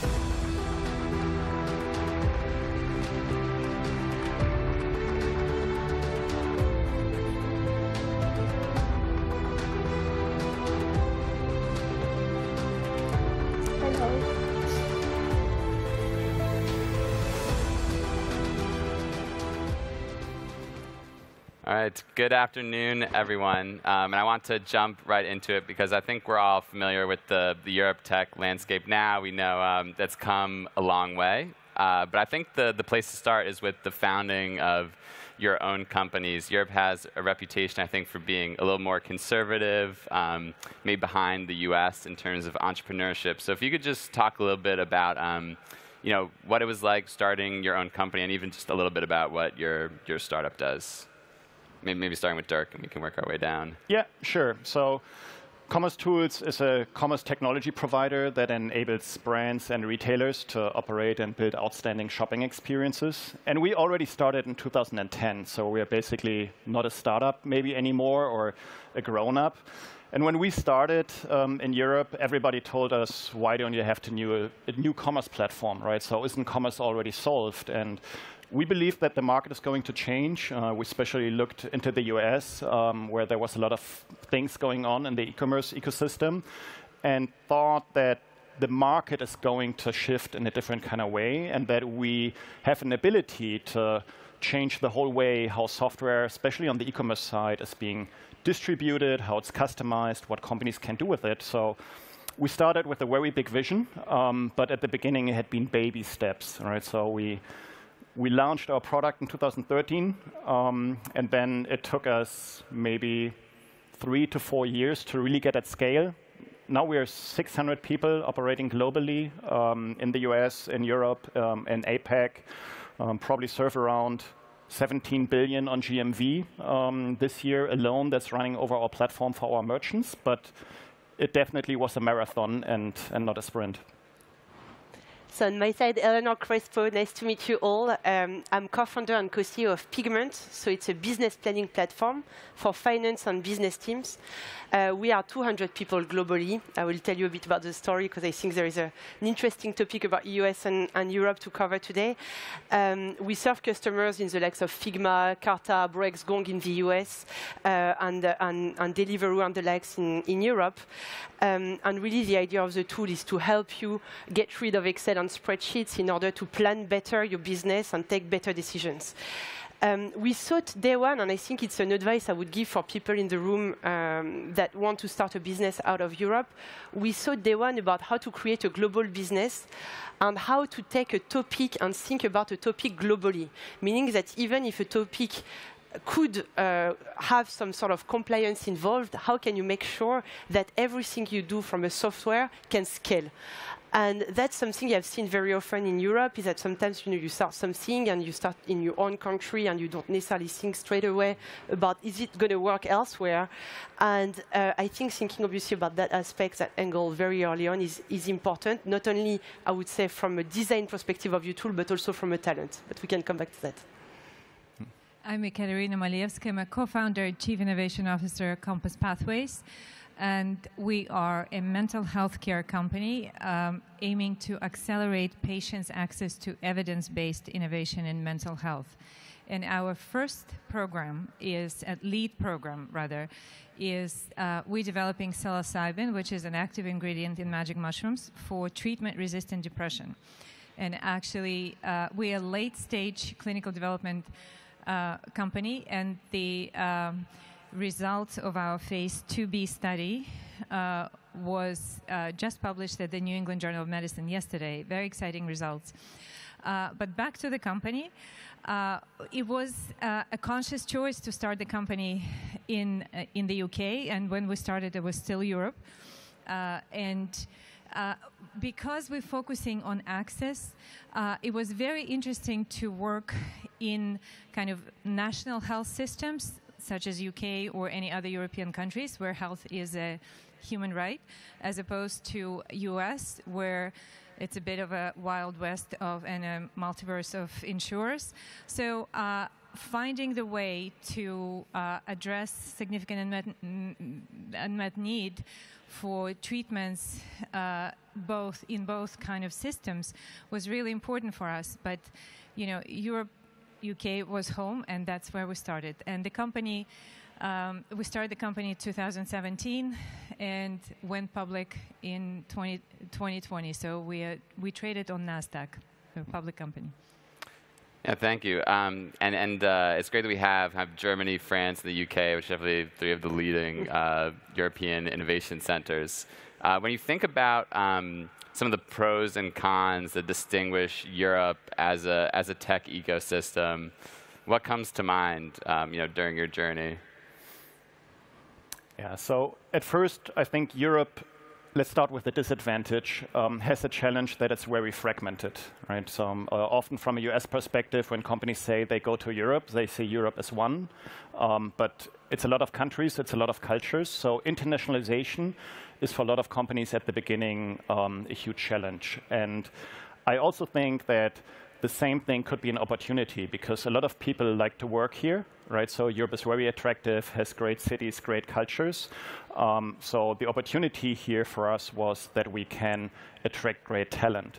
For us and Commerce Tools personally, it though meant that we went to the US market very early on. So we decided probably 6 months after launch that we go into the US directly, as it was the biggest addressable market for us, to achieve that scale. And we decided by purpose that at a second step, we will go to further European countries. But for us, so we started the company in Germany. Instead of going to the UK first, or to Benelux, or to Southern Europe, we did the US, and then we did Europe as a second.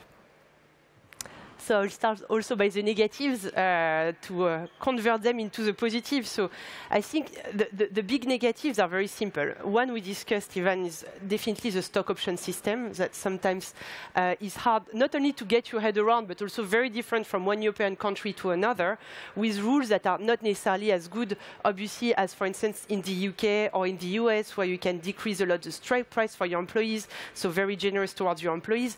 That's obviously something difficult. The other difficult element is social laws in general. They are so fragmented.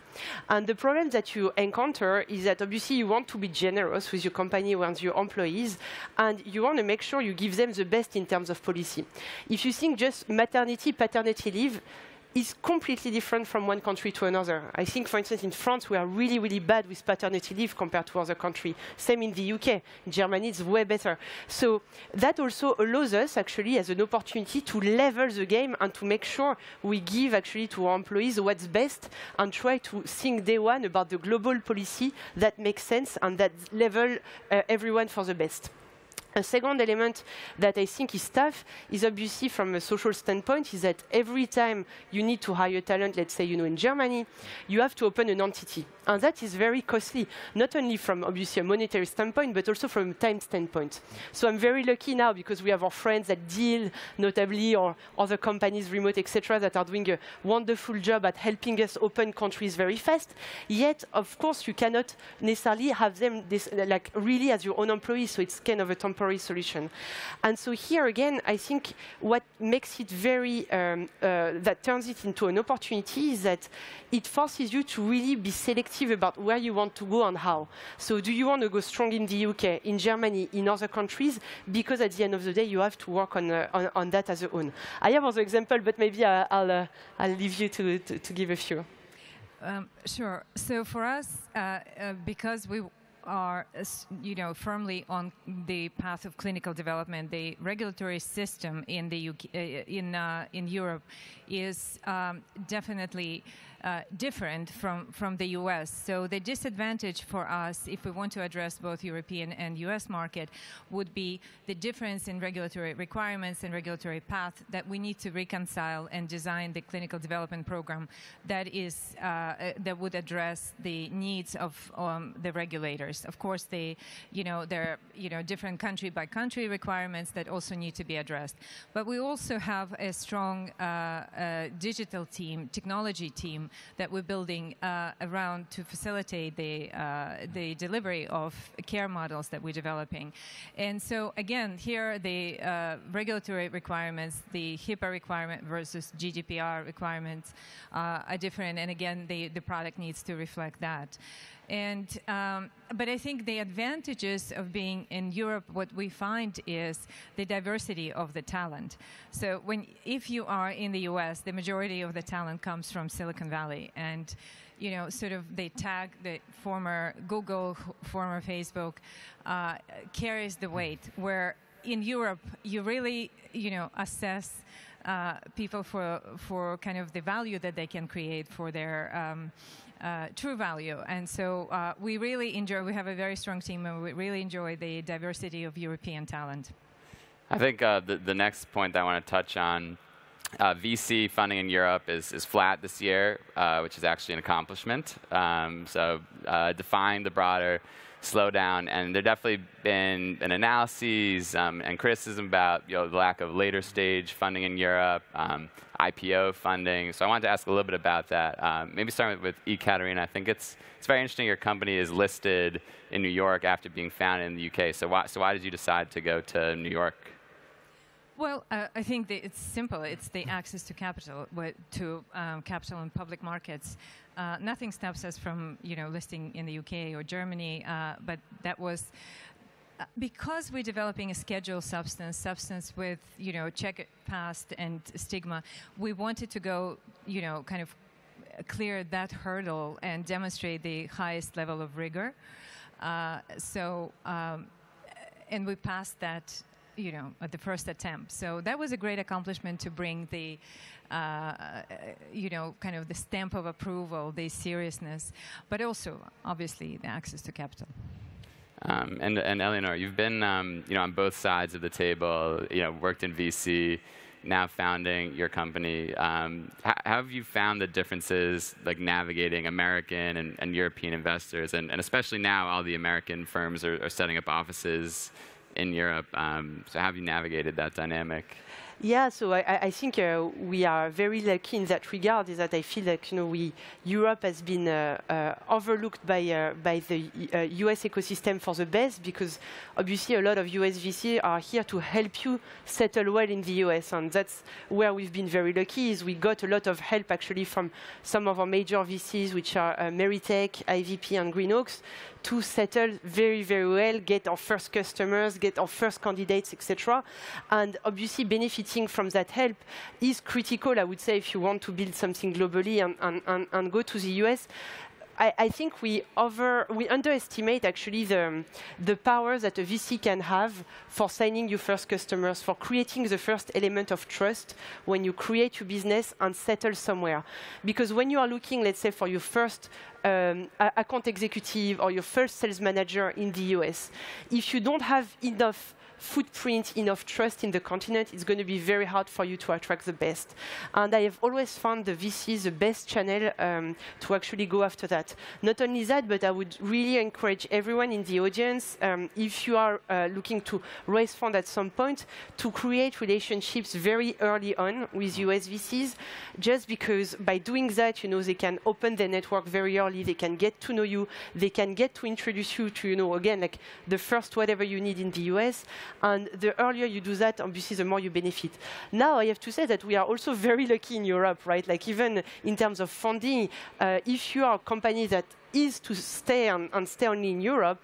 In France, we have BPI, for instance, a big investment bank putting a lot, obviously, of funds and capital into every company on our market. And I know it's pretty similar in other categories. So in general, I feel we are lucky because we have both continents overlooking at us. And not only that, but I found that Euronext is actually getting stronger.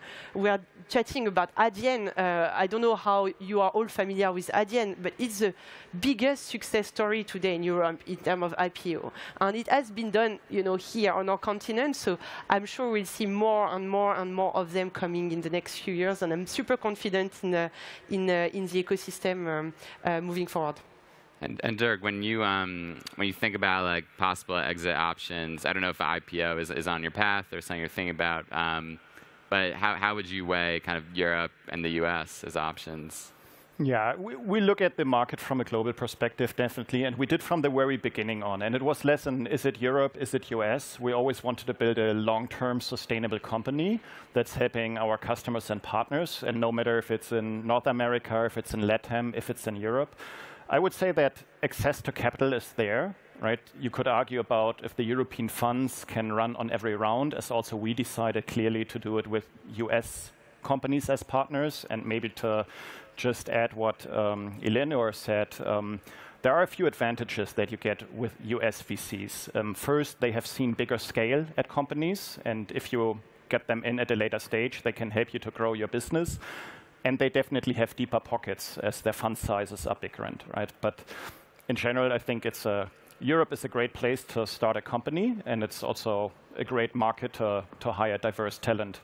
It sounds like not necessarily the best market to kind of list your company or be like a later stage firm.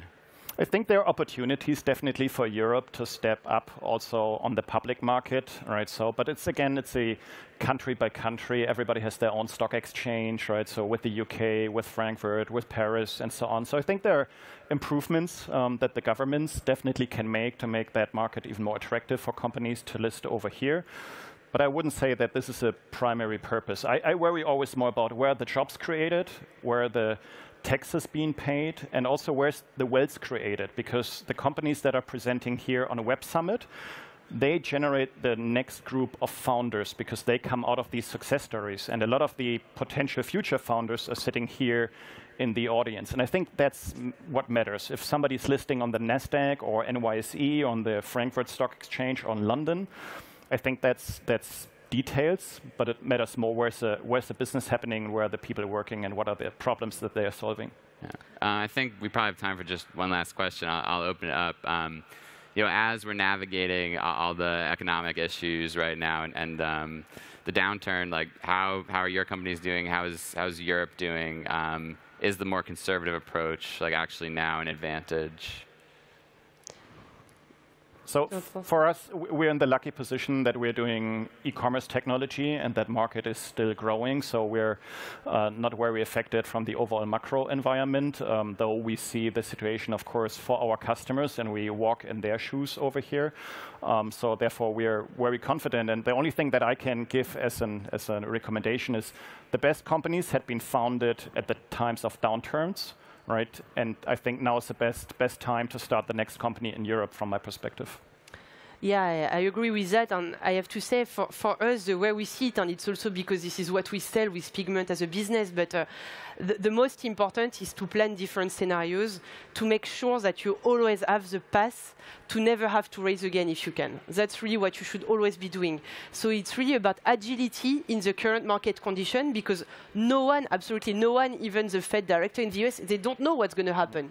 Jamie Dimon, you hear him on TV, he's going to tell you, I have no clue, right? So at the end of the day, what you need is to be agile every month and to be able to readjust. So what we do, to give you a concrete example at Pigment, is that we always work on at least 3 scenarios where we have a very, very clear hiring plan for next year, and where we adjust literally month by month if we see that, let's say, like the current economic situation keeps decreasing and that our growth is not as good as what we wanted, we're actually able to adapt literally from one week to the next and decrease the plan to make sure that we always always have the path to profitability. I think the key really is that the crisis can last 6 months, 2 years, 3 years, even more. We never know. Every crisis is different. So it's always important to have this path, and that everything you do, you always have, you burn to ARR or to whatever ratio, kept under control.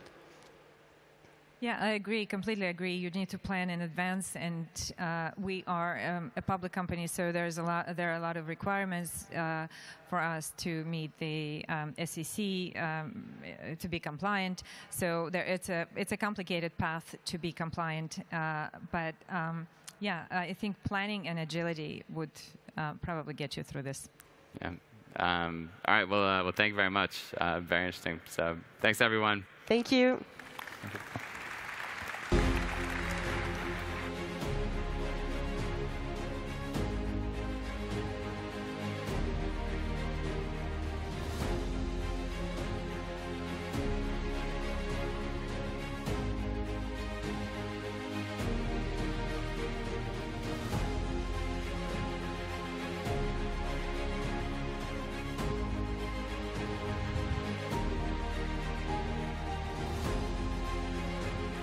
So over the past 17 years, Y Combinator has become a global powerhouse, synonymous with the entrepreneurial spirit of tech.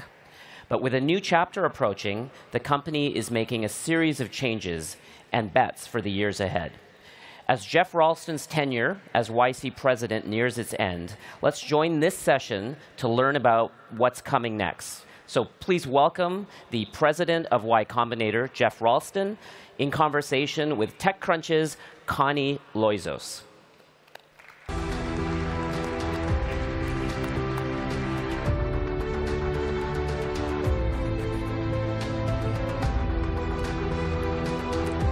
Hi, everyone.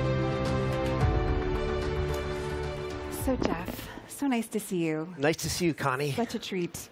All right, well, let's start with the news. You are leaving Y Combinator. I am. You were there for 3 years. It was a little bit of a surprise. Why now? I actually count my tenure at YC from just after 2006 when I left Yahoo. I started hanging out with Paul and company. So really almost 16 years. And I've been an employee at YC since 2011. Yeah. So it's been over a decade. And, you know, I felt inside me an urgency that it was time for a change. And I think you have to do that justice when you feel that. Even though I love YC, I love what I do, I think it's important work. I think it matters. We're very mission driven. We think entrepreneurship is important and makes a real positive difference in the world. And I love working with founders. It's weird. I love it, but it was just time to do something different. Sure. I'm moving on. Good. Well, good to listen to yourself. I mean, so Y Combinator, I've been covering Silicon Valley for so long. It's incredible to me to think about the evolution. I remember showing up at Crystal Towers, this apartment building where they used to house all the entrepreneurs, and seeing Justin Kahn, who I thought was really strange with his headset on, filming himself all day long. Of course, he went on to found Twitch. That was Justin TV, you remember, Justin right? TV, exactly. I was like, who is this kid? But of course, it's changed so much. So it was a class then of maybe 12 or 18. And then we got to these progressively bigger classes. This past winter, you had 400 founders in your 400 cohort. companies. 400, right, so maybe 800 founders. And you've downsized a little bit. So tell me a little bit about this whole idea that starting a startup is infinitely scalable. Well, I think I've made some pretty, maybe some people consider outlandish claims for how many companies we could possibly fund. It's never been infinite. I do think it scales a lot. There is extraordinary opportunity for entrepreneurship and for founders to find success across the United States, across the world, in every demographic. And, in the beginning, we were just scratching the surface. One of the things that I think YC did that was really special was to sort of democratize the idea of entrepreneurship, to open it up to different folks. Originally, the idea was to open it up to technologists, to hackers. The first era of YC was really, let's center entrepreneurship the value creation of the next generation around the people who know how to build that technology. And that was really an opening of entrepreneurship to folks who really didn't quite have the access. And we've continued that to this day, and it's for that reason that our batches have continued to grow. It's you know, supply and demand. There's a demand for entrepreneurship. There's a demand for the opening up of that career path to folks everywhere around the world. It's interesting. I remember Sam Altman, your predecessor, saying there was like 5 innovations on the part of YC as of a few years ago, and he said that one of them was just letting anybody in the world apply to the program, whereas with VCs you had to get a warm introduction. Yeah, totally. You know, and to be fair, PG, Paul Graham, the founder of YC, started opening up the ideas behind entrepreneurship with his essays, which, you know, I'm sure a number of people in the audience have read. They were really a turning point, I think, in how people thought about entrepreneurship and thought about, more importantly, the possibility that anyone here, can be an entrepreneur. Right. You know, can I ask you quickly, I honestly don't know at this point how YC is really structured. I mean, obviously you have these cohorts every year. You have the continuity fund, which maybe we can talk about too. That was a little bit controversial at the time. It seems like it's going well. But where is the money coming from? Is this a holding company and investors have stakes in a holding company, or does it raise funds very, very quietly? Well, we raise funds and we do it rather quietly. It's sort of our internal sausage making, and it's not so relevant to talk about. You know, we've evolved over time. Originally, YC was funded exclusively by Paul and company. Right. And later on, we took on, from a funding perspective, the nature of most VCs, where we have limited partners from whom we raise money on a relatively regular basis. Okay. And we have a number of funds in which those LPs place their money. Okay. And then so we look like a standard VC from that perspective. So like VC, or is it evergreen? It's not evergreen. It's not evergreen. Okay. Okay. And I'm guessing that a lot of alums are also welcome to invest in YC. Indeed. Yeah. Virtuous cycle and all. Yeah. Well, you know, I would like to point out that one of the innovations that Sam probably talked about when you talked about those 5 innovations was that we sort of think of the folks who go through Y Combinator as our alumni. And we've created this community of founders. And so it's really great if that tight community can actually reinvest the success they've found back into YC. Yeah. And it ties us all more tightly together. Absolutely. Okay. On that front, I've always been interested in this. I think the value of the network is so interesting, but I always wonder if there is a breaking point, because I know sometimes a founder will roll out a product and a lot of YC alums will happily sort of test it out or buy it. But I just wonder, buy it. Hopefully buy it, right. Yeah. But I just wonder at some point when you're dealing with thousands of teams, if it becomes overwhelming, or how you keep it from becoming overwhelming, you know, your alums. I think the best answer to that is we have really good software. Okay. We actually consider ourselves, more than anything else, a software platform. You know, we've all been software engineers. Paul is a PhD in computer science. Sam was a software engineer. I'm a software engineer. My successor, Gary Tan, he's a software engineer. Right. And so we take a software attitude towards scaling and towards creating tools that bring our companies and our founders together. In fact, Gary Tan built the community software originally that we use still at YC. Was that like rooted in Posterous at all, or just completely separate? It's completely separate. Okay. Well, I love Gary. I'm glad that he's... Posterous was the blogging platform that... Gary was also a YC founder, and the company he started was one of the early blogging platforms, and a great one at that, actually. Right. I used it. So you had this sort of sizable class this winter. I think, was that the biggest class you've ever had? 400 teams? So you've pared back a little bit, which it's a new world, right? Yeah, I was going to say. The world is changing pretty radically, and it really behooved us to react to that. Also, the world changed in 2 fundamental ways, which caused us to retrench a little bit on our batch size. One is the pandemic kind of is coming to an end, and we're much more in person, and it's harder to scale in person than purely virtual, which we were from March 2020 until the winter of 22. And the second thing is, you know, you and some others might have noticed the economy is doing somewhat different things that it did in 2021. And so it's really important for us as we fund companies to fund those that have a really best chance of survival and raising funds in the future and thriving in a more difficult economic situation, which is probably pretty reasonable to predict. Sure, absolutely. Will the terms be changing? I mean, terms are changing across the board here. I don't know if it.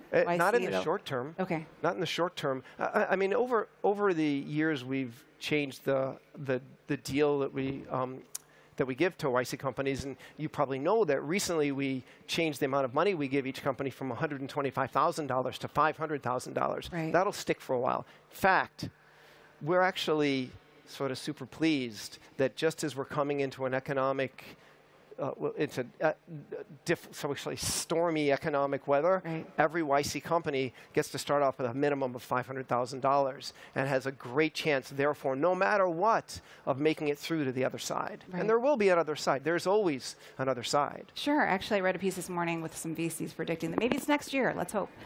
Well, yeah, no, I've seen there's, I think someone in the previous panel just said nobody really knows, and it's true, nobody really knows, but there's reason to believe that we might have a relatively soft landing, that maybe we'll have a recession, but it probably won't last for that long. There's contradictory metrics in the market. There's pretty good employment statistics, pretty bad inflation, and we'll see how those balance out. Right. Geoff, another thing I wanted to ask, I sort of led our coverage of YC's winter batch, so this is sort of top of mind.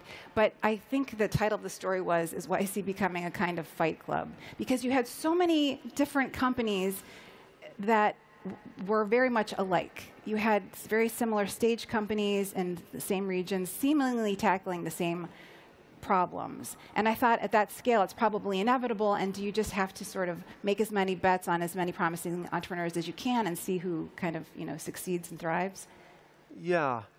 I don't know. Fight club implies, pugilism between the companies, and that seldom happens within our community. Even when companies end up being in the same space, we still all feel like we're fighting the same fight. And look, we've funded over 4,000 companies now, so it is inevitable that people will be in similar or the same space. It's okay. It happens. I also wanted to ask about what you are funding right now. It seems like there was a lot of fintech, especially in the last couple of classes. I haven't seen as much consumer. I wonder if you're also interested in if you're following the creator trend, if that's something that you're dipping your toe in. We're driven by the founders who apply, and so we seldom say, "Oh, we're going to take 20 consumer businesses, 100 B2B SaaS." B2B SaaS tends to be the biggest component of batches, has for a while. I like to say it's for the same reason that Willie Horton used to rob banks, because they have the money. That's yeah, that's where the money is. And when you want to, if you want to persuade consumers to spend money, it's just a little bit harder than companies who actually, when you provide a product they really want to spend money because, then they have a guaranteed business relationship with you. Right. I also just wanted to ask if the application process has changed, if you don't mind us bouncing around a little bit. So, I remember Sam saying it was 45 minutes when he was an entrepreneur going through the process. Then it went down to 10 minutes. He sort of suggested he thought it could get to 5 minutes, which he thought would also seem I think he was talking about the demo day pitch, no? No, the application process. How long it took? Well, he essentially said that there's not that much data involved, that it really is sort of understanding who can tell a story, who can sort of react quickly when they're pushed in a certain direction. And he said it was pretty clear pretty quickly. So the way our application process works, hasn't changed much over time at all. Okay. There's an online application. It's free, so anyone who wants to apply to YC, you should. And it's actually, there's a self-serving part of that, obviously, but also I actually think it's very helpful for startups to go through the set of questions that we ask and fill it out. And it takes a few hours. There's a video. It's a short video, a minute video, just introducing the founders. After the applications come in, we review all the applications, every one, and we tend to get on the order of 20,000 applications per batch. And then we select a limited number for interviews. And we do a 10-minute interview with every company that we select. And based on that interview, we select them for the batch. That hasn't changed very much over time. And I don't believe the amount of time it takes to fill out an application has varied that much over time. Okay. That's great to know. I also just wondered, okay, it's a little bit unfair to make you the Silicon Valley representative, but you are in California, as am I. What do you think is happening there? Do you feel like, I don't know if this audience cares as much as some of the people that might be watching the people are moving to Miami? Or, yeah. Right. But you mentioned that people are coming back to work. It did seem like a fairly large percentage of your summer class is in San Francisco, something like 25%, 30%. What do you think higher of than that? Higher than that? Okay. Yeah. Well, for us, it's a twofold question is how we come out of the pandemic. Businesses everywhere around the world are struggling with this question. As a company, we became 100% virtual in March of 2020, like almost everyone else, and stayed that way for 2 years.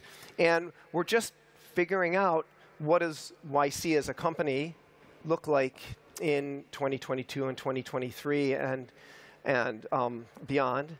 The good news for me is mostly it's Gary's problem. But I will say this. We did open another office in San Francisco recently. I did a straw poll of YC employees for how often they were going to come into the office, how many days per week, and the average was something like 1.5 days. So it's a bit of an experiment to see, but also the other thing that happened was 25% of our staff was either hired or just decamped, left the Bay Area to live elsewhere. So we're almost fundamentally a remote virtual organization henceforth. The other question is, what do our batches look like? Right. I mentioned that in the summer of 2022, we brought back in person. It's one of the reasons the batches the entire batch? Smaller. It wasn't a hybrid batch? No, we bought back components of in-person. We had a retreat at the beginning of the batch. We had weekly meetups during the batch, and we had an alumni event at the end of the batch. And we'll continue to incrementally work with how much in-person we'll bring back and how much virtual. We learned so much during the pandemic as to what works. In fact, we were able to spend more time with founders because it turns out office hours over video, over Zoom, are really effective and really efficient. So we did more of them, and we connected with our founders over tools like Slack and WhatsApp and digital tools like that. They, in some ways, even though we weren't in person, brought us closer.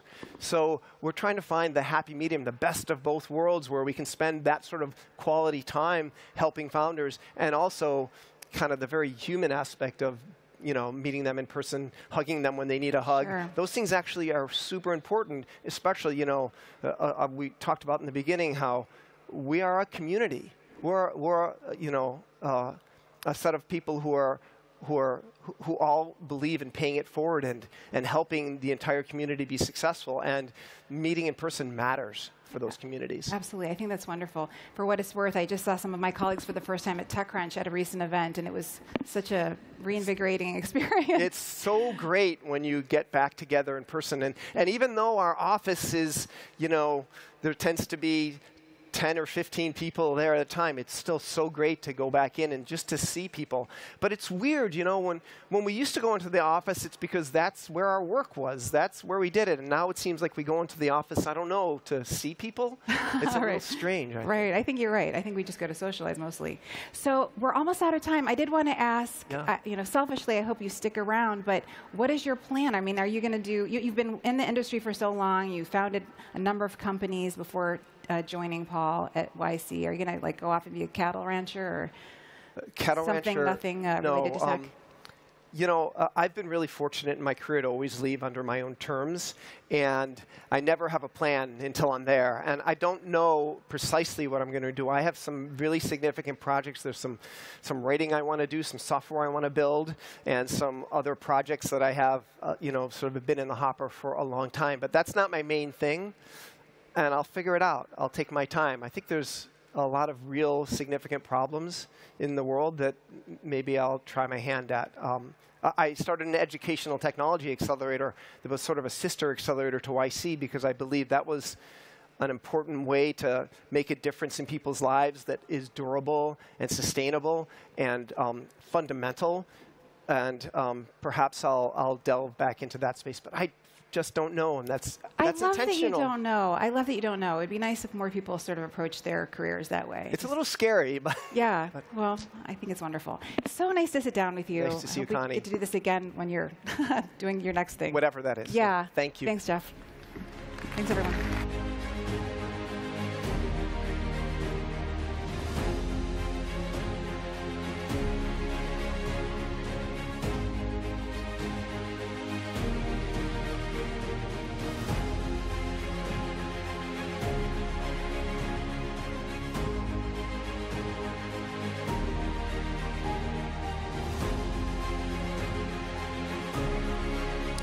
Okay.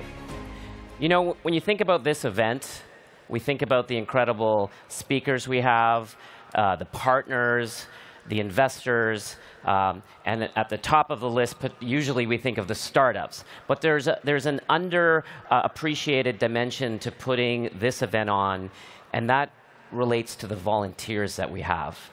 And I'm going to tell you that this event requires one of the largest groups of volunteers that you could assemble in such a period of time and in one location. We have more than 2,000 people who have volunteered to be here throughout the week.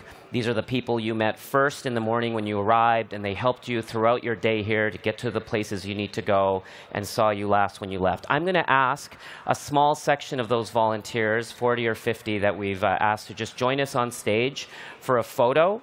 I'd love you could take some selfies, and please do take some pictures of them and appreciate them. They've come here from so many countries and with so many partners. Here they come right now, down the middle, please.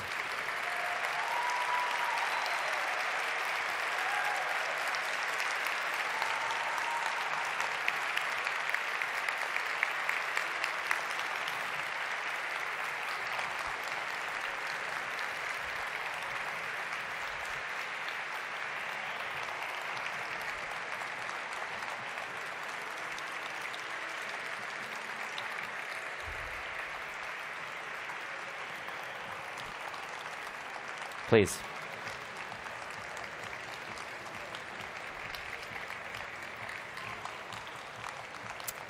Yeah, please come up to here and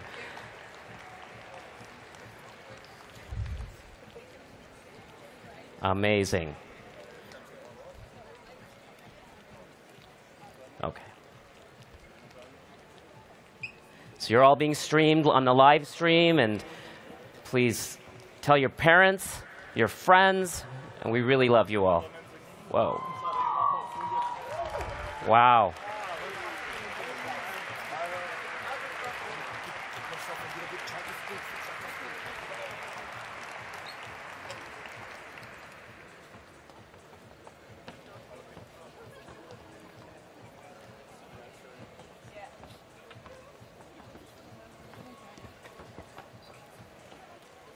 And of course, we have volunteers here, of course, from Portugal, but from so many other countries, from Mexico, from Pakistan, Angola, from Spain, from Canada.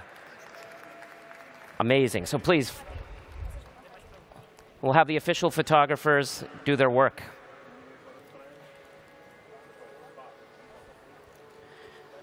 In fact, I'm going to get...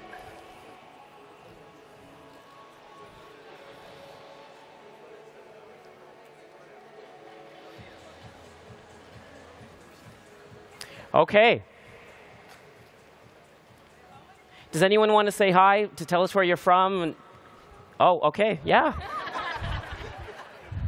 Hi, everyone. I'm very proud to be here.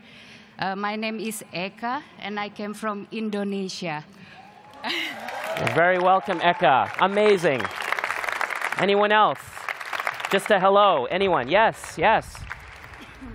Hi, my name is Hayana. I'm from Cape Verde, and it's such an amazing pleasure to be here and to represent my country here. Amazing. And it says you're a student of law at the University Lisboa.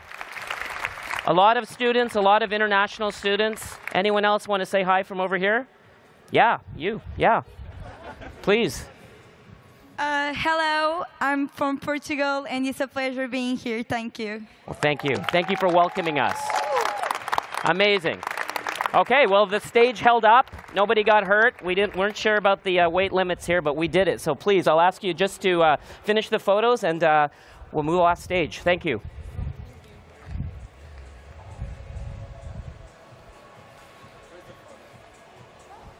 We're good? Okay, we're good. This direction, please. Yeah. Right? Or that direction. This direction? Sorry, this direction. This direction. This way. This way. This way. Sorry, this way. Thank you. Good to meet you, huh? Nice to meet you. Okay. Nice to meet you. Oh my God, nice to meet you too. Nice to meet you. Thank you for that.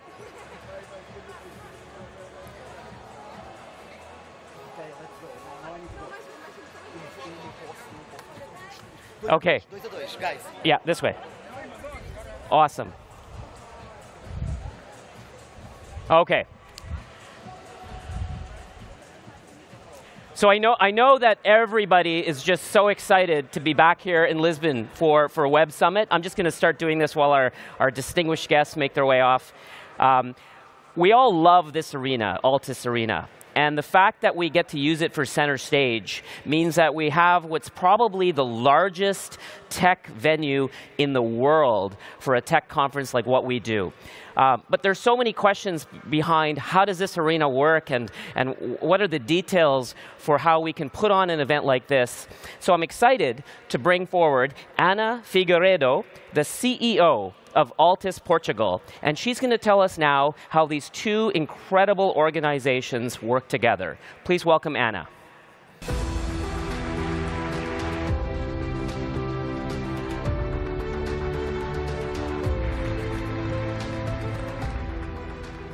Good afternoon, everyone. Good afternoon, Web Summit. I would like to first to introduce myself. My name is Ana Figueiredo, and I'm the CEO of Altus Portugal. Second, I would like also to introduce my company. Maybe some of you maybe wonder what is Altus Portugal. Besides giving the name to this venue, we are the brand sponsor of this magnificent venue where we held the Web Summit. We are also the largest telco operator in Portugal and the market leader here in the country. We also are part of one of the biggest telecommunication groups around the world, running operation from Portugal, France, Europe, Israel, the US, the Caribbean, and also the UK. We have been, and we are, a very proud technology partner of the Web Summit. We have been partnering with Web Summit since the beginning, since 2016. It has been a very challenging, but also a fun ride. And throughout these 7 years, very successful of partnership, connecting this event to the rest of the world and connecting all of you that visited us here at the Web Summit. So, if you have a smartphone with you, if you are connected with the Wi-Fi, and if it's working, we make that happen. And this is how we build an enormous infrastructure to allow you to make phone calls with your friends and families, to your business partners, also to share tweets and messages with your friends, and also business partners, to perform live streaming here at events around the world, and also to share your posts and reels on your social networks. Well, our job is to connect all of you. It's very easy to say that, very easy in words, hard in work, as I will demonstrate, but also very reliable throughout the 7 years of partnership with the Web Summit. Let me also share with you what is our vision as a company. Our mission at Altus is to connect people to a more innovative, inclusive, and sustainable life, putting technology and innovation at the core of our society and communities that we serve. And here at the Web Summit, we are at your service.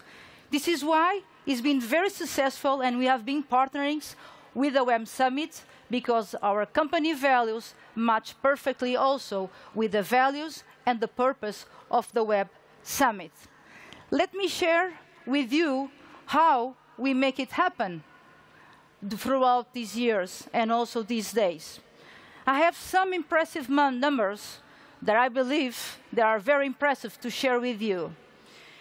This year, which is the biggest event of the Web Summit so far in Lisbon, we have installed more than 1,600 Wi-Fi antennas, more than 1,000 access points, and also more than 300 switches that are installed throughout this venue. Also, we have installed more than 50 kilometers of cable, not only in this venue and all the facilities surrounding this venue. All this capability, all this infrastructure enable us to have a network that is able and capable to connect more than 150,000 devices simultaneously throughout these days and during the event.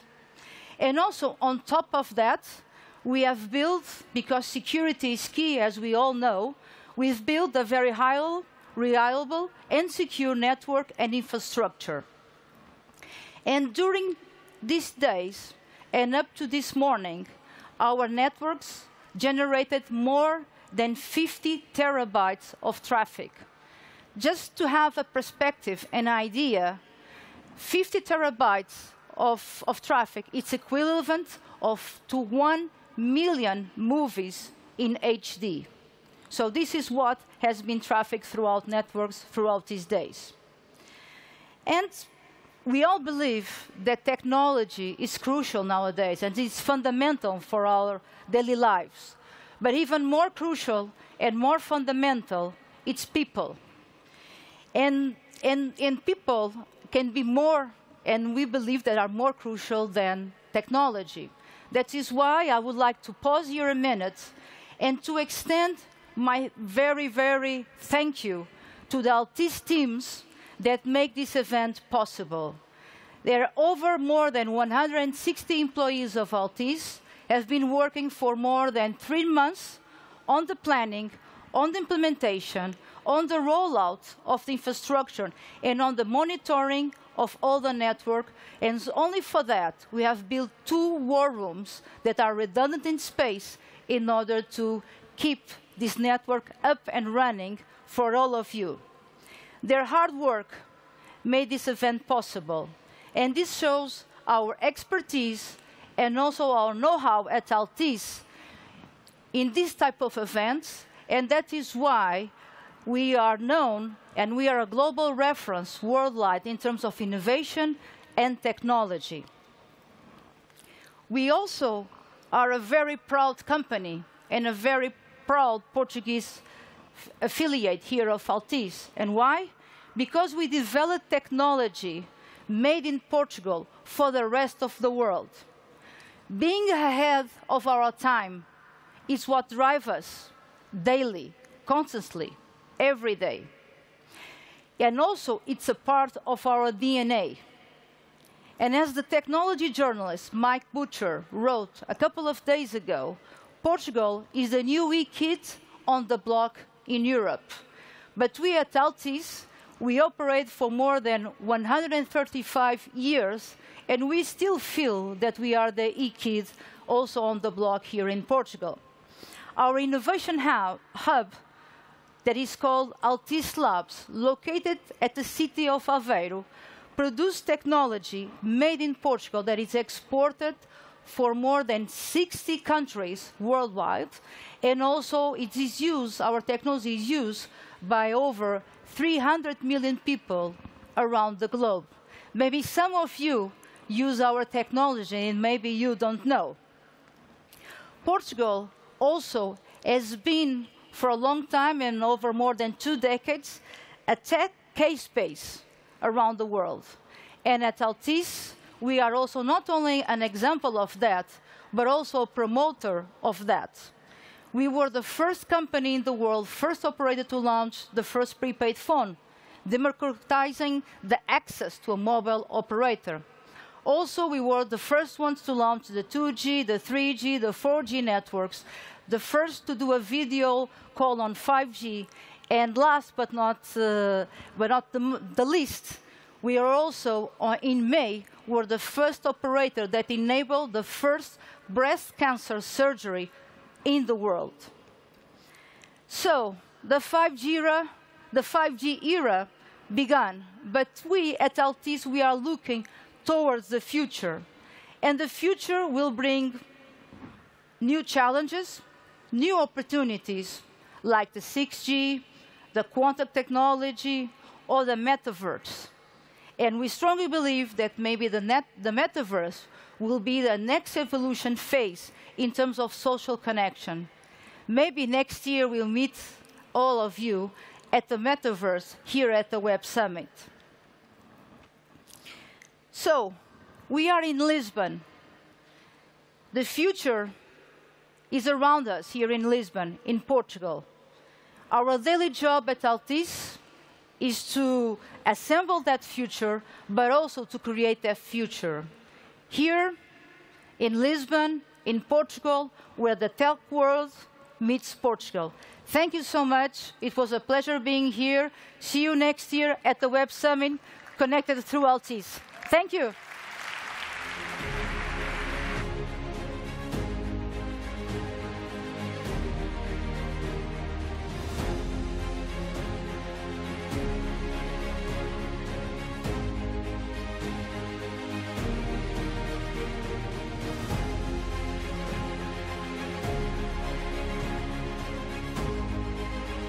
Oh, yes. Thank you, Anna. Okay, our next panel will explore the role of tech in promoting empathy and well-being. It was co-curated by the Global Citizen Forum, and it brings together an actress, an innovator, and a global health executive to discuss how tech can empower vulnerable communities worldwide. In conversation with the founder of Global Citizen Forum, Armand Artin, please welcome the CEO of the WHO Foundation, Anil Soni, the co-founder of Utopia, Alejandro Navales, and the founder of the Eva Longoria Foundation, actress and producer, Eva Longoria.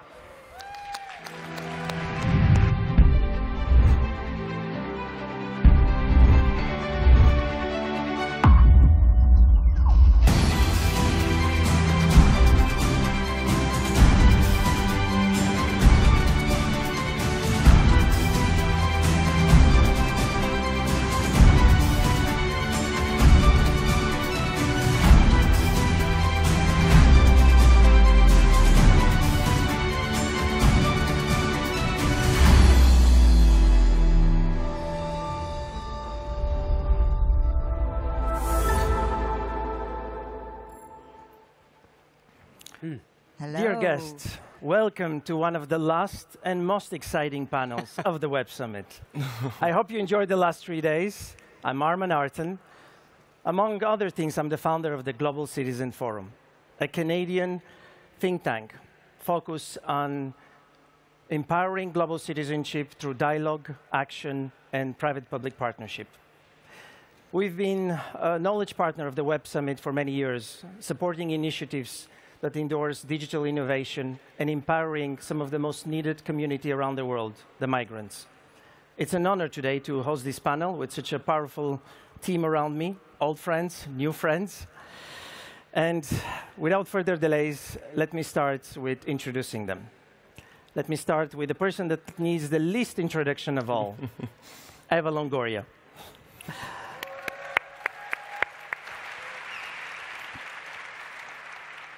You might know Eva despite of her success over the last 20 years in front of the camera. What you don't know is probably Eva behind the scene, the philanthropist, the great and inspiring innovator, and person who really cares about the things that are close to her heart: migration, women empowerment, gender equality. Eva, thank you for having us again with us. Thank you for having me. Hello.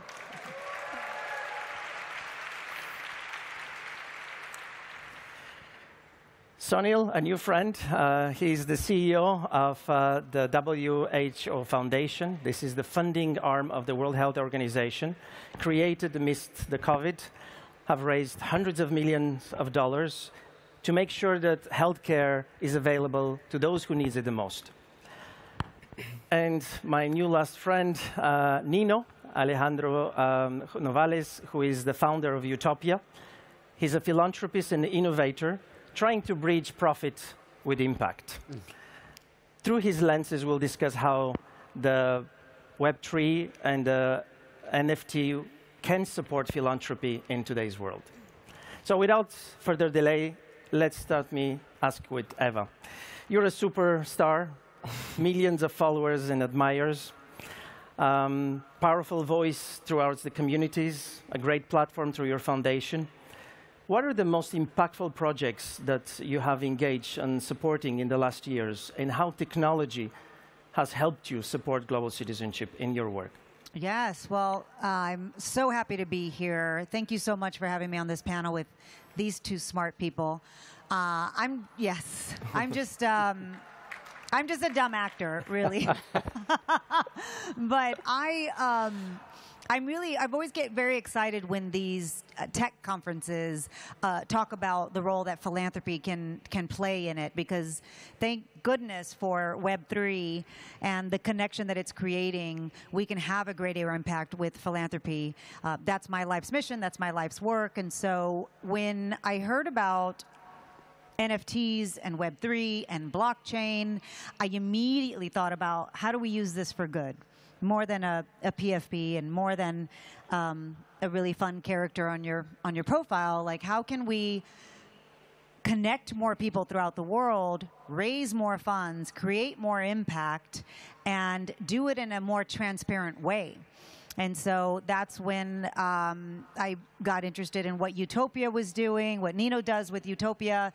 It really interests me about how Web3 can really connect people in a way that it hasn't been before, and the transparency part, specifically in philanthropy. So there's a lot of projects that I think are going to be exciting in this space. You know, Abel and I were talking a lot about the systemic disparities in our cultures, whether you live in Portugal, whether you live in Iran, whether you live in the United States, whether you live in the Ukraine.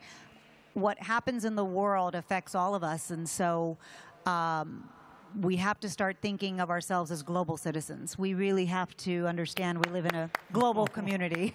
And if anything taught us that, it was COVID, right? This invisible, tiny little virus impacted the entire world. And so how can we use Web3 to really make impact within our communities and our neighbors? Thank you. Thank you, Eva.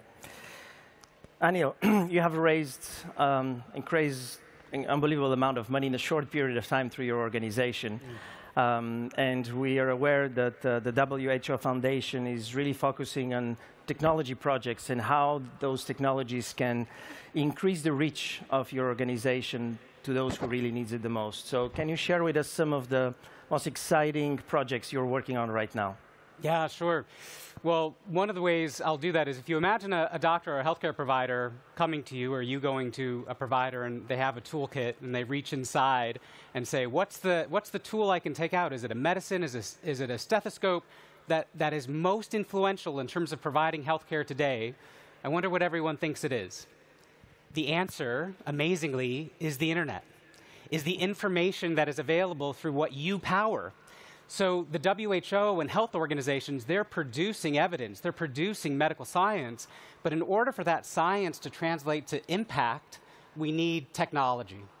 The WHO is an organization that tries to produce the guidelines. What medicine do you take? And this matters. Think about a mother you know in your life.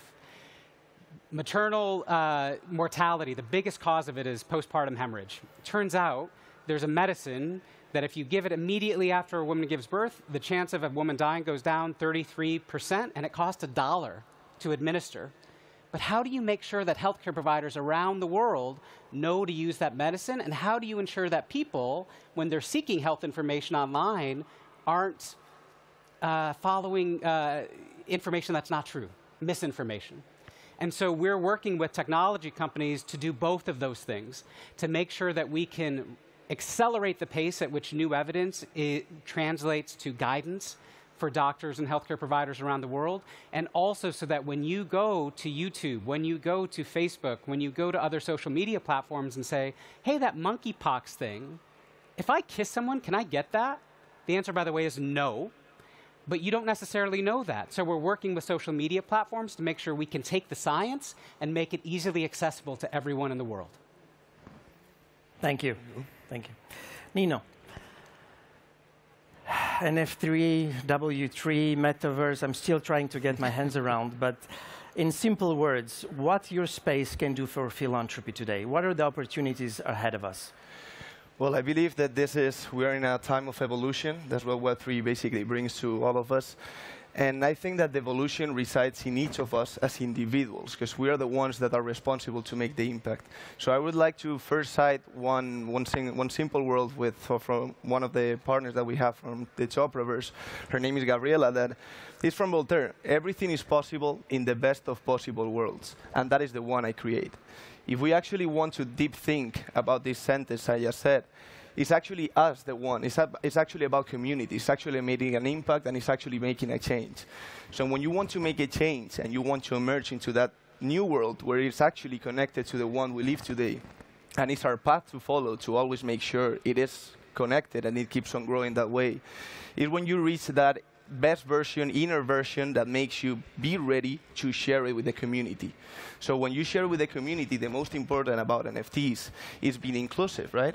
So that's how we call it. For example, in Utopia, we're launching our NFT community, and we call it avatars. Because avatars is something that gets here in the world for a purpose.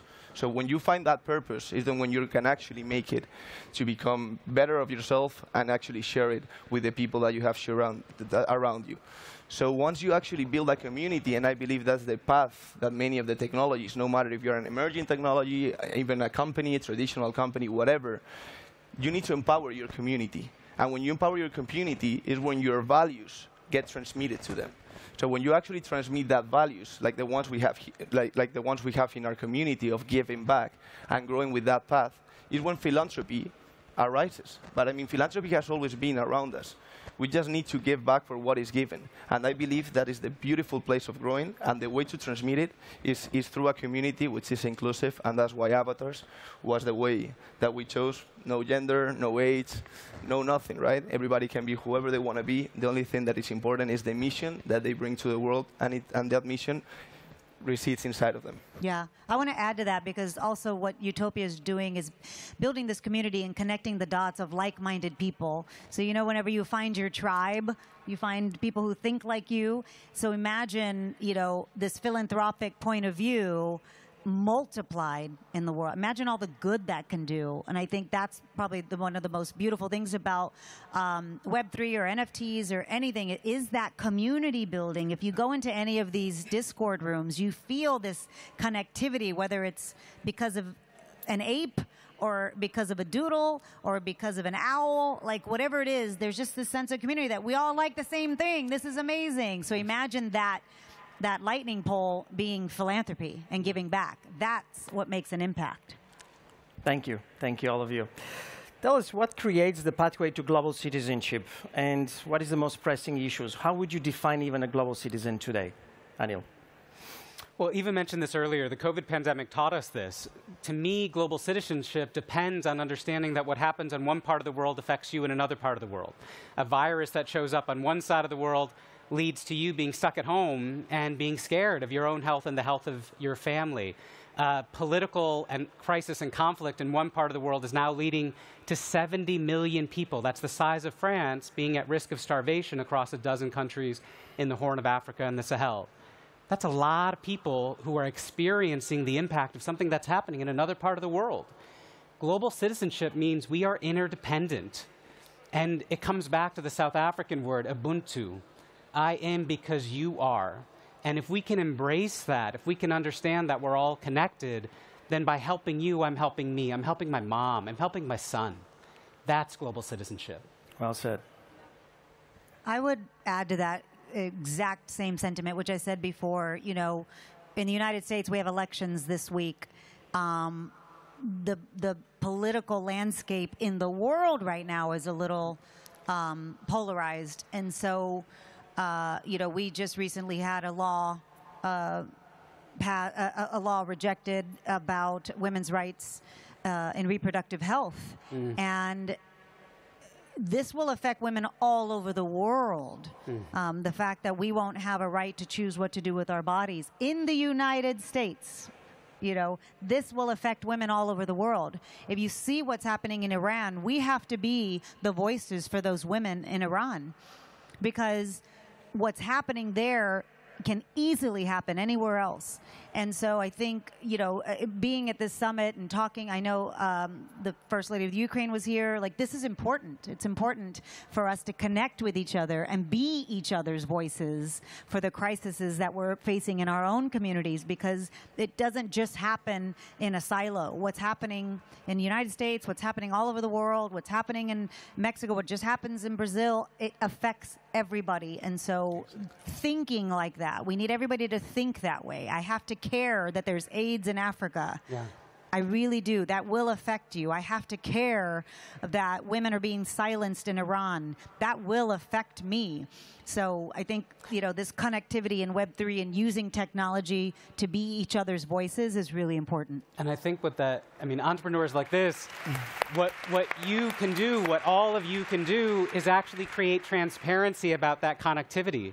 Excellent. So that you can connect to people who aren't your neighbor, but whose lives are directly connected to yours. You can do that. And I think that is actually something really cool to highlight, because, we're in a new technology, this Web3 world ecosystem, that actually supports that from the beginning, right? We're inclusive, we collaborate, we support each other.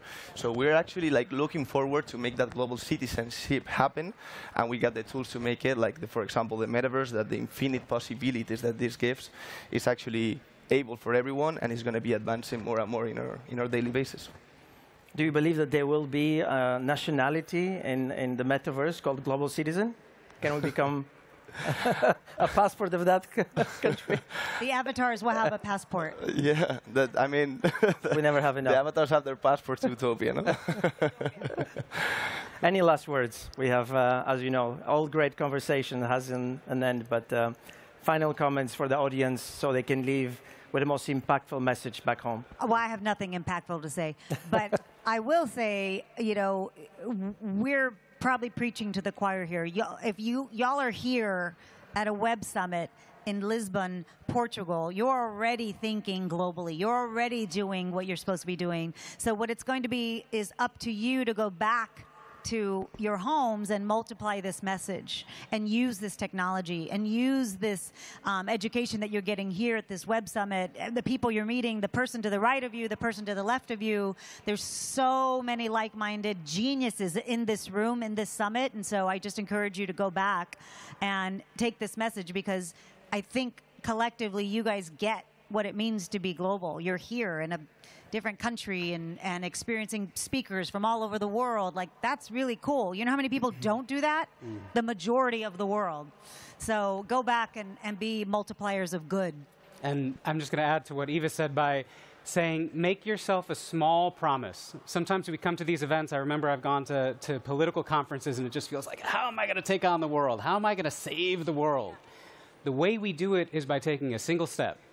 And there's a conference I went to many years ago where everyone took a postcard. So find a postcard here in Lisbon, write yourself a note, send it to yourself. Say, here's one thing I'm committing to do over the next 6 months. 1 month. Get that postcard and hold yourself accountable. Just make one choice. Every single one of you can make the world a better place. Your technologies, your companies, your investments, you are doing something that has power and potency. So find a way to connect that to the public good and to move the world in the right direction. I couldn't agree more with my partners, because basically that's what I started saying.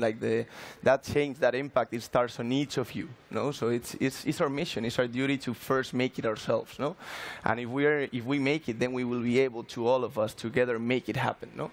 So what we know now is that we're moving in a world where the values of this Web3 technology includes inclusivity, includes traceability, includes ownership, So, I mean, if we got all these values together, I believe that we're in the right path. And that's the path that actually moves my heart to keep on going in this direction and to work constantly on making that vision and mission happen. And I would encourage all of you to, even though we're scared of something we don't know, now is the time to get to know it, and we together, we can make it. Amazing. Thank you. Thank you, everybody.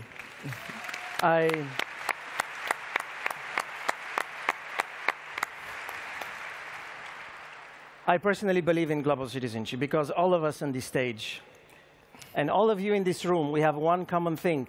None of us choose the place where we're born. And that's pretty much the only thing we cannot change in our lives. Everything else is up to you. You cannot be defined by the place where you're born, by the country, by the race, by the color of your skin, by the passport. That should not be your definition. So empower yourself, empower the rest of the world. Become who you want to be, and lift your fellow global citizens to new heights. Thank you for your time. Thank you for being here. And as a last message, this conversation continues at the Global Citizen Forum, actually, in less than 2 weeks in the United Arab Emirates, where we have our annual Global Summit. You're all invited. You can register with your Web Summit codes and listen from the rest of the leaders we're going to have about what it means to be a global citizen and how the impact of each one of us can change the world. Thank you again. Thank you very much. Back. Thank you. Yes, back.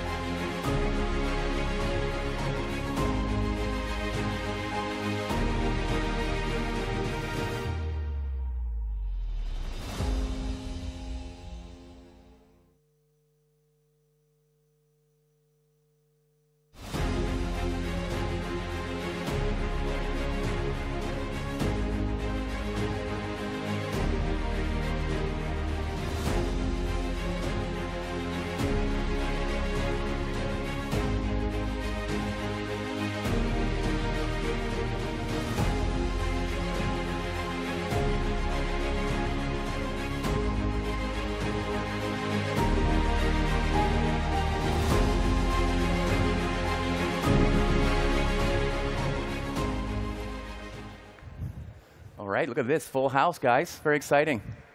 Okay.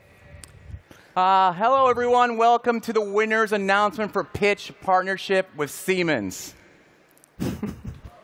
Yes, it's what you've been waiting for, right? Come on.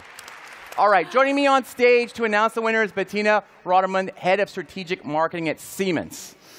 This year's competition was particularly tough. Out of the thousands of startups here at Web Summit, 110 were selected to compete in Pitch. From that 110, only 3 emerged victorious in Pitch earlier today in the grand final. Right. Trying to make it as nervous for them as possible. Come on, keep it up. I'd like to thank all the judges who were involved and, of course, all the startups who pitched their hearts out. Now, before we announce our overall winner, let's take a look at who you, the audience, voted for. Woo. All right, so the audience vote, just for those at home who can't see this, 56% for Biome Diagnostics, 29% for Thenio, and 15% for Gattaca. That only made up 20% of the vote, though, right? So they're going to add that to the ones that the judges chose. So before we find out what the judges thought, let's find out, what does Siemens want to do with startups? How is startups important to Siemens? Well, actually, you know, we were a startup ourselves 175 years ago. We started in a backyard somewhere in Berlin. Now we are a kind of big tech company. And we are so fond of startups because they're complementing our skill set and our capabilities. And that's why we're building open business platforms, inviting startups and developers to join forces with us in order to create something that is truly meaningful for customers in terms of digital transformation. So for us, it's really enriching our skill sets, and we have open doors for them always. Great. OK, so before we announce the winner, let's hear what the judges thought. What did you guys think of Theneo in general?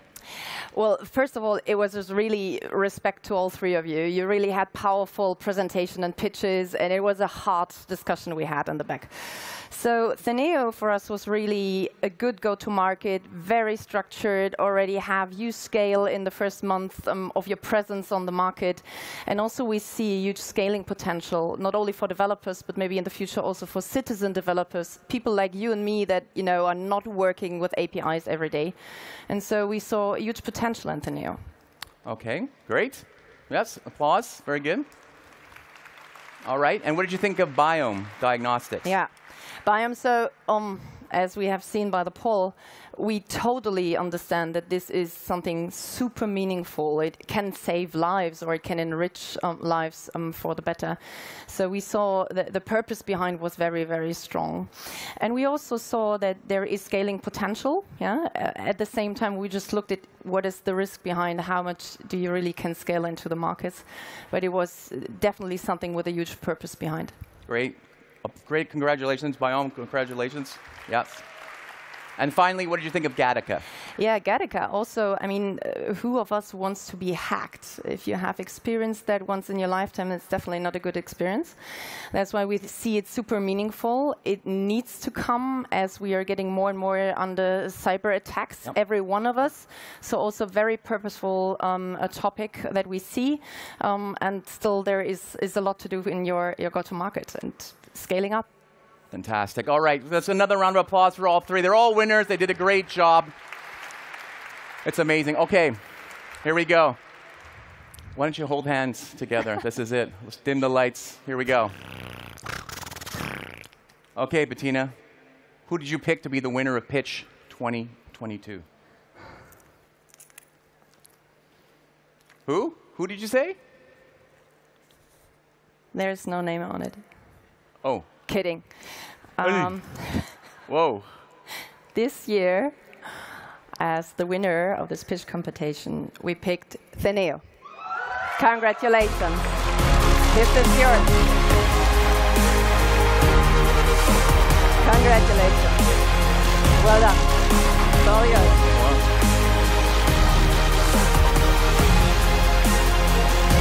Hold it up. Hold it up. Woohoo!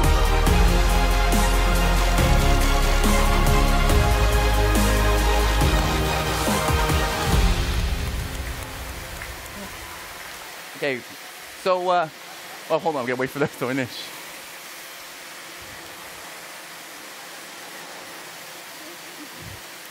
So how? All right, great. So how does it feel to win this year's pitch competition? It feels incredible. I cannot believe it. I was actually here last year sitting there and dreaming that one day I would be here. So I cannot believe that I'm standing here, not only representing my company, but also my country. I'm super grateful. I would like to say, while I have a microphone, that there are a lot of amazing Georgian startups. Please check them out, from Caro to Carousel to Paisy, a lot of amazing companies. And please come to Georgia as well for startups. Excellent. Yeah, perfect. And also, congratulations from our side. As I said, it was a very strong pitch, and it was very, very well delivered, and we saw so much potential in what you're doing. So enjoy this big moment for you. It's once in a lifetime, I would say. And also, thank you to you. I had to disappoint, or we had to disappoint two of you, but you have so strong, purposeful, powerful things in your hand. Just scale it up and make it. Great. OK, thank you. Thank you. Bye.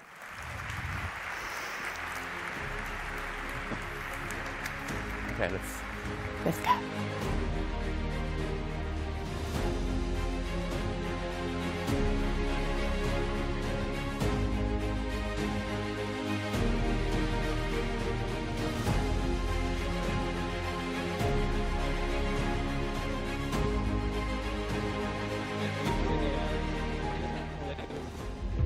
biggest fear is that we'll not figure out the answers in time. The uncertainty that we live with is enormously challenging. The world has a lot of problems, and fortunately, a lot of entrepreneurs to try to solve them.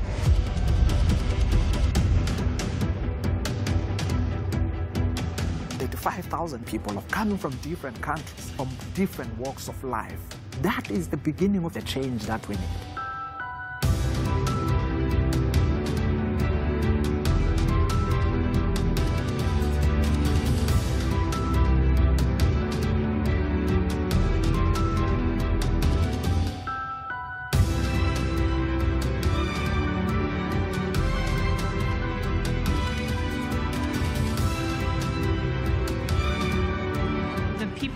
Are willing to go first are what is driving our innovation. Human beings are built for resilience, and creativity often emerges in times of great struggle. We have to be able to dream of a future if we're going to be able to walk into it together.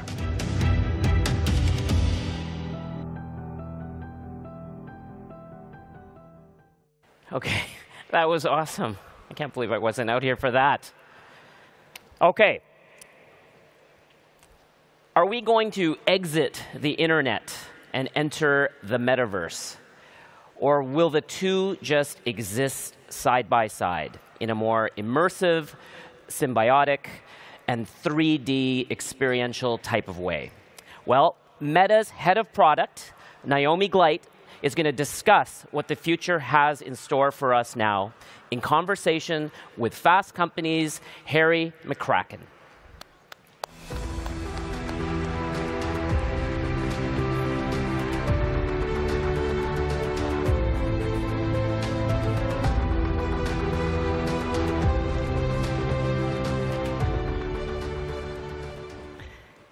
Hi, everybody, and hello, Naomi. Hi.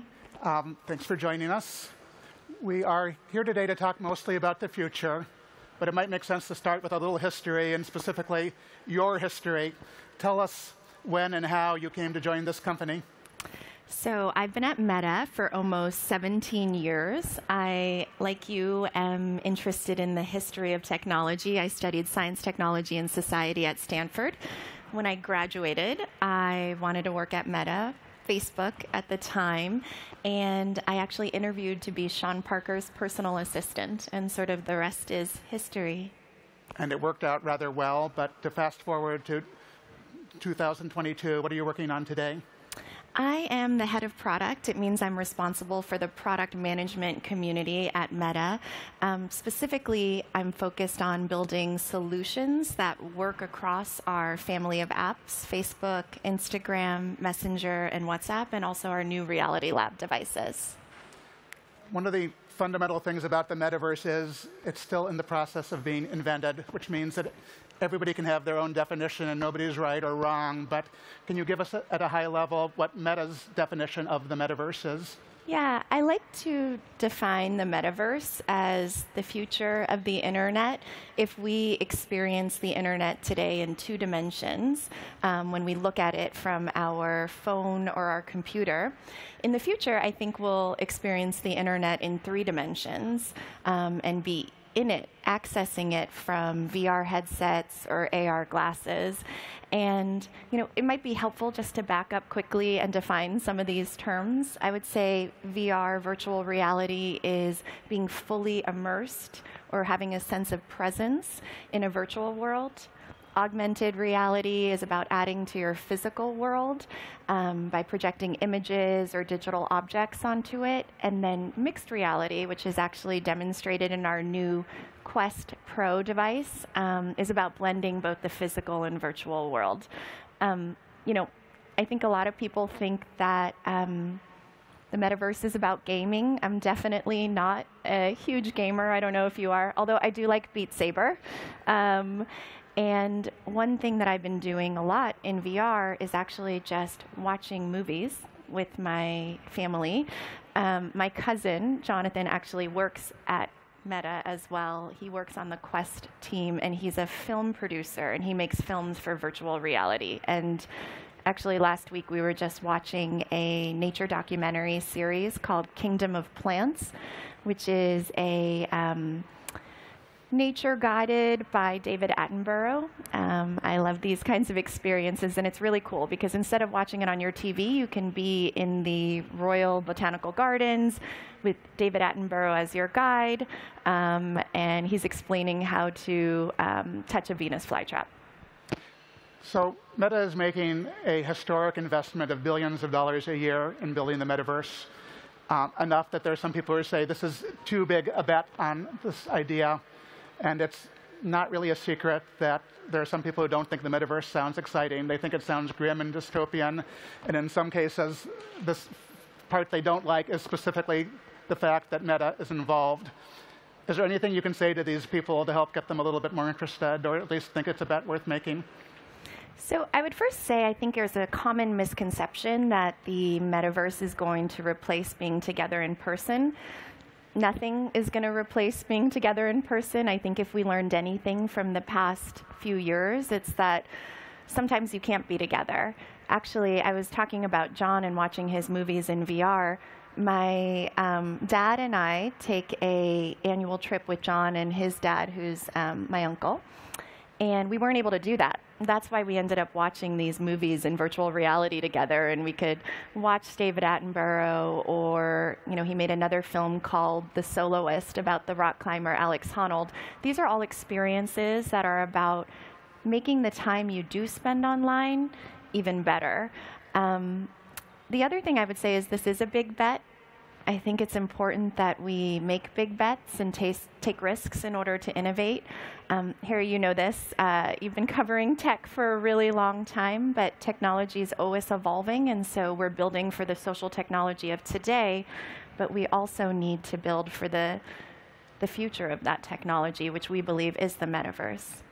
In some cases, what people don't like, I think, is the idea that the metaverse will be owned and operated by Meta in a similar way that Facebook and Instagram are definitely owned and operated by Meta. Is that Meta's goal to own and operate the metaverse?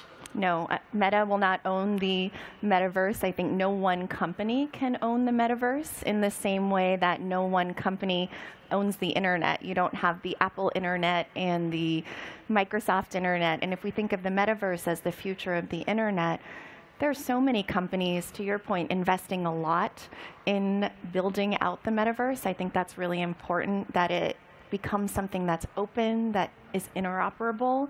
And I think this is happening with or without Meta. You and I have talked previously about how the arc of technology is really towards becoming more and more immersive. I actually remember, I was thinking about this earlier when we were talking. My first smartphone was actually a BlackBerry Pearl, and all you could do was text on it for the most part. Today, everyone in the audience has a phone in their pocket, and that has replaced your camera, your video camera, your alarm clock, your navigation system. In the future, I think, we hope that everyone has a VR headset or an AR device, and the trend we're really seeing there is towards richer and richer, more immersive experiences. Speaking of headsets, you just recently released the Quest Pro, but you're also spending a lot of money and time on building something that might eventually look kind of like these, but have great displays and all-day battery life and be so comfortable that nobody is going to dislike the metaverse on the grounds that they feel like they're being suffocated by a headset. I think you've been very clear that this is a long journey and requires a lot more invention, but can the metaverse truly exist until there is some sort of glasses-like device for consuming it, or is it not entirely dependent on that happening? So I think, to your point about the glasses, have you tried our Ray-Ban glasses? I have. Okay, not the Quest Pro, but the Ray-Ban glasses. It's going to be a long time before we have smart glasses. The Ray-Ban glasses are cool. You can upload photos, you can take phone calls, but we're not seeing the vision of augmented reality for another 10 to 15 years.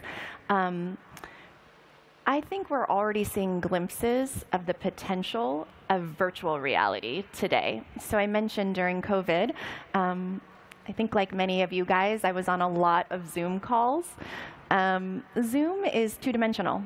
I would have preferred to be in the office as a product manager. I'm someone who's always at the whiteboard, always around the table, collaborating. On Zoom, I see boxes of faces. The audio I'm hearing is from my computer speaker. And so what we did instead is work together or meet in workrooms, which is actually really awesome. I think in the future, maybe I can meet you in workrooms and we can have this conversation. But it feels like we're all sitting around a table. The spatial audio technology is really amazing. If you're sitting to the left of me, I hear your voice coming from the left of me. If you're across from over there, I hear the audio coming from there. The ability to understand your face and eye movements, it feels like I'm really looking at you. Sometimes on Zoom, I'm looking down or at the camera and sideways. And so these are all things that have really improved my experience of working remotely, even today. Currently, except for VR, we basically consume the internet on flat screens.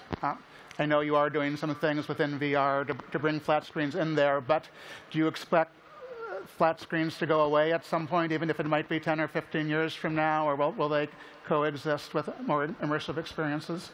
Yeah, I think it's really hard to predict the future. I think if 15 years ago I had imagined what we'd be doing and having today, I probably would have been wrong. But it's a great question. We have almost 3 billion people using our products every single day. And so I think that will continue even into the future. And so that's why it's really important that we make the metaverse accessible via our current products. So we're doing things like making it possible to access the metaverse from your desktop or your phone without having to have a VR device. And we're also seeing some glimpses of augmented reality. I think face filters on Instagram are basically projecting an image or an object onto your face. And in this case, maybe it's like bunny ears and a bunny nose, but that's the start of what AR could look like in the future. You've spent some of your good on the social good aspect of Meta and the positive things that social networking can do, but you've also confronted harassment and misinformation and some of the problems that have come along, and which in a lot of cases, Meta and really the entire industry in some cases has been dealing with these issues as they exist. Looking forward to the metaverse, is it going to be the same issues we have to confront? Is it going to be new ones? And is there any chance that Meta and other companies might anticipate these issues and get ahead of them in a way that, generally speaking, has not happened so far? I think getting ahead is really the key process point here. A lot of the conversations that we've had about these issues happened at a time when some of our products were already at scale. And so I think here we have an opportunity to have those conversations around how do we create a safe and secure community? What are the principles around which we design it now, 10 to 15 years before these really realize their full potential? One thing you mentioned, I'm on the head of social impact as well, is I'm really excited about the application of VR for education and healthcare. So it's not just gaming and productivity. There's so many ways that VR can help from a societal impact perspective. There is this story that I was just reading about how UCLA is using VR to help train their medical students. I don't know how many of you guys played Operation when you were younger, but it was basically a game where you would perform operations or surgery on a body, and if you made a mistake, it would give you like a little buzz. Do you know what I'm talking about? Absolutely, hopefully. Okay, I think it makes us old. And much like Operation, this is a much richer virtual simulation where med students can actually practice on patients in virtual reality. You have the simulation of an emergency room. Their heart rate's elevated. They can actually feel the bone and the tissue while they operate. And the initial findings is that this is really helping to train better doctors and perform better surgeries. Another example of a healthcare use case is doctors are wearing AR headsets in order to have X-ray vision. So if they're performing a surgery, they'll be able to see a overlay of a CT scan on the body and be able to perform their surgery with that additional, understanding of what's outside and inside the body. Along with building products, Meta has also done a fair amount of talking about the future and sometimes visualizing the future in videos that show where this might go. How confident are you that it's going to go in that general direction and that the metaverse will indeed be the next big thing, or at least a next big thing at some point? And is there any chance it won't happen or will happen in a radically different way you don't anticipate, or maybe happens in a way where Meta is not anywhere near the center of where it goes? I think that when we undertake such exercises like predicting where we'll be in 5 to 10 to 15 years, we're going to get some things wrong. I think I joined Meta 17 years ago, and at that time, the product that I was working on was www.thefacebook.com. One of my first projects was actually letting high school students on Facebook. And so we definitely couldn't have imagined the social products that we have today. But given the level of investment that we're seeing across the industry, not just from Meta, but also Apple. Apple is coming out with a headset soon, Microsoft, ByteDance with Pico. There's so much energy and investment in this direction.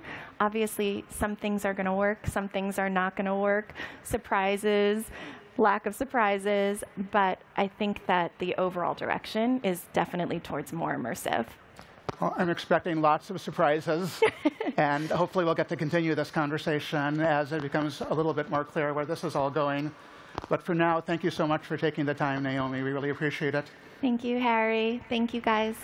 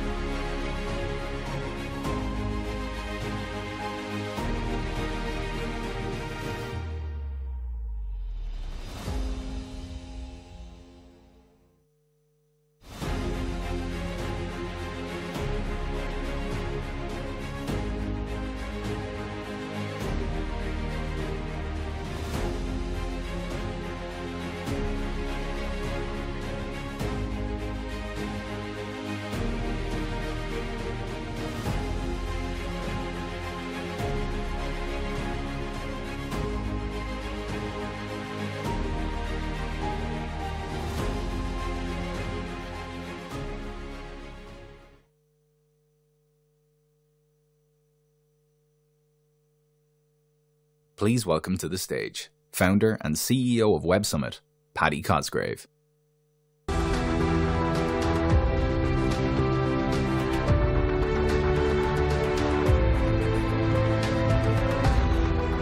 Oh my word, there's so many people in here for our final two acts. In a moment, I'll introduce Noam Chomsky and two amazing people to speak alongside him. And then we're going to close out, as is tradition, with the pretty incredible president of Portugal. It's been an incredible 4 days. I hope everybody has had.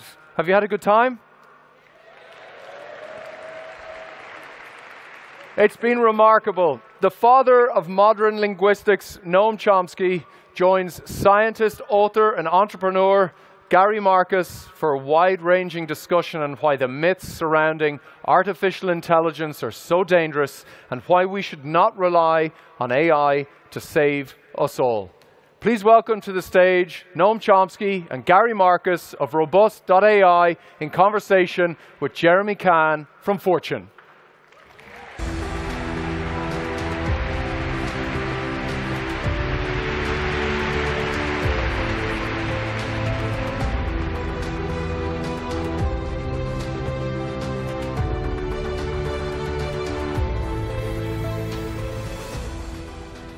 He's here.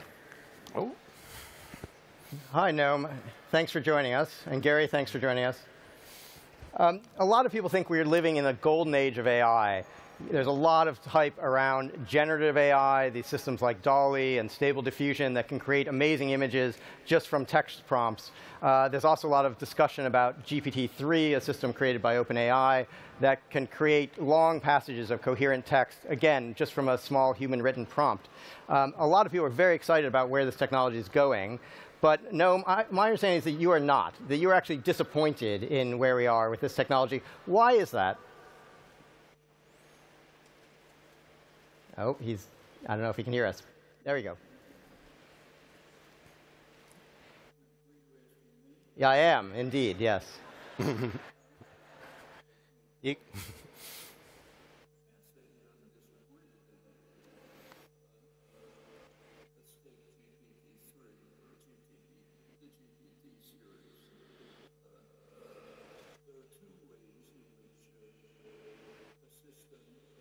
Be efficient. One way is it's not strong enough, fails to do certain things. The other way is it's too strong. It does what it shouldn't do. Well, my own interests happen to be language and cognition, language specifically. So take GPT. There's Gary Marcus, others have found lots of ways in which the system's deficient. This system and others doesn't do certain things. That can, in principle at least, be fixed. You add another trillion parameters, double the number of terabytes, maybe you do better. When a system is too strong, it's unfixable, typically. And that's the problem with GPT and the other systems.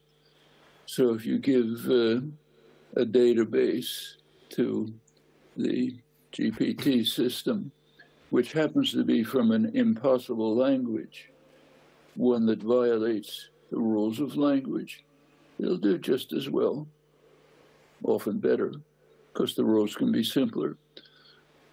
For example, one of the fundamental properties of the way language works, there's good reasons for it, is that the rules, the core rules, do not ignore linear order of words. They ignore everything that you hear. They attend only to abstract structures that the mind creates. So it's very easy to construct impossible languages which use very simple procedures involving linear order of words. Trouble is that's not language, but GPT will do just fine with them. So it's kind of as if somebody were to propose, say, a revised version of the periodic table, which included all the elements, all the possible elements, and all the impossible elements, and didn't make any distinction between them. That wouldn't tell us anything about elements. And if a system works just as well for impossible languages as for possible ones, by definition, not telling us anything about language. And that's the way these systems work. It generalizes to other systems too. So the problem is, the deep problem that concerns me is too much strength.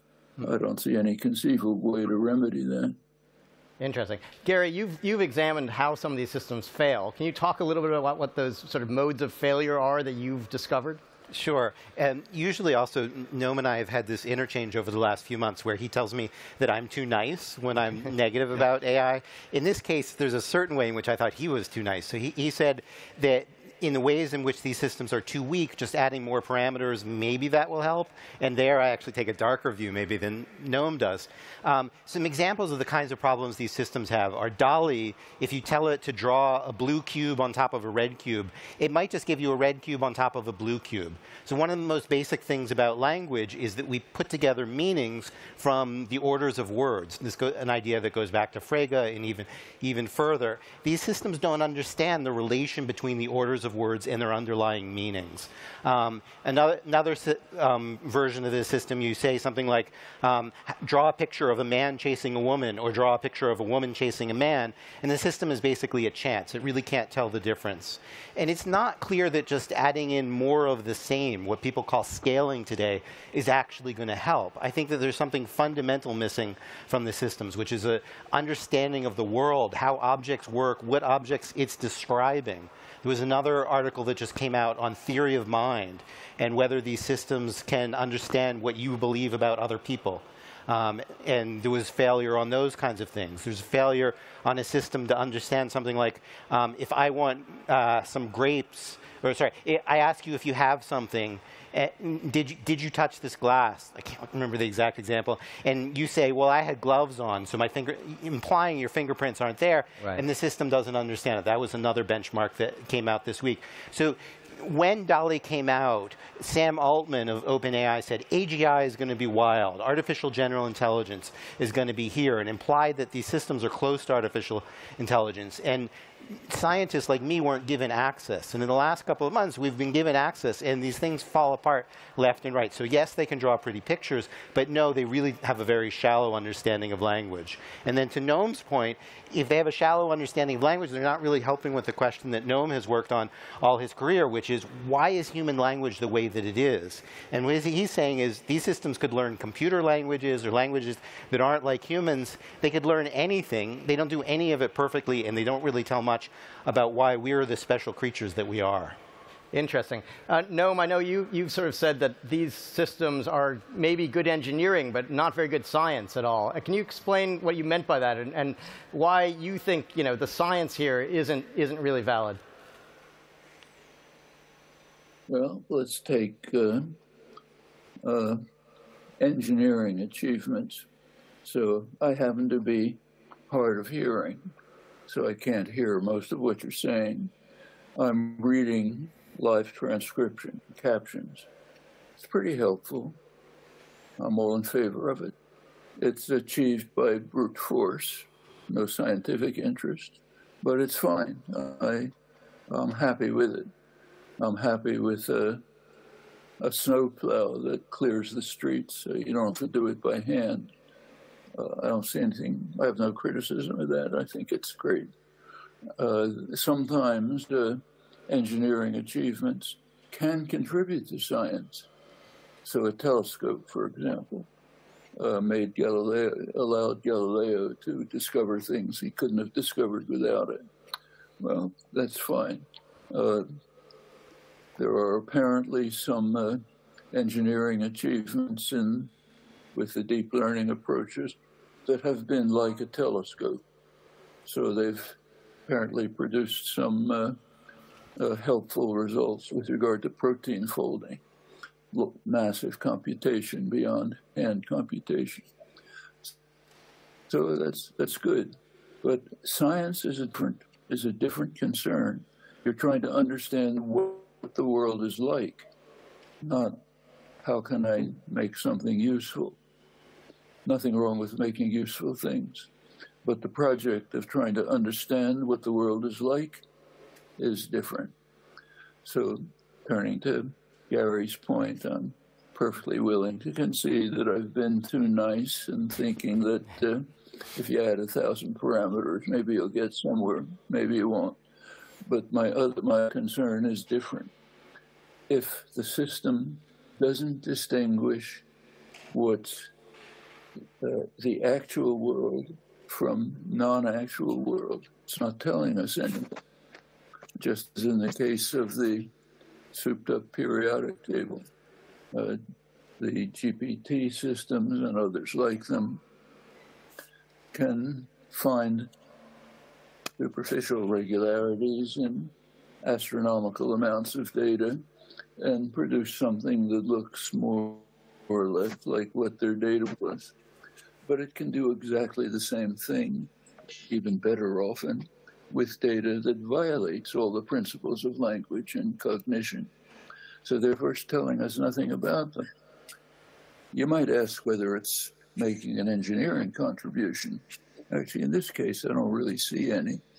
I don't see what point there is to GPT, except maybe helping some student fake an exam or something. But so it doesn't seem, it has no scientific contribution, doesn't seem to have any engineering contribution. So as far as I can see, it's basically a way of wasting a lot of the energy in California. Right. And inspiring. That's a good point. I want to bring Gary in. What do you think the dangers are here? I mean, if it's, you know, these are tools that are in some ways useful, is there a danger, though, in thinking that they're more capable than they are? Is there a danger in the hype? Gary, what do you have to say about that? I think there's two kinds of dangers. One kind of danger here is that I think we're following the wrong path in AI, and the right path to AI, I think, is going to involve looking more at humans and doing the science that Noam is talking about.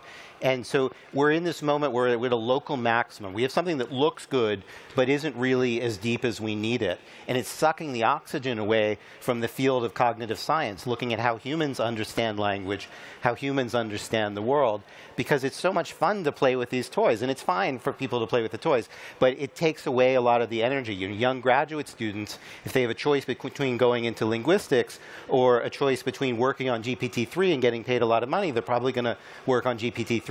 But I think it's short-sighted that we wind up with a technology that actually has a kind of short road ahead, isn't going to last as long as people think. And you look at the history of AI, there have been fads over and over again, expert systems and support vector machines that people in this crowd probably haven't even heard of, that were super popular for a while. And we need to have something that's more stable, and one more fad's probably not helping us. Then there's another kind of danger, which is the systems we have now, what they do is they perpetuate past data. They don't really understand the world. So for example, that means that they're sexist and they're racist. They're not built to be that way, but because they just copy the data that's there and don't have values about equality, for example, they perpetuate past bias. Another example is because they don't have models of the world, they kind of lie indiscriminately. Now, they don't do that literally because they have no intention, there's no malice, but they produce misinformation, and it's going to completely change the world in the next couple of years. The amount of misinformation that troll farms are going to be able to produce and the cost of that is really, I think, going to be devastating to the democratic process. And so the fact that you have a system that kind of looks good, can make sentences that are grammatical, but make up stuff like, why is it good to eat socks after meditating? And then say some experts believe that it's good to eat socks after meditating because such and such.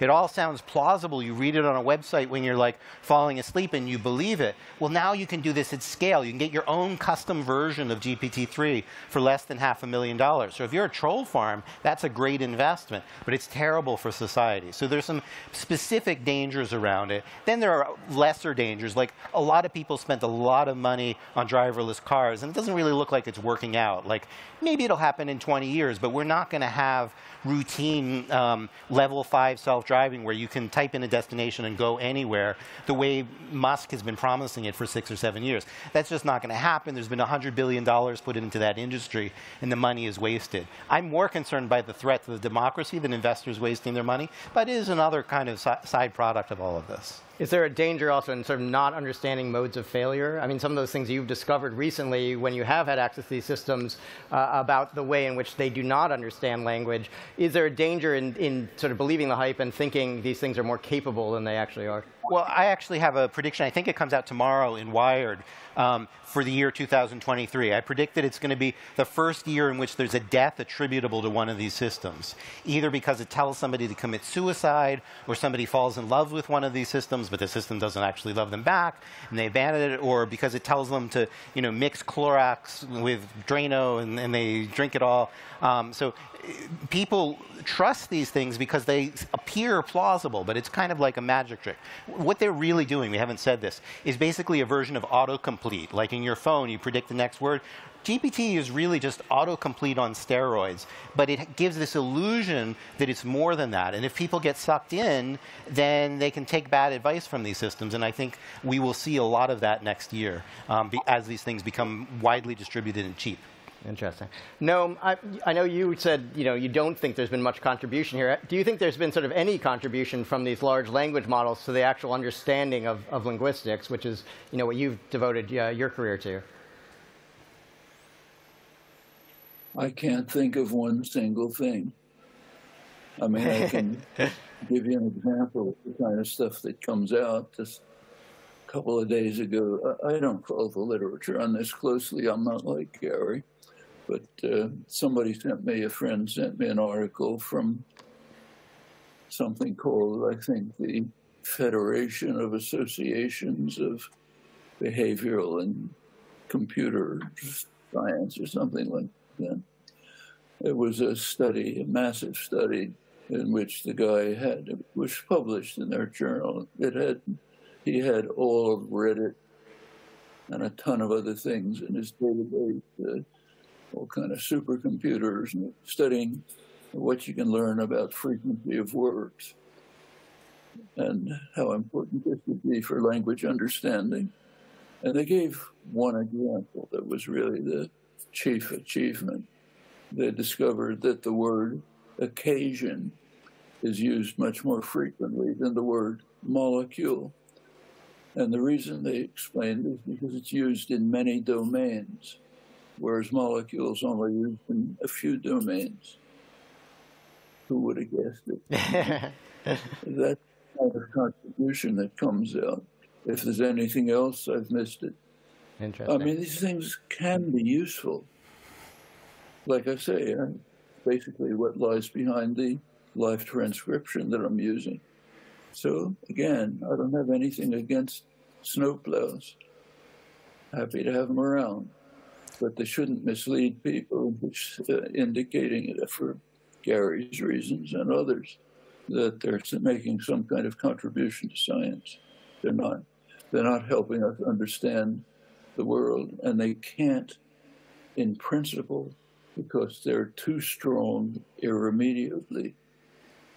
Interesting. And Noam, I think you've said when we were speaking before this that in looking back at the history of AI, that the purpose of the field was not simply to make better snowplows, that there was this idea of trying to actually understand human intelligence and then to build on that. Can you talk a little bit about, do you feel like the whole field's kind of gone awry here in focusing so much on these deep learning systems? Well, I was around when AI was being developed and knew many of the people. The original goal was to use the capacities that had been developed in computer science, both technical and intellectual, because it was a major intellectual breakthrough, the theory of computation developed by Turing and others. The original idea was, let's use this technical, intellectual contribution to see if we can understand something about how humans think. You go back to the paper that initiated the field, Alan Turing's famous paper on 1950 paper on called Can Machines Think? Machine, of course, means program, not the object. Well, he was interested in seeing if we can understand what thinking is. You go to early pioneers in the field, Herb Simon, Marv Minsky, others. That was their goal as well. Can we learn something about cognition, thinking? Well, that's by now considered old-fashioned AI. There's various disparagements. And it was gradually replaced over the years by what Gary was just describing, playing with fancy toys. And it's understandable. I mean, I've spent most of my life at MIT. Take a teenage kid and smart teenage kid, hand them fancy computers that can do all sorts of things, massive programming systems. It's going to be a lot of fun. When I got to MIT in the 50s, one of the ways that students used to have fun was by playing with the very elaborate electric railways, which you could do all kind of complicated things with. Well, 10 years later, in the 60s, when they started having these toys, no more electric railways. This was a lot more fun. You could do all sorts of things. Figure out a way to make the elevator run when nobody was running it, but it's running a program. And you can imagine what it's like. So it's exciting. You play with the toys. You can do a lot of complicated things.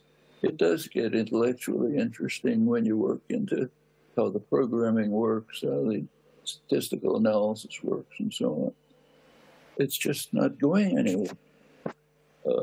It may produce useful things like live transcription, but that's not very exciting. I mean, it's helpful, but not a real contribution to understanding the world. As far as understanding the nature of language or any other cognitive process, I literally can't think of anything that's been contributed. And Gary, I know you've thought that there's a lot of things we do know about cognitive science that is being ignored sort of by the current enthusiasm for deep learning and ever larger deep learning systems. Yeah, I look at what people are doing now, and I think, have they ever taken a class in linguistics? So in linguistics, you learn about the relationship between syntax and semantics, for example, and between those and pragmatics.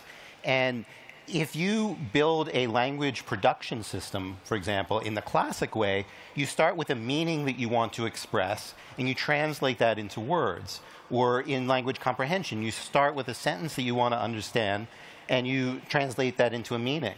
Well, GPT-3 doesn't do that, and people don't even notice that it doesn't do that. What GPT-3 does is it hears a sequence of words, and it predicts the next word.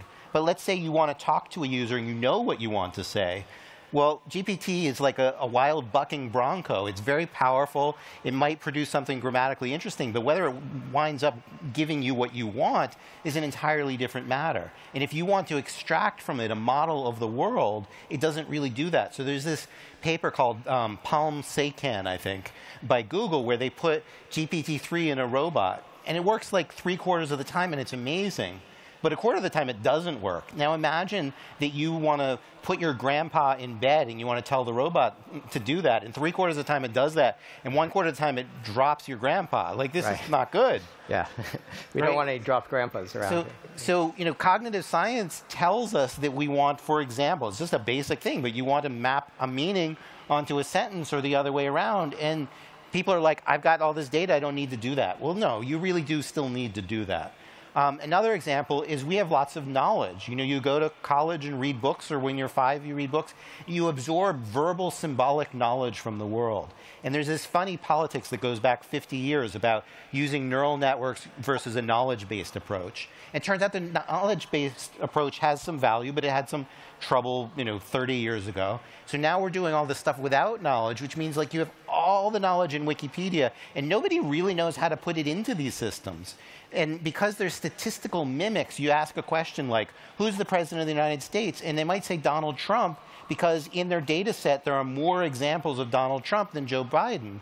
Whereas you want to be able to reason and say, well, Biden is now the president, Trump was the president before. You want to use your understanding of sequences of events and time. And cognitive scientists think about this stuff. They talk about things like discourse models, putting together what it is that we're talking about, how we're talking about it. So there are lots of ideas. Another one that we didn't talk about yet, but which I learned from Noam, and which is really foundational, I know he learned it from Plato, is innateness, the idea that something is built into the mind. There's lots of reason to think that when we learn language, we're not starting from a blank slate. Noam has made this argument for years and years. I think it's still true. And the failures that we're seeing, for example, with DALL-E, and I'll tell you about one other, are showing you that if you start with a blank slate that just accumulates statistics, you don't really understand language. The paper I have yesterday, which I sent to both of you guys, shows the same thing in vision. So there's some models that label activities. So it can say, you're nodding your head, those people are sitting out there. You can do some visual labeling, and the myth is always the right things will emerge, which is kind of magic. It's like a Latinate word for magic. It will emerge when you give enough data to these systems that they will understand the world. So we built a benchmark based on what 10-month-olds do in the lab, or 4-month-old for some of the experiments, understanding basic physics, like things drop, or if they're hidden, you can still find them eventually. And these systems don't understand at all. The Allen AI Institute and some developmental psychologists from Illinois and I published this paper yesterday. It's a complete failure of the empiricist hypothesis that if we just give a lot of data, that cognition will emerge. And developmental psychologists have done lots of work. Liz Felke in particular, but many people, Renee Bayer-Jean, one of our collaborators on this paper, have done lots of work showing that children seem to have probably an innate sense of how objects exist in the world. Like, we don't start with nothing. Kant said we start with time and space and causality. He's probably right. We probably start with those things. And over, people keep pursuing this hypothesis that ignores the cognitive science around that and says, we'll just use all the data. And because it works like 75% of the time, they think they're making progress. But sometimes you make progress 75% of the way, it's not enough. We saw that in the driverless car industry, right? Getting close doesn't really seem to solve that problem. And that's what we're seeing here. Right. And Gary, I know you have some ideas about how you would go forward. If today's AI, despite all the hype around it, is not delivering what we want, what would be a path forward? So I have an article called Next Decade in AI, which people can read later in archive. But it points to 4 things. One is what we call neurosymbolic AI, which is putting together this tradition of neural networks that's popular now with the old-fashioned AI, trying to find some kind of synthesis between the two. Because they each have some value. The neural networks are good at learning from data, but they're not very good at abstract knowledge. And the old symbolic stuff is good with abstract knowledge, but not learning from data. So that's step 1. Step 2 is we need to have a large database of machine interpretable knowledge. So all of these things kind of fake their way through, but the knowledge is never rich enough and abstract enough. So like, that if I have a bottle, you can't see it, but if you saw me bring it up, if I knock it over, there's probably going to be water on this stage. Right. Even if you haven't seen this particular bottle in this configuration. You have very general abstract knowledge. And that's crucial, I think, to any real general intelligence. Then we can reason about things. We can make inferences about them. And we have cognitive models of the world. So right now that I've mentioned it, that this bottle is here even if you can't see it. And so you're maintaining an internal representation of the stuff that's out there. It might be imperfect, but you have a representation in your head of the things out there in the world, and you reason over it. These are foundational ideas in cognitive science, and they're not represented in current AI, and we're seeing the cost of that. Interesting. Noam, do you think that what Gary's saying is probably the way forward? Some of these ideas about innateness should be incorporated into the way we think about AI systems? I think those are good ways to proceed, but I also think that if AI wants to proceed, it should take into account what has come to be understood about the basis for acquiring our cognitive capacities, which of course do involve fundamental built-in innate properties we know. Have some understanding of them, and even some understanding of why they're the kind that evolution would provide. We should recall that back in the early days, the days that I happen to favor myself, AI was basically not distinct from cognitive science. It was just one of the ways of approaching the problems of cognitive science, using achievements, great achievements that had been made both intellectually and technologically with the development of the theory of computability and the physical devices that were able to implement it. This was a great way to advance cognitive science. Right. As long as you were part of science, not when you're playing with toys or trying to impress science reporters and journals. But when you're pursuing the methods of science in the cases that Gary was discussing, taking into account the kind of discoveries of Liz Spelke, René Bayerjean, and others about the innate basis for our ability to maneuver in the world.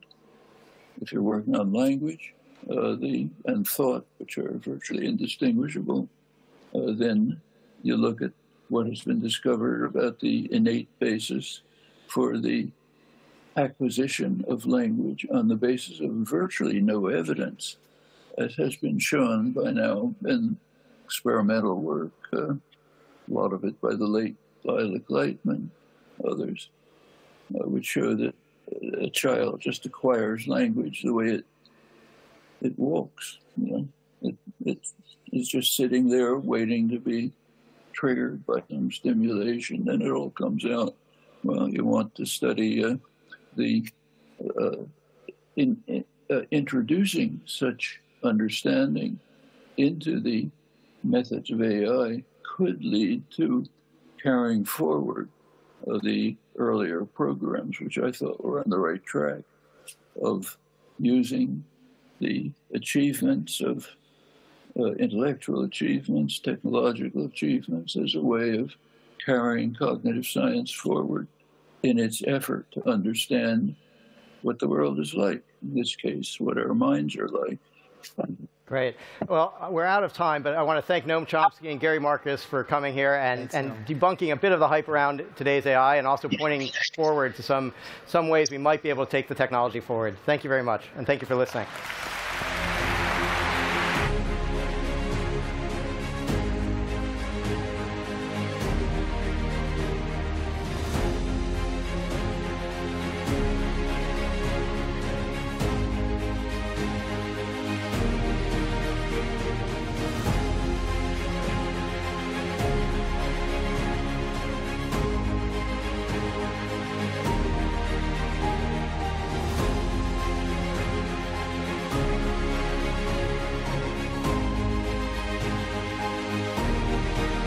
Wasn't that amazing? We're about 5 minutes from wrapping up Web Summit 2022. It's been incredible. That was such a thought-provoking review of where we are at with AI. My many thanks to Noam and Gary for providing such a fascinating and final talk. The 4 days of Web Summit have flown by. It's been a blast. We've loved it. I hope all of you have too. The world has come to Web Summit, and I could not be prouder of my entire team. I especially want to thank the security teams this week from all over the world, and of course from Portugal. They have had to cope with the extra demands of having the First Lady of Ukraine with us for several days, and they've done a brilliant job and deserve a huge round of applause, so thank you to them all.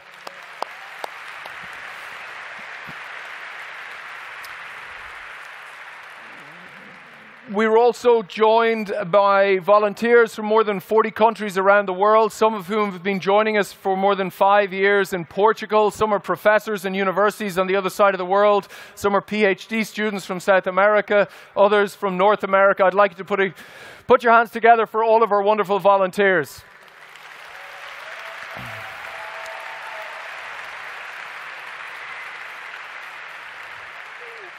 We are already planning next year in Web Summit in Lisbon. We want to go bigger, if that's even possible, and absolutely better. We're going to be in Brazil for Web Summit Rio in May. We hope some of you will join us.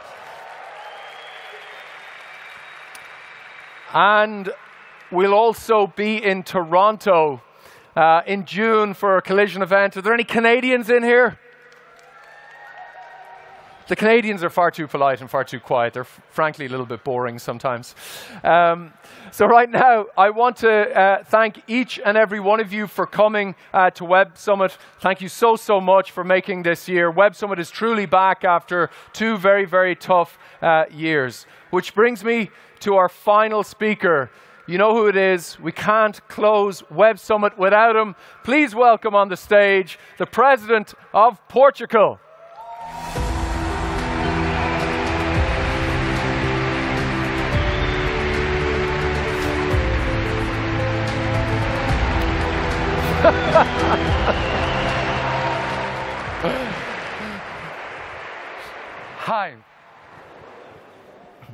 Good afternoon, Lisbon. Good afternoon, Web Summit.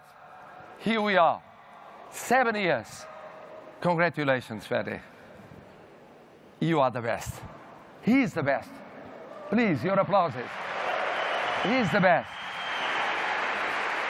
7 years. We succeeded. We succeeded in 16 and 17 in the takeoff of Web Summit.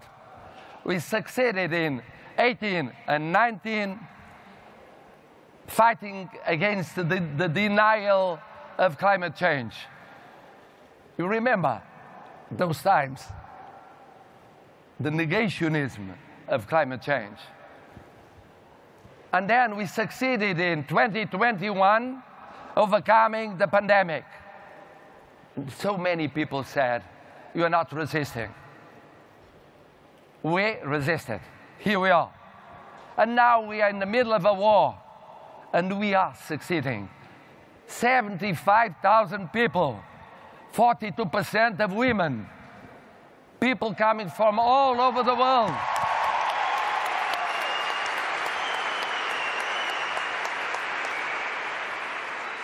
I even had the surprise of seeing Noam Chomsky. When I was 18, Noam Chomsky was one of the reasons of the debates in my school, in university. And now, at the age of 94, he's alive. And he very much alive, and he believes in the digital. Well, he's a great example. I feel safe at the age of almost 74. I feel much younger. Seeing Chomsky, well, I'm a teenager. I'm a teenager. But next year we have other challenges. First challenge for next year, peace. We must have peace in 23. Second, we must rebuild Ukraine. Start rebuilding Ukraine. Third, we must recover so many economies and societies that are suffering inflation and economic crisis all over the world. We must do it next year. Fourth, we must accelerate energetic transition. We must do it. And final challenge, never forget climate action. Never, never, never. And for all those challenges we're going to face, we need the digital. The digital makes the difference. Changes one's life. It has changed throughout the pandemic. It's changing your life, the next generation's life, my generation and a few other generations' lives. And Lisbon at the center of the world, of the digital world, because Portugal and Lisbon are platforms among cultures, civilizations, oceans, and continents. And the digital is what really is helping us to change the world. But then another word, a very special word for our friends, the Brazilians. Where are the Brazilians? Where are you? I'll be going to Rio, May the 2nd, the 3rd, and the 4th. We'll be there. But do promise me, do come back to Lisbon and bring the whole Latin America with you. Bring it. And then we shall have next year here in Lisbon. Again. And next year, I hope you'll be able to see the beginning of a new phases in Web Summit. I believe next year we'll be starting to create new structures for the future of Web Summit until 28 and after 28. We'll be doing it here. Where is the mayor? Mayor? Well, he's over there. And the government is over there. Ah, he's there. And the Secretary of State, he's there. It's promised. It's promised. Well, as president, I'm going to check whether you do it or not. Well, and then all of you, thank you for coming. Thank you for being here. Thank you for giving us this wonderful Web Summit. Thank you. See you next year. See you.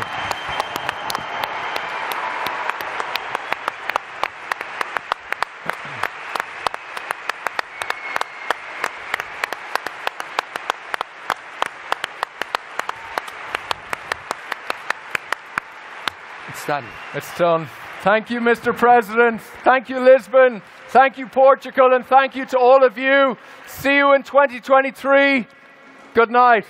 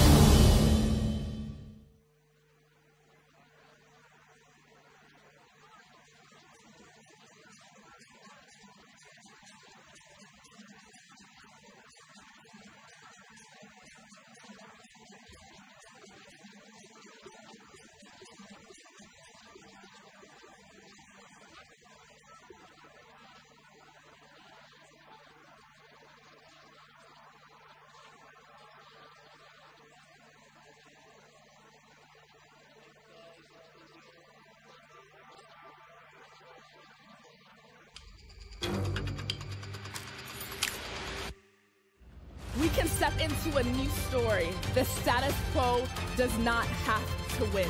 We want to have a better future. We want to have a future. We must fight. Now it's time for hope.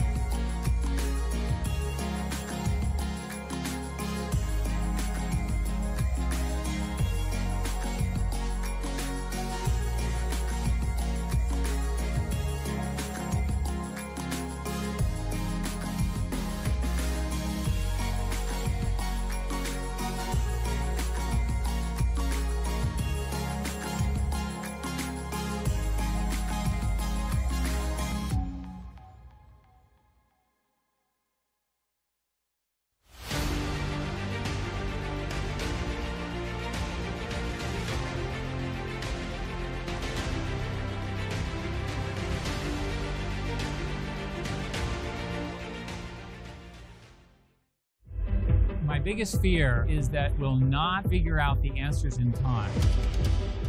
The uncertainty that we live with is enormously challenging.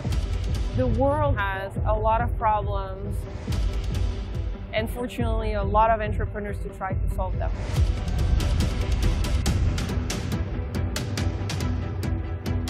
That 5,000 people are coming from different countries, from different walks of life. That is the beginning of the change that we need.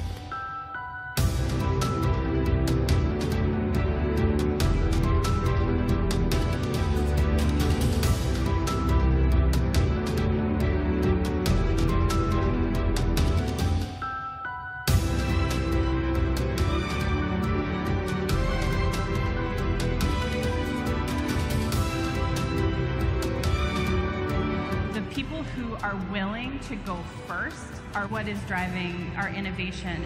Human beings are built for resilience, and creativity often emerges in times of great struggle. We have to be able to dream of a future if we're going to be able to